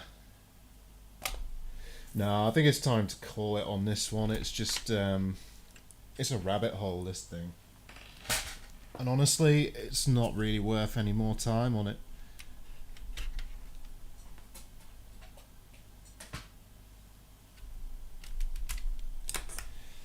That said, it does kind of seem like my soldering made it worse, which is strange, because all I was doing was re-establishing where things connected, so that's an interesting one, isn't it?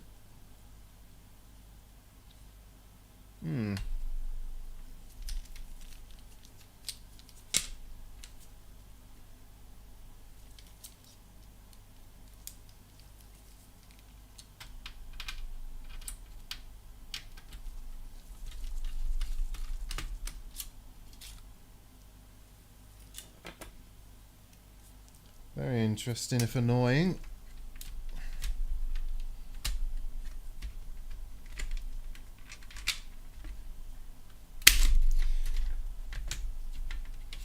The irony is the symptom's basically the same, it's just we don't get any CD-ROM spin now.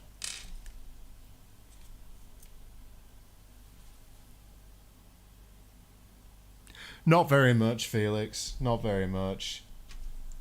What was it? It was like, I think I quoted the chap £35, and the amount of time I put into it, you know, like, if this was my day job, I wouldn't be able to charge that at all. You know.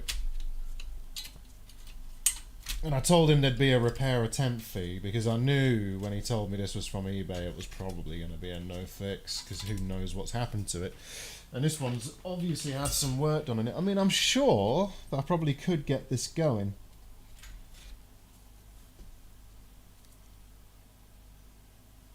But, you know, looking at the state of this board, like, it's just, you know, like, you fix one thing, and who knows what else is wrong with it, right?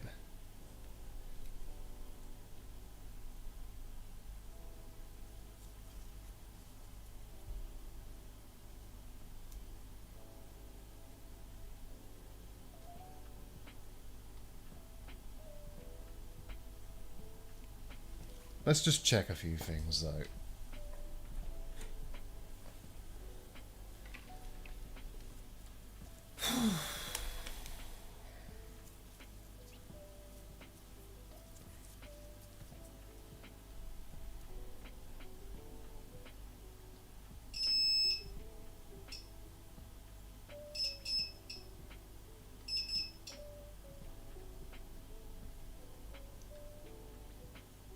Where's my probe?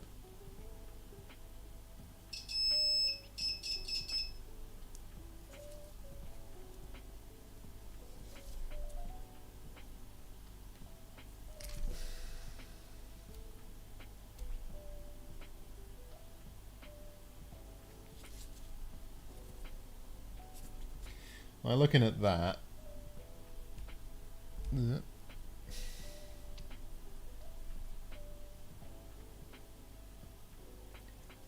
don't think we bridged anything we didn't mean to.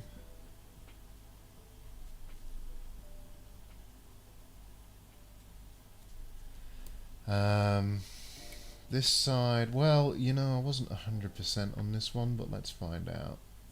Because maybe, well, the connectivity under the board doesn't really matter on this one, but let's just check.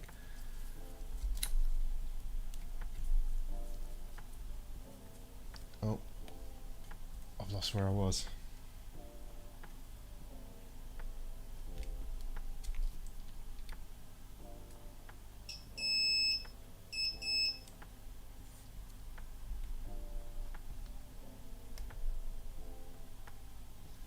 And the other leg should be ground. It is.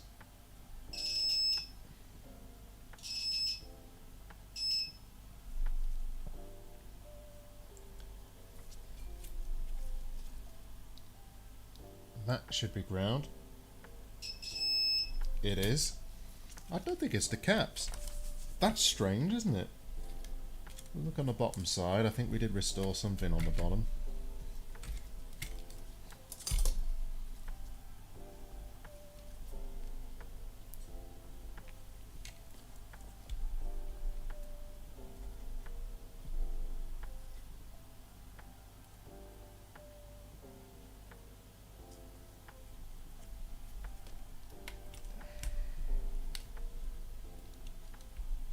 LEDs getting in the way of light laying the board properly flat.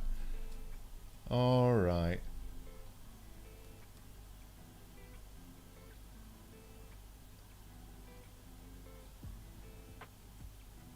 Oh look, it looks a bit cracked.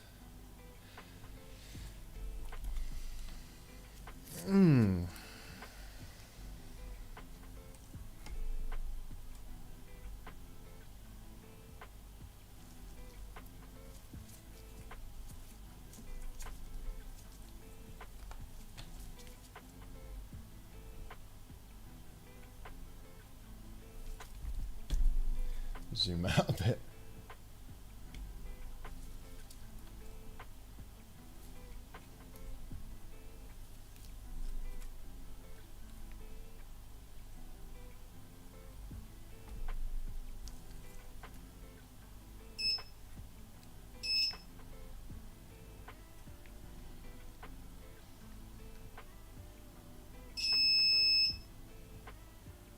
Okay, not bridge there.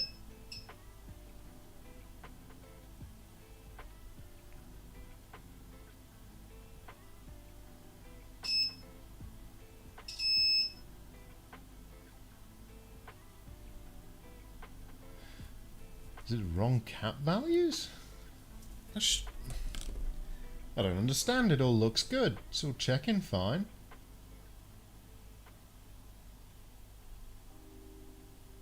Huh.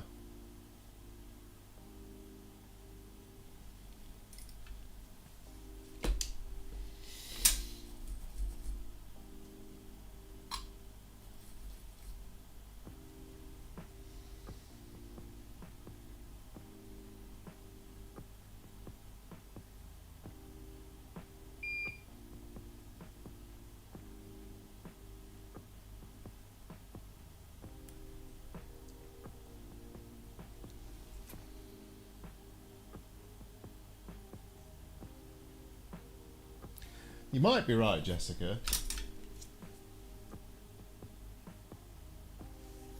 This one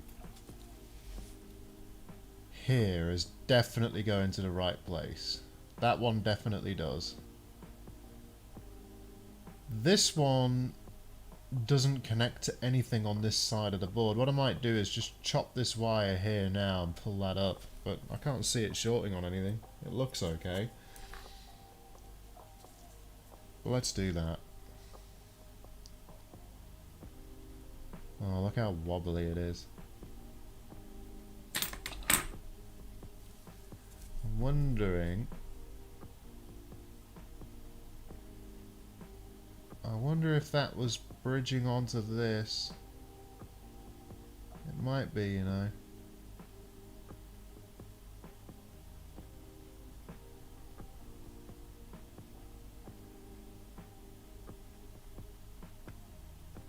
It's kind of hard to tell.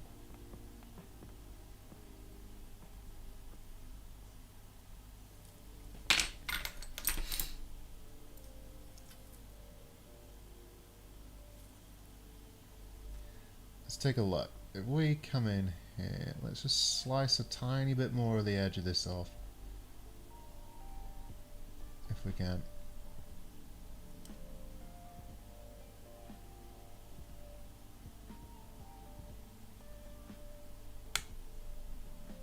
There we are.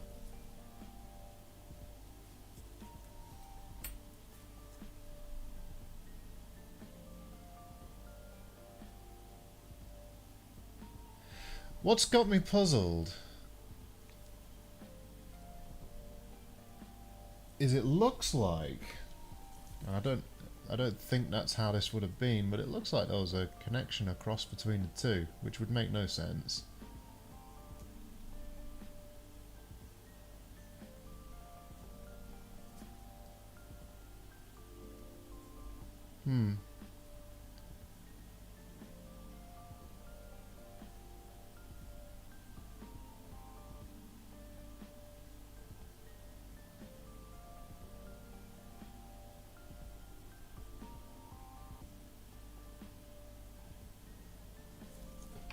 Grab that with my tweezers, I'm struggling.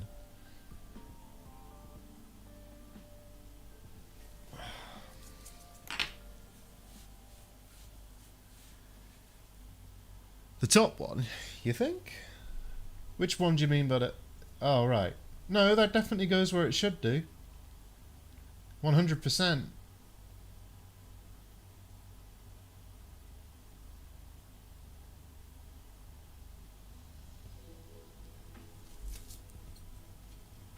If you're on about this one, you know, I'm going to take back my my added solder mass. Let's just double check. Let's dig under it. Let's have a look.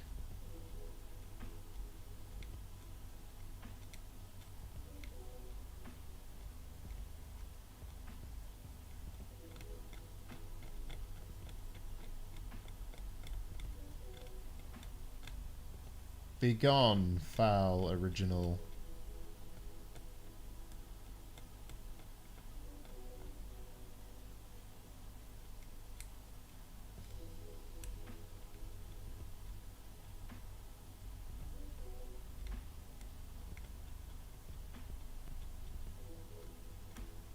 Yeah, there we go. So if we rinse that away.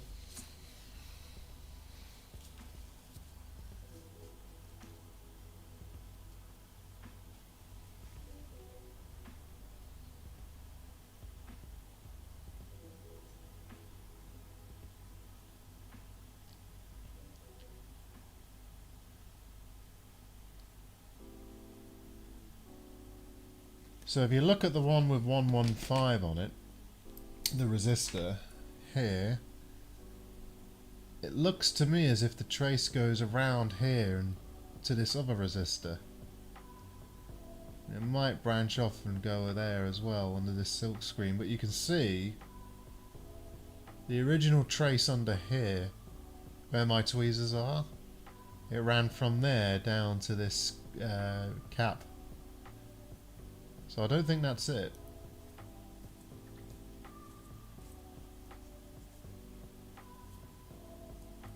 Yeah, I don't think that's it.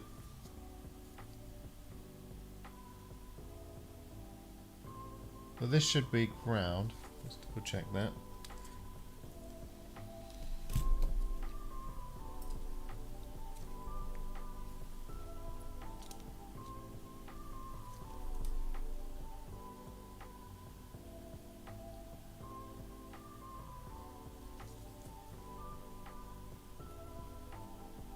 Yeah, that is ground.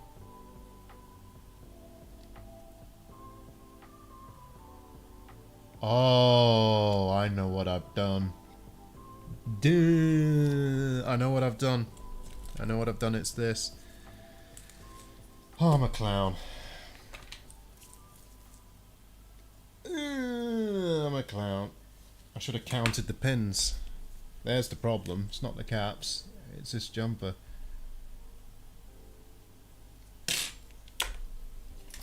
I didn't wick off enough solder. That's the problem.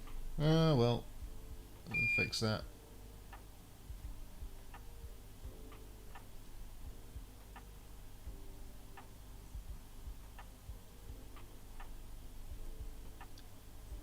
Come on. Wick.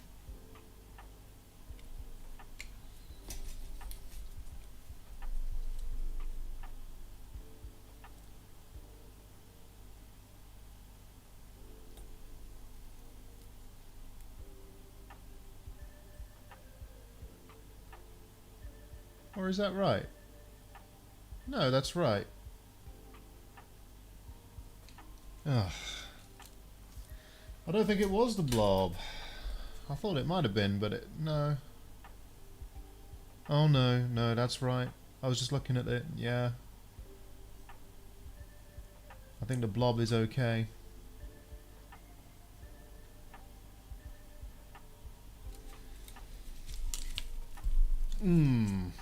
It's not the blob.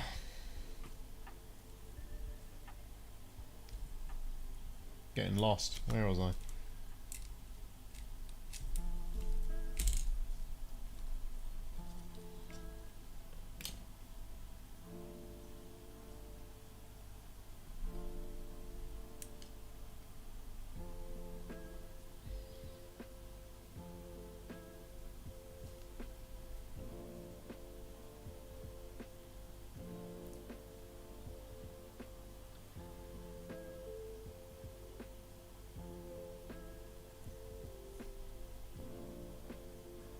So we've got our jank trace.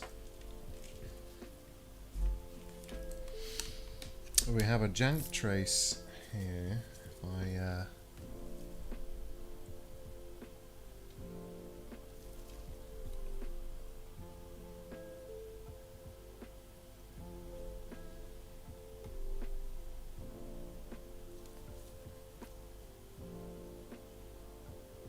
so we got a that should feed over here to pin that pin. Does.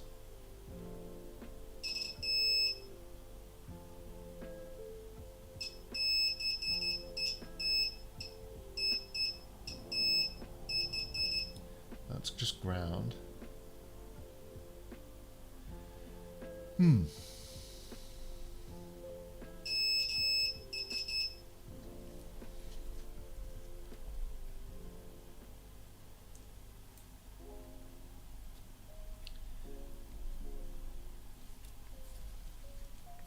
Double check the top side of this cap, but I think that should be fine.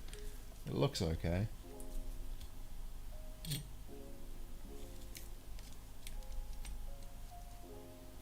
This one.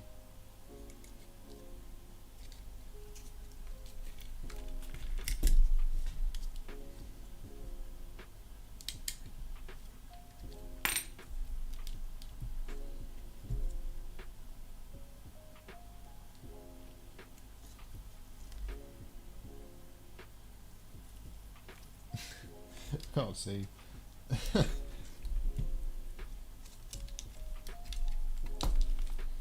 fumbling around.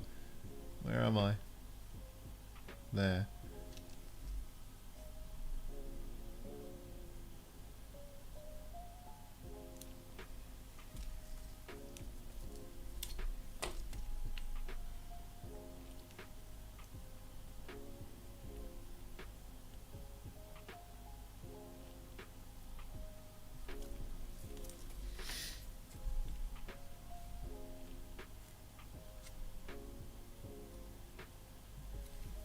Does that one connect to anything?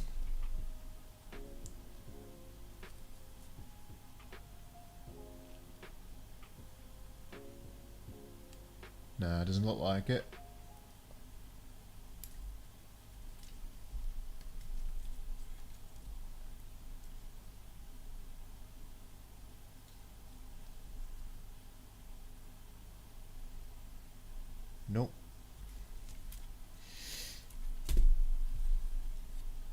not on that pin. So what about...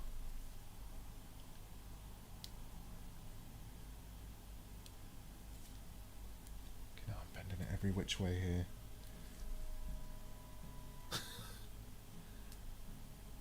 Okay, so it connects to a resistor.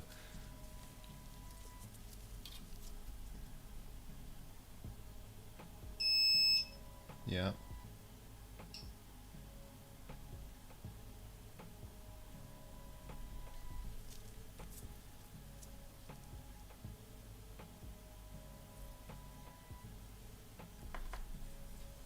There a bridge on 2 other pins? Really? Let's have a look.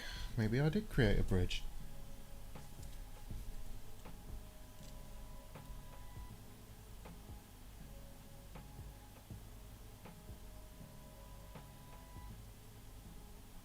Looks okay. Jessica, are you saying that I cleared a bridge that was there previously? Is that what I've done?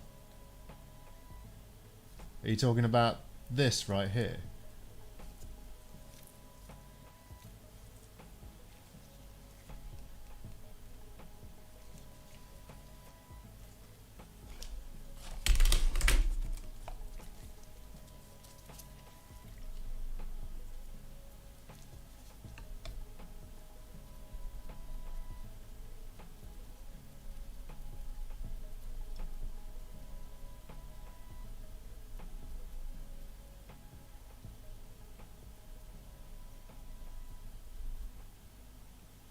Definitely not bridge there.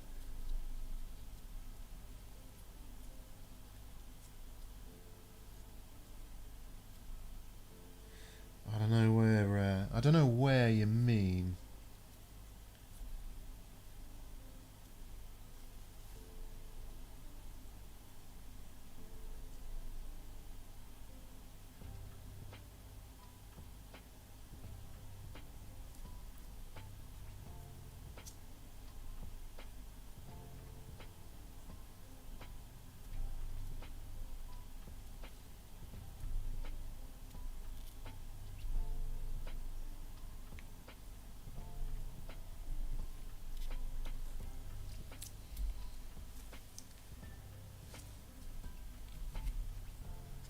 Where did you mean, Jessica? Because I'm not sure where you meant. Did you mean that chip I was pointing at?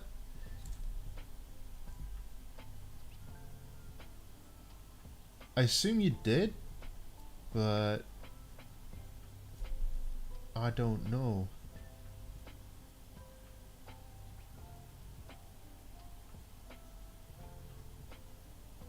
That should be good.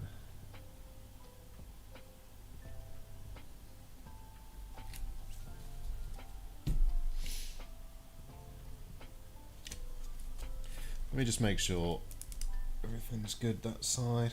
How bad does that cap look?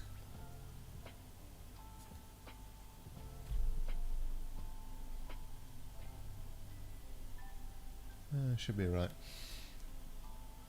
Hello, Josh. How you doing, buddy? Welcome. Welcome, welcome, welcome.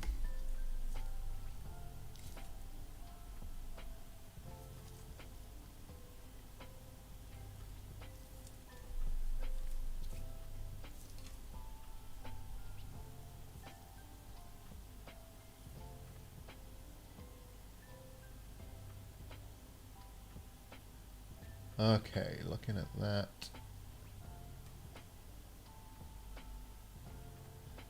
Ah, that's so jank.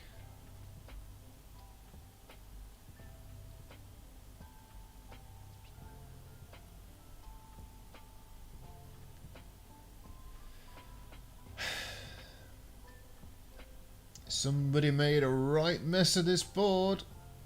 That's all I'm gonna say.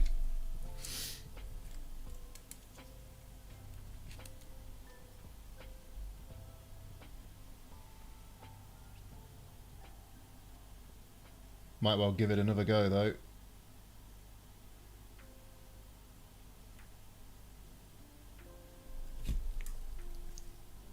But I'm not overly confident.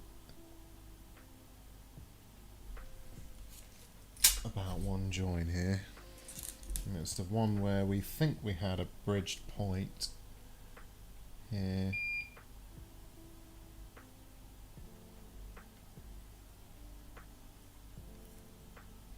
Oh no, I made a massive blob. It's fine, it's not bridged it.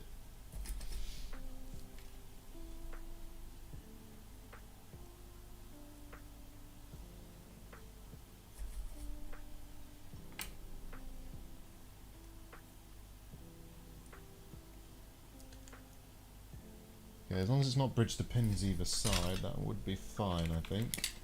How are we looking? Good.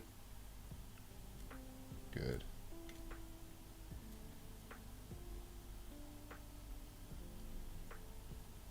Yeah, alright.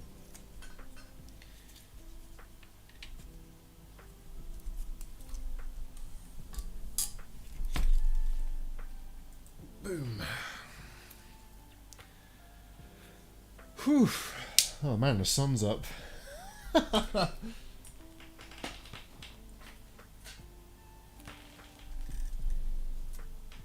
I suppose the question is, how much of this can I get away with without having to fully reassemble?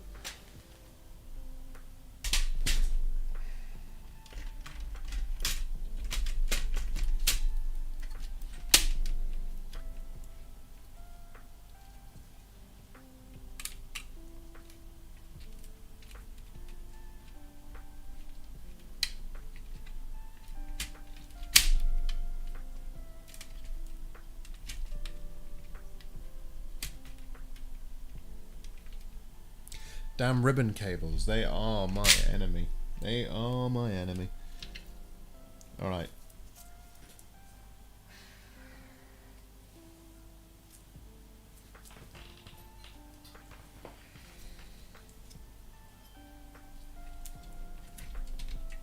Oh, you know what, I shouldn't have plugged it in yet.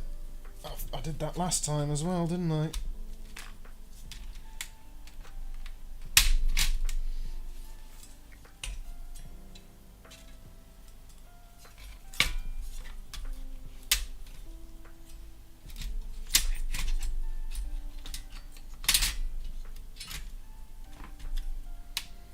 Right, sweet.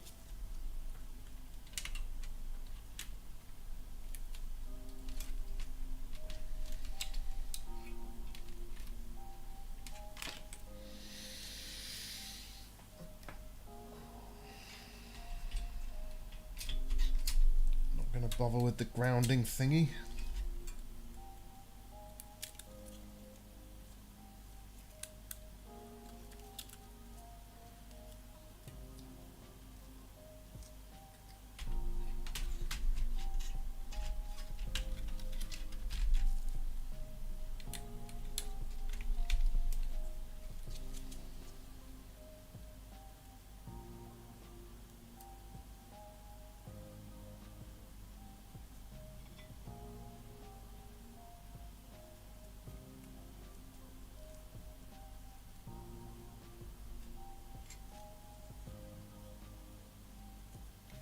Which way bloody round does this cable go? Morning, how are we this morning? Well, I'm fighting with this dang thing. I can't remember which way round this is supposed to go. I think it goes like that.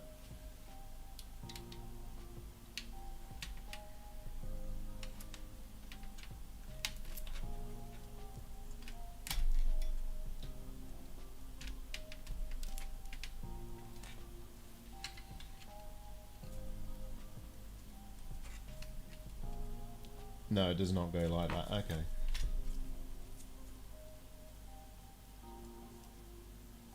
If that was plugged in that way, it'd be wrong. If that was plugged in that way,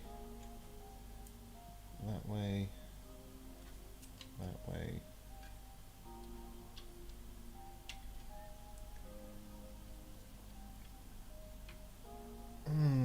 Does it go that way? Does it go that way? That way? Maybe that way. It's like watching a child like learn Lego, I think.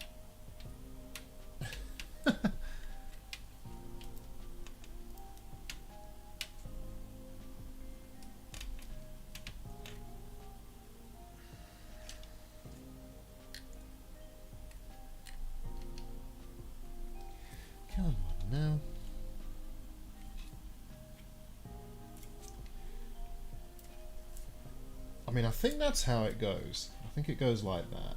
That looks right.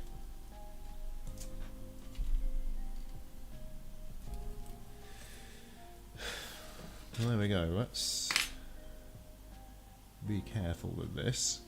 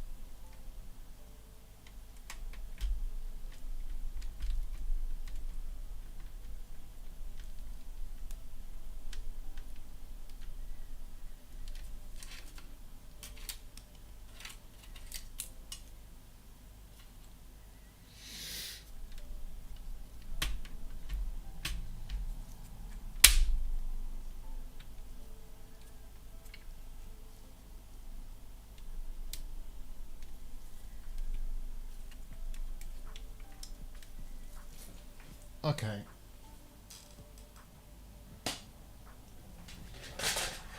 Wish me luck again. Because I think I'll need it.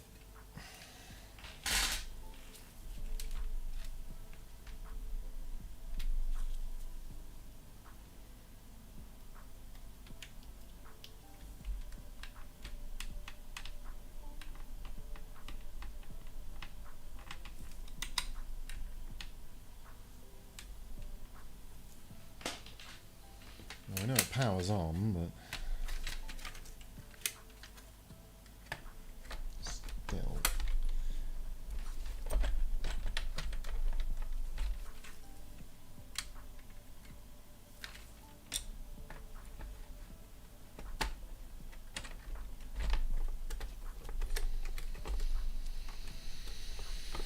Okay.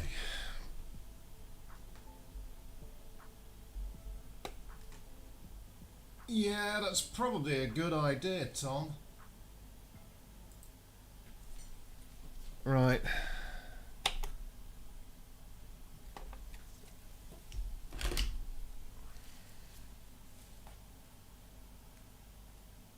Yeah, we don't even get sync now. That's strange.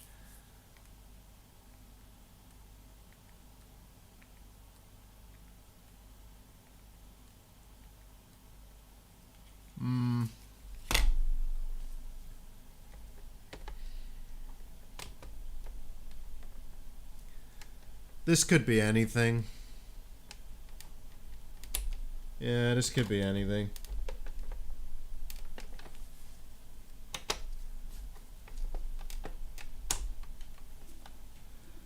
The problem is, I don't know if replacing that cap actually worked at all. You know, like those cap connections look okay to me. Just to look at, they look fine to me, and I've tested them and metered them out. The values of the replacement caps that I put in, I think, are just fine. They're both 10 microfarad 16 volt replacements, so I don't think it's incorrect cap values. Caps should be fine. The only thing I can think is perhaps with a different kind of failure state we get a black screen as well. So I've fixed one problem that's led to another problem. I don't know. I don't know. I mean, I could test all the capacitors on the board with my ESR meter, but, you know, I'm getting pretty tired now. It's like 7 in the morning and I've not actually been to bed yet. I'm pretty exhausted. And you know what it's like, when you're tired you start making mistakes. So I might put this off for a little bit. In fact, I may even look at my reference VA2 and see what connects to what on that board, just to be absolutely sure I've not balked anything, and test that area just to be sure that it lines up. But I think for now I'm gonna have to. God, I hate having like poor successes like this. You know, failures. I mean, I know they happen, but still, I mean, I'm going to do, just in case it's anything to do with that ribbon connector, I'm just going to disconnect it for now. The system should output something on the screen, I think, if the CD-ROM's not plugged in. I would think. Let's just be sure. That's going to be the power for it. So unplug that.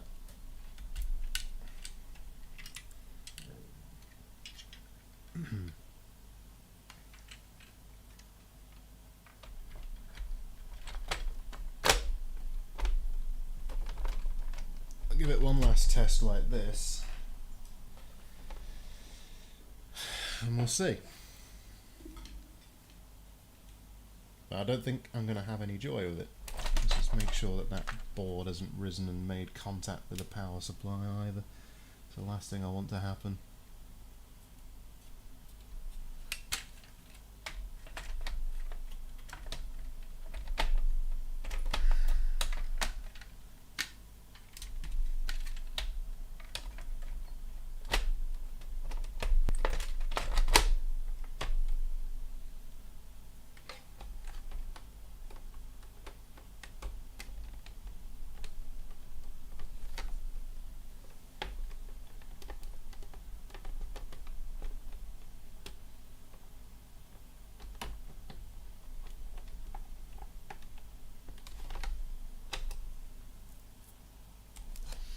Anything or nothing.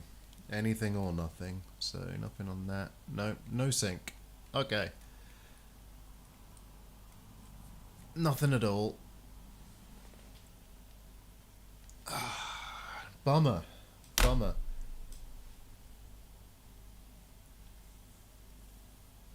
Oh.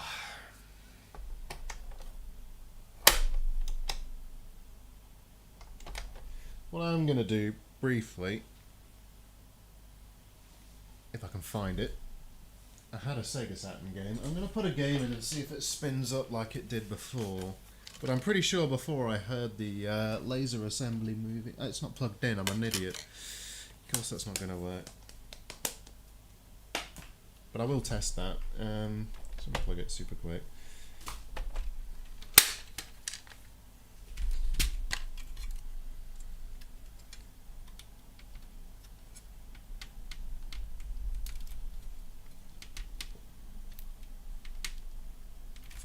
Okay, that ribbon's definitely in properly.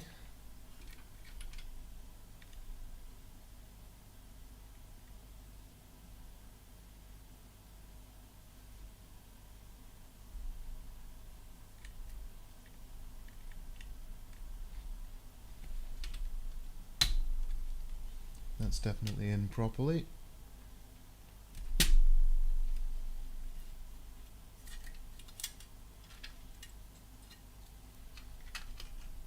Jank ground that for now. And that should do it.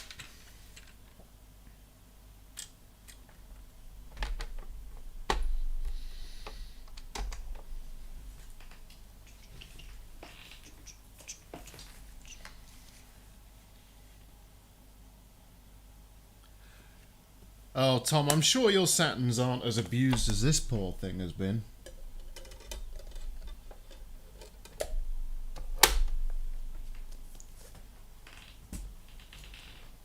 This one has not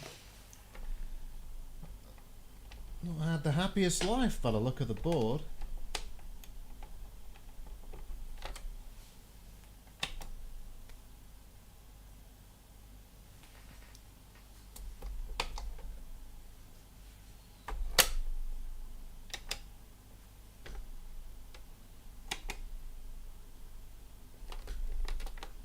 Yeah, we got no disk spin.